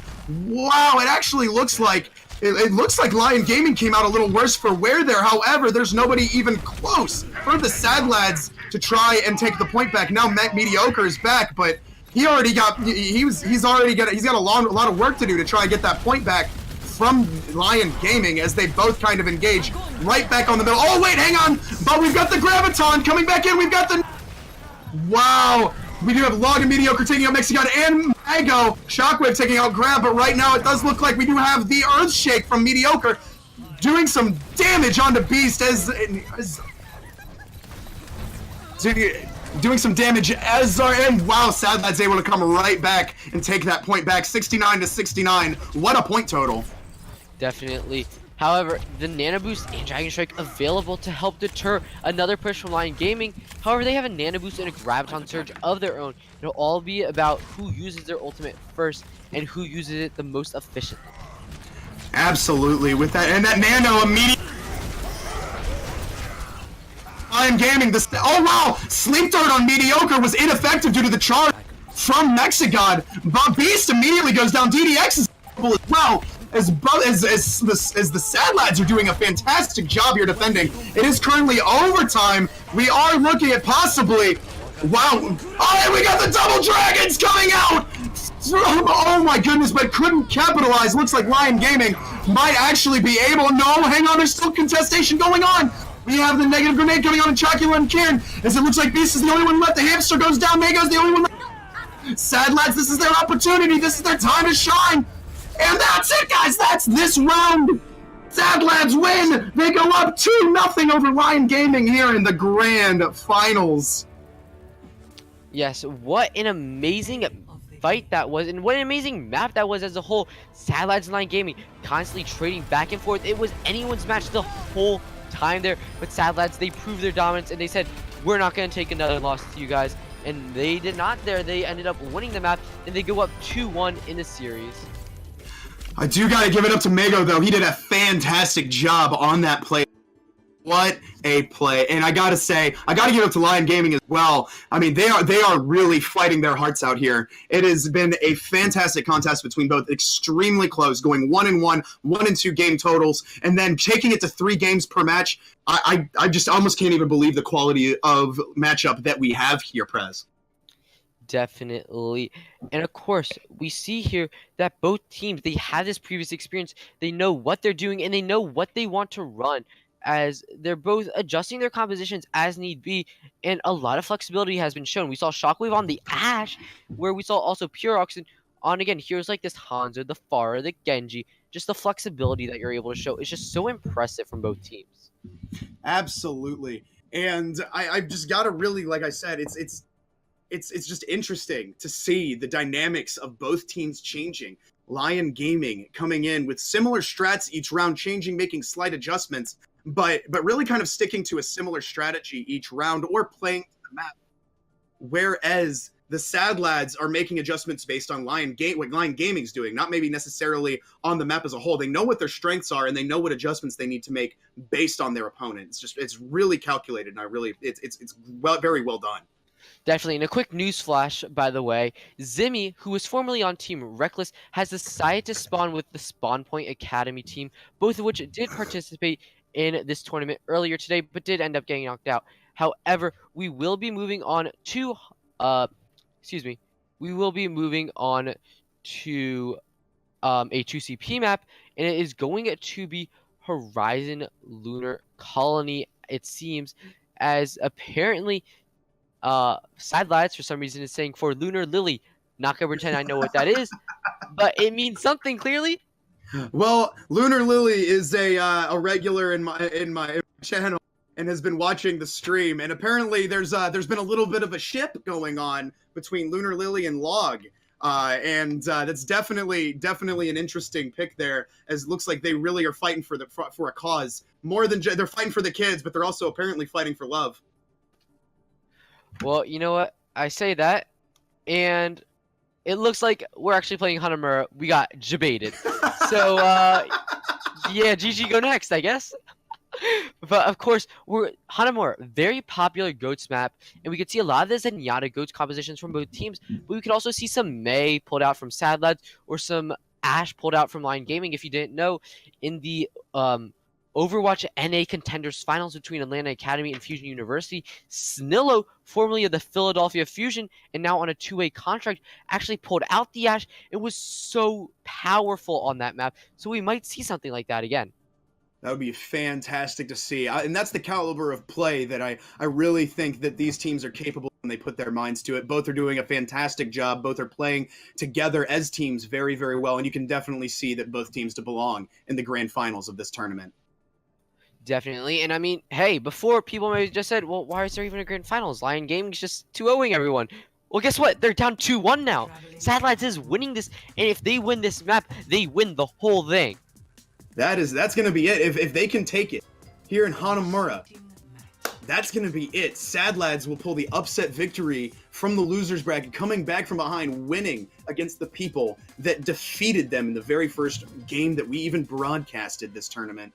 And I just can't even wait to see what happens here. This is really going to be clutch time for Lyon Gaming. And are they going to be able to pull it together? Are they maybe stunned after that last game? Is their confidence shaken? Or is it only going to strengthen their resolve heading into this last fight, heading into this map here, heading into Hanamura?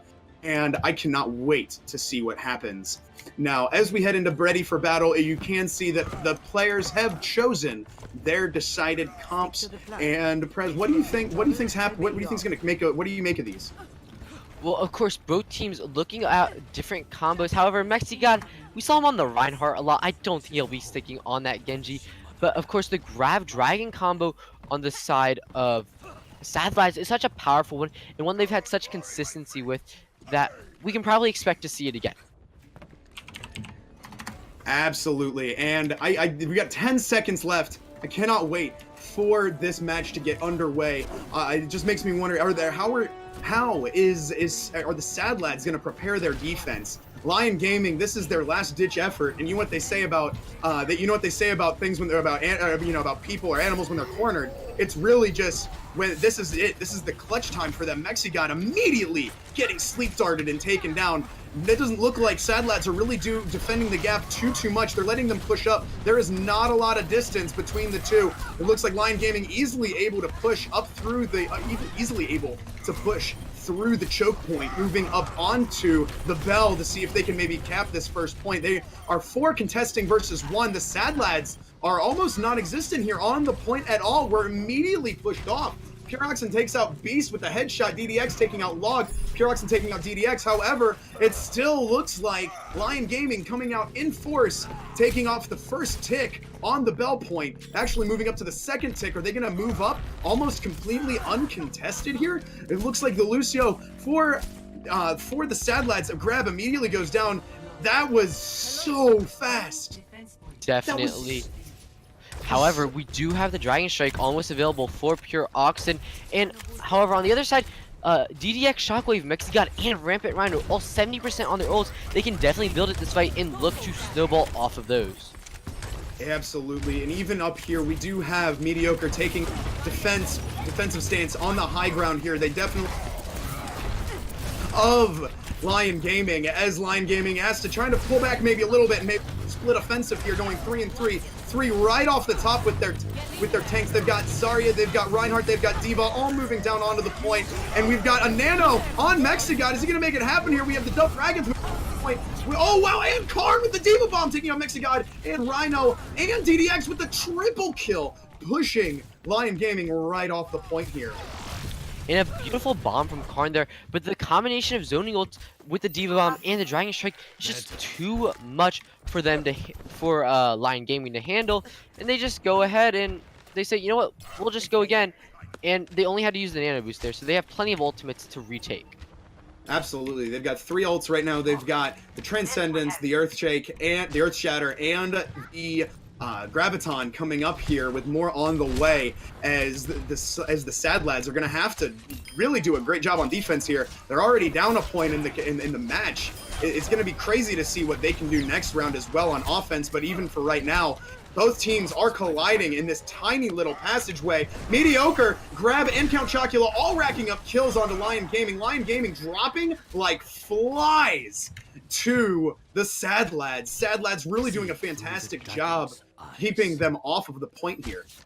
And what's really big there was Pure Oxen. He got that headshot onto Mego, and without a Lucio to speed boost you, Goats is just so much weaker. And now the Graviton Dragon Strike combo available on the side of Sadlads, but DDX has that Transcendence to protect his team. Well, we'll see. You know what you've been saying about those Nega grenades from Anna. Stop that healing coming in from Nada. We'll see if one of those ends up getting popped in this tiny little corridor. It is such a small space. Hey, and there's the Graviton and the double dragons. Oh my goodness, Pure Oxen with the triple kill, quadra kill, gets the burst shot onto Rhino, and then the double dragons onto Mego, DDX, and Shockwave. Wow, Lyon Gaming really needs to readjust their strategy here. That side passageway is not working for them.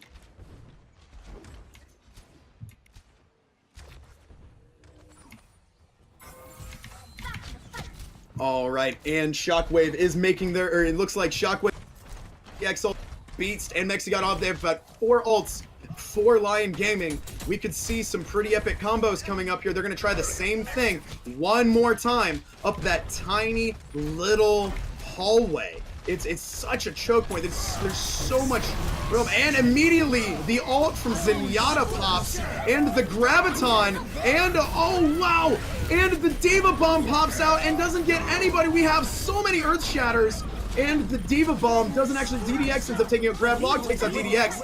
Count Chocula takes out Mexigon, and and Mediocre gets Nano coming in on top of Beast as the D.Va does some work there, taking out the Lucio with the headshot as Pure Oxen, and the D.Va Beast is going to have to try and back off there a little. They had a little bit of presence there on the point. The Sadlads doing an absolutely fantastic job defending the point there. Despite all the ultimates used there, though, however, Sadlads gonna come out on top, and they're close to the Dragon Strike Graviton Surge combo yet again, and that could be another one team fight, and there's not that many left as time is dwindling down second by second, minute by minute, and things are looking better for Sadlad by the second. You got to think here that as well as they're defending this point and as fast as they lost the first, you got to think was that their strategy all defend this spot better, so they thought to give up the ground on the first point, and then wow, what a push from Karn, pushing their entire team into that tiny little corridor with the Ragnarok shield, and everybody backs up, everybody moves into the tiny little moves onto the side deck as they try to make something happen here using a different positioning strategy is Lyon Gaming. Yes, neither team has a Lucio available though. However, both gonna respawn, but grab with a shorter walkback time. They want to engage while Mago's dead, but it's not gonna happen as he gets back just in the nick of time. Yeah, the shield up both from Mediocre and the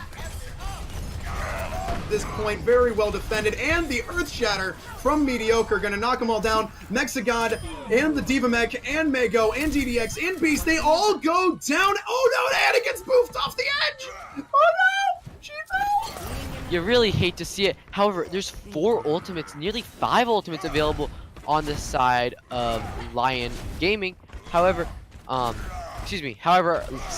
has 4 of their own, and they have the big combo with the Graviton Surge and the Dragon Strike. What is Lyon Gaming's strategy gonna have to do here? Are they gonna have to try and overcome this solid defense from the Sadlads?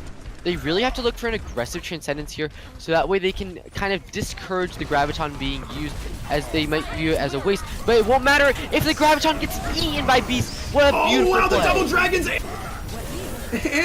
the ult for Park go in, and the nano on Medicare. They're immediately taking down Rhino as Anna going in, charging through, taking out Shockwave. DDX falls, Beast takes out Log, but they do have a presence on the point. You did see the sound barrier coming in from Lucio on for Sadlads as they make the push off of the point, keeping Lyon Gaming just very well pushed off. Yeah, but they were really slow to react to that. They didn't drop down until after about half the point had been capped, and now we're seeing a different composition on the side of Lyon Gaming, running this Hanzo Moira, looking to just build up the Coalescence as quickly as possible and go for the Grab Dragon combo. However, Earth Shatter available as well as the Dragon Strike for Sadlads.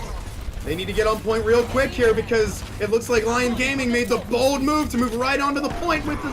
Oh wow, they get the hammer down, and the Zarya Graviton from Lyon Gaming thing. And we have another Diva Rom coming in, taking out Log. So a lot less heals now going to be there for the Sadlads, as Lyon Gaming doing a great job here, ends up taking the second tick on the point. They may have found the strategy to penetrate the defense here on the Sadlads. Beast trying to take it to Mediocre, taking out Mediocre, but Karn and Grab fighting against Beast, trying to keep the contestation down as we're about to go to no time left. Mexigod coming in as the hamster, and we do have Karn popping that Diva map, and the Double Dragons just trying to keep them from contesting. That's it. They get to 2 stacks and time running out for Lyon Gaming. We'll have to see how the Sadlads can come back and maybe play against this. Well, things are looking really good for the Sadlads. They only gave up 2 ticks on second point, and it's really hard to stop a snowball like Lyon Gaming had set up there, but they did that, and they did it perfectly. And now, if they can take a dominant fight here on first, they'll have a big time bank to try and just cap those 2 points they need.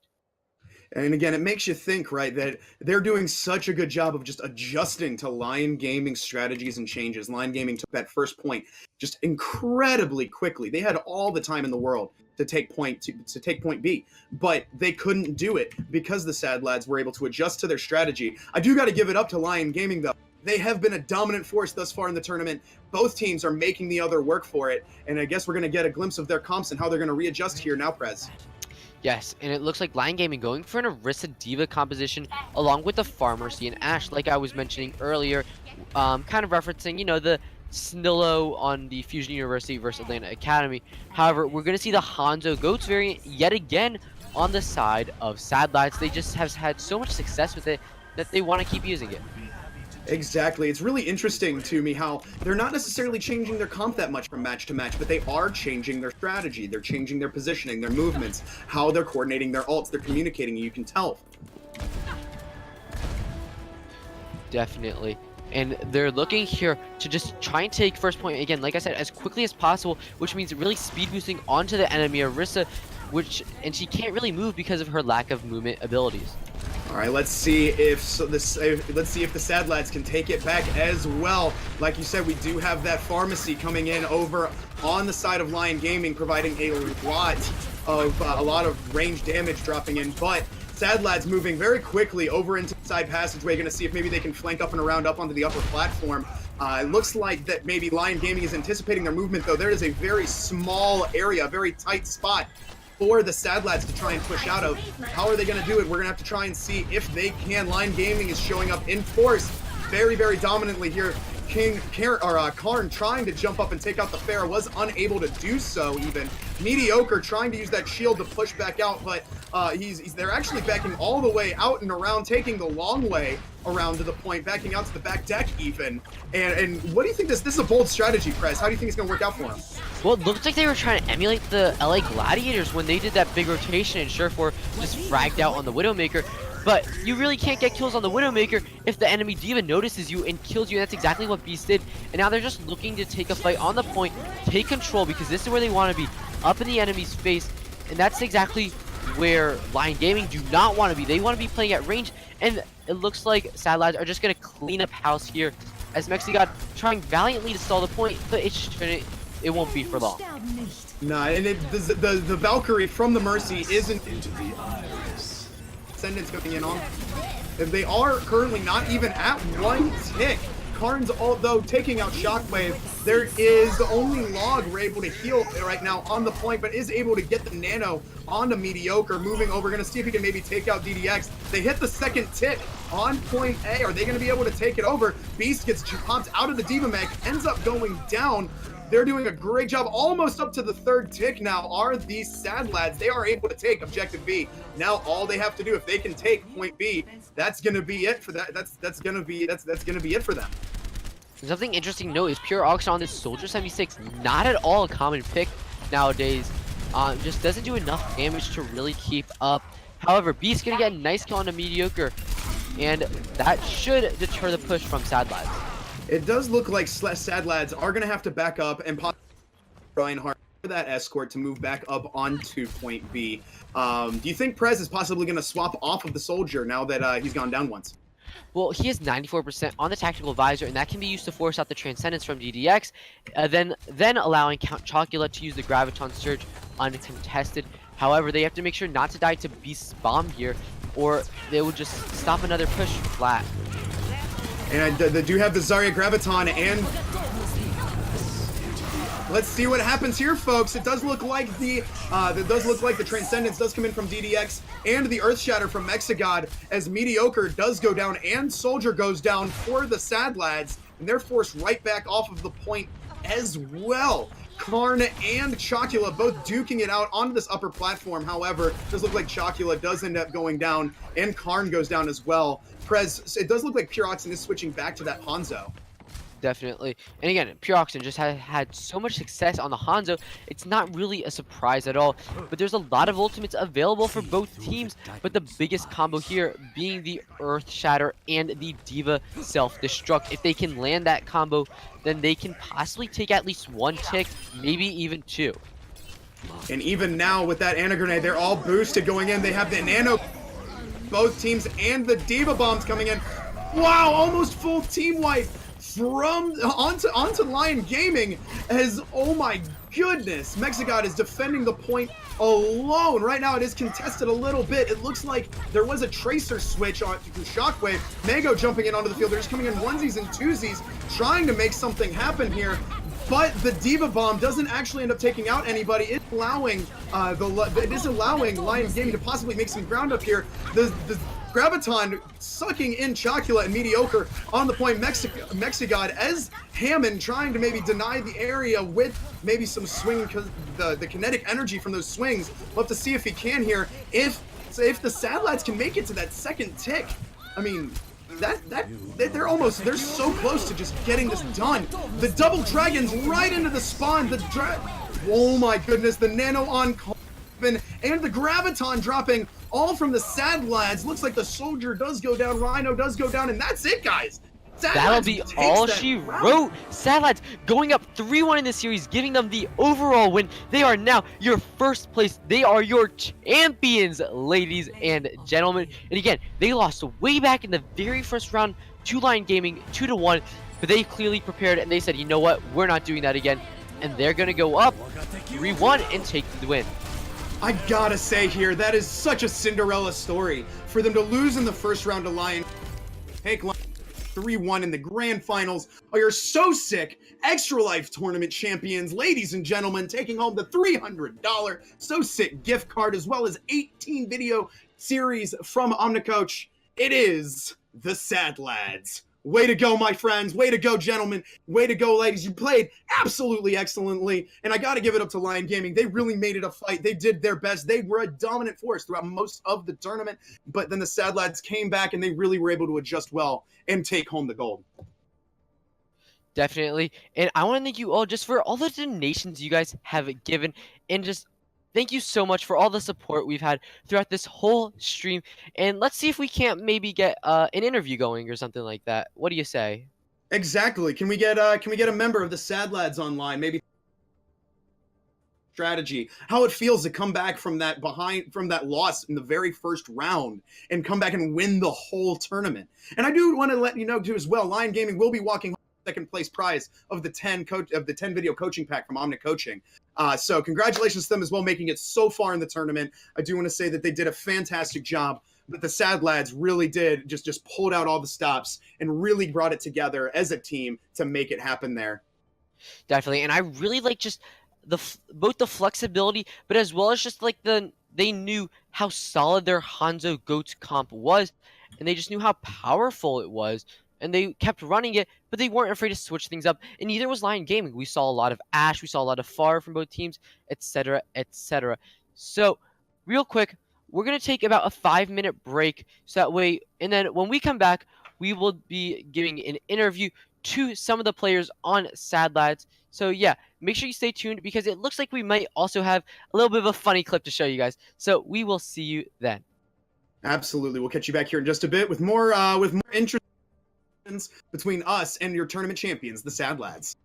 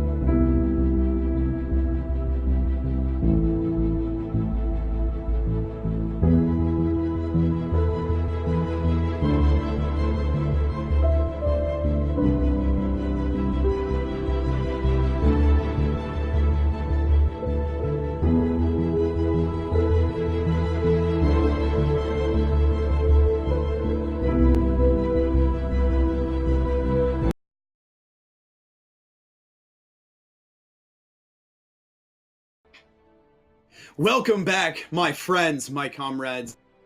Once again, I, NoctWolf, here. We have a couple members of the winning team, a couple members of the Sadlads here to do an interview with. And I'm joined by Prez, my co-caster, Illustrious. How are you doing, Prez?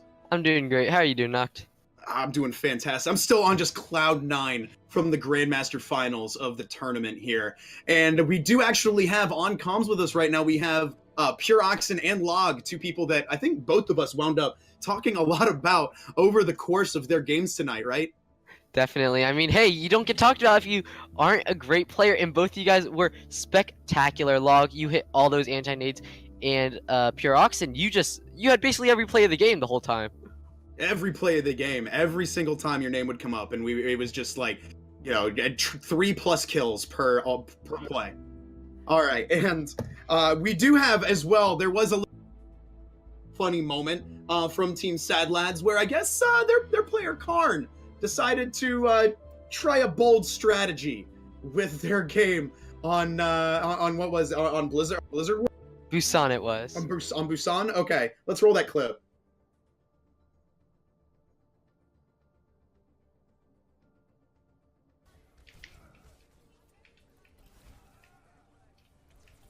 Doom one.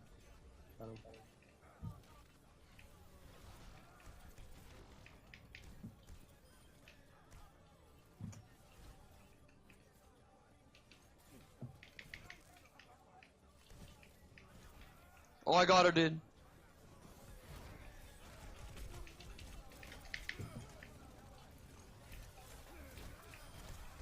I'm popping off, dude. I'm on fire.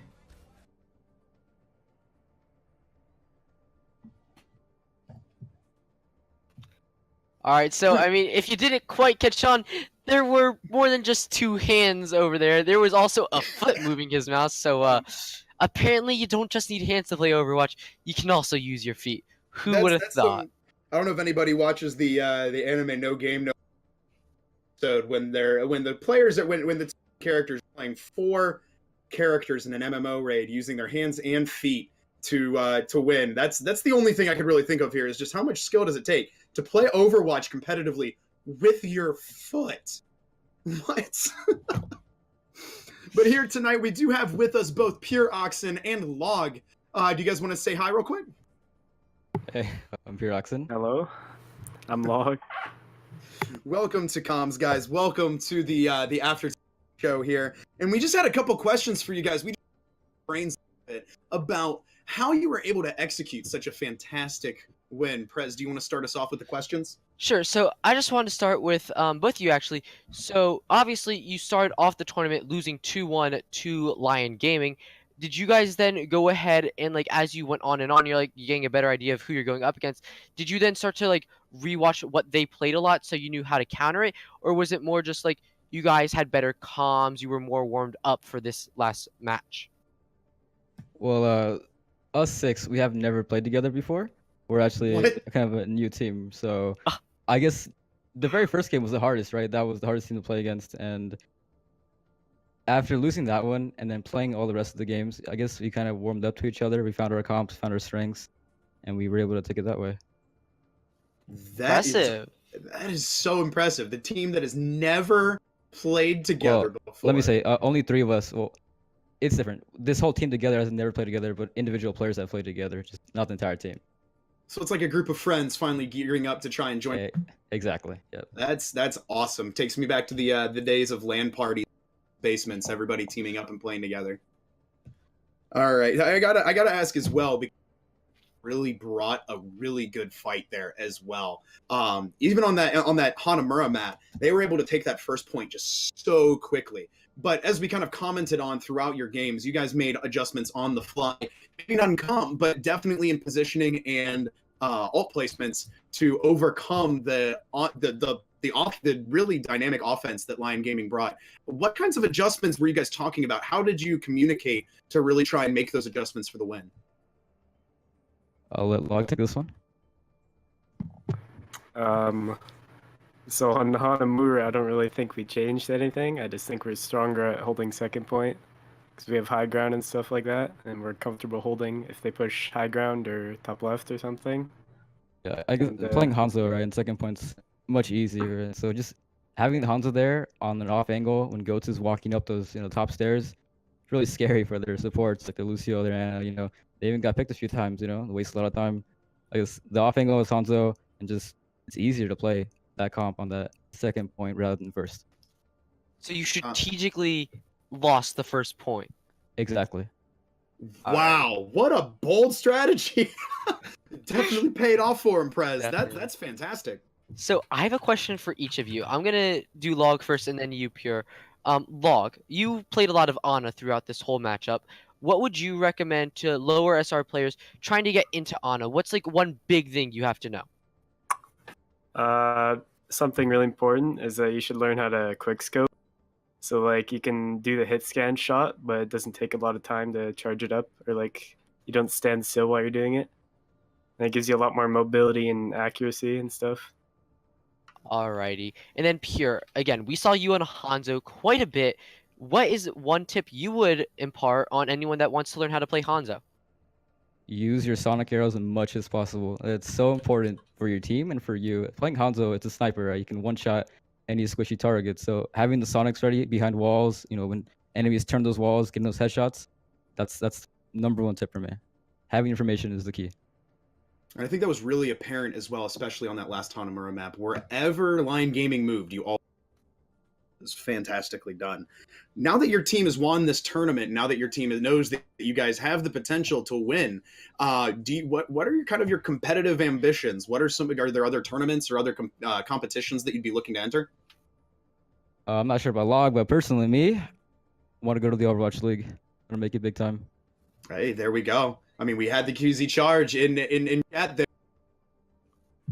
That we did. And I just have one final question. Now, obviously, this is a very high SR tournament.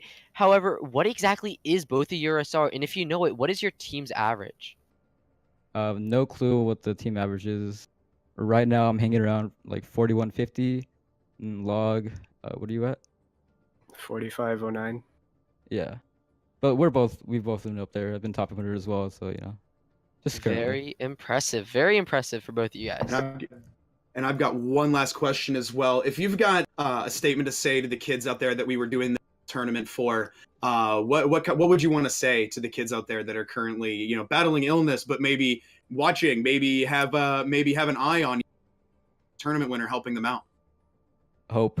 That's all there is. You have to hope, and you have to believe that no matter what you're going through, you can always make it through.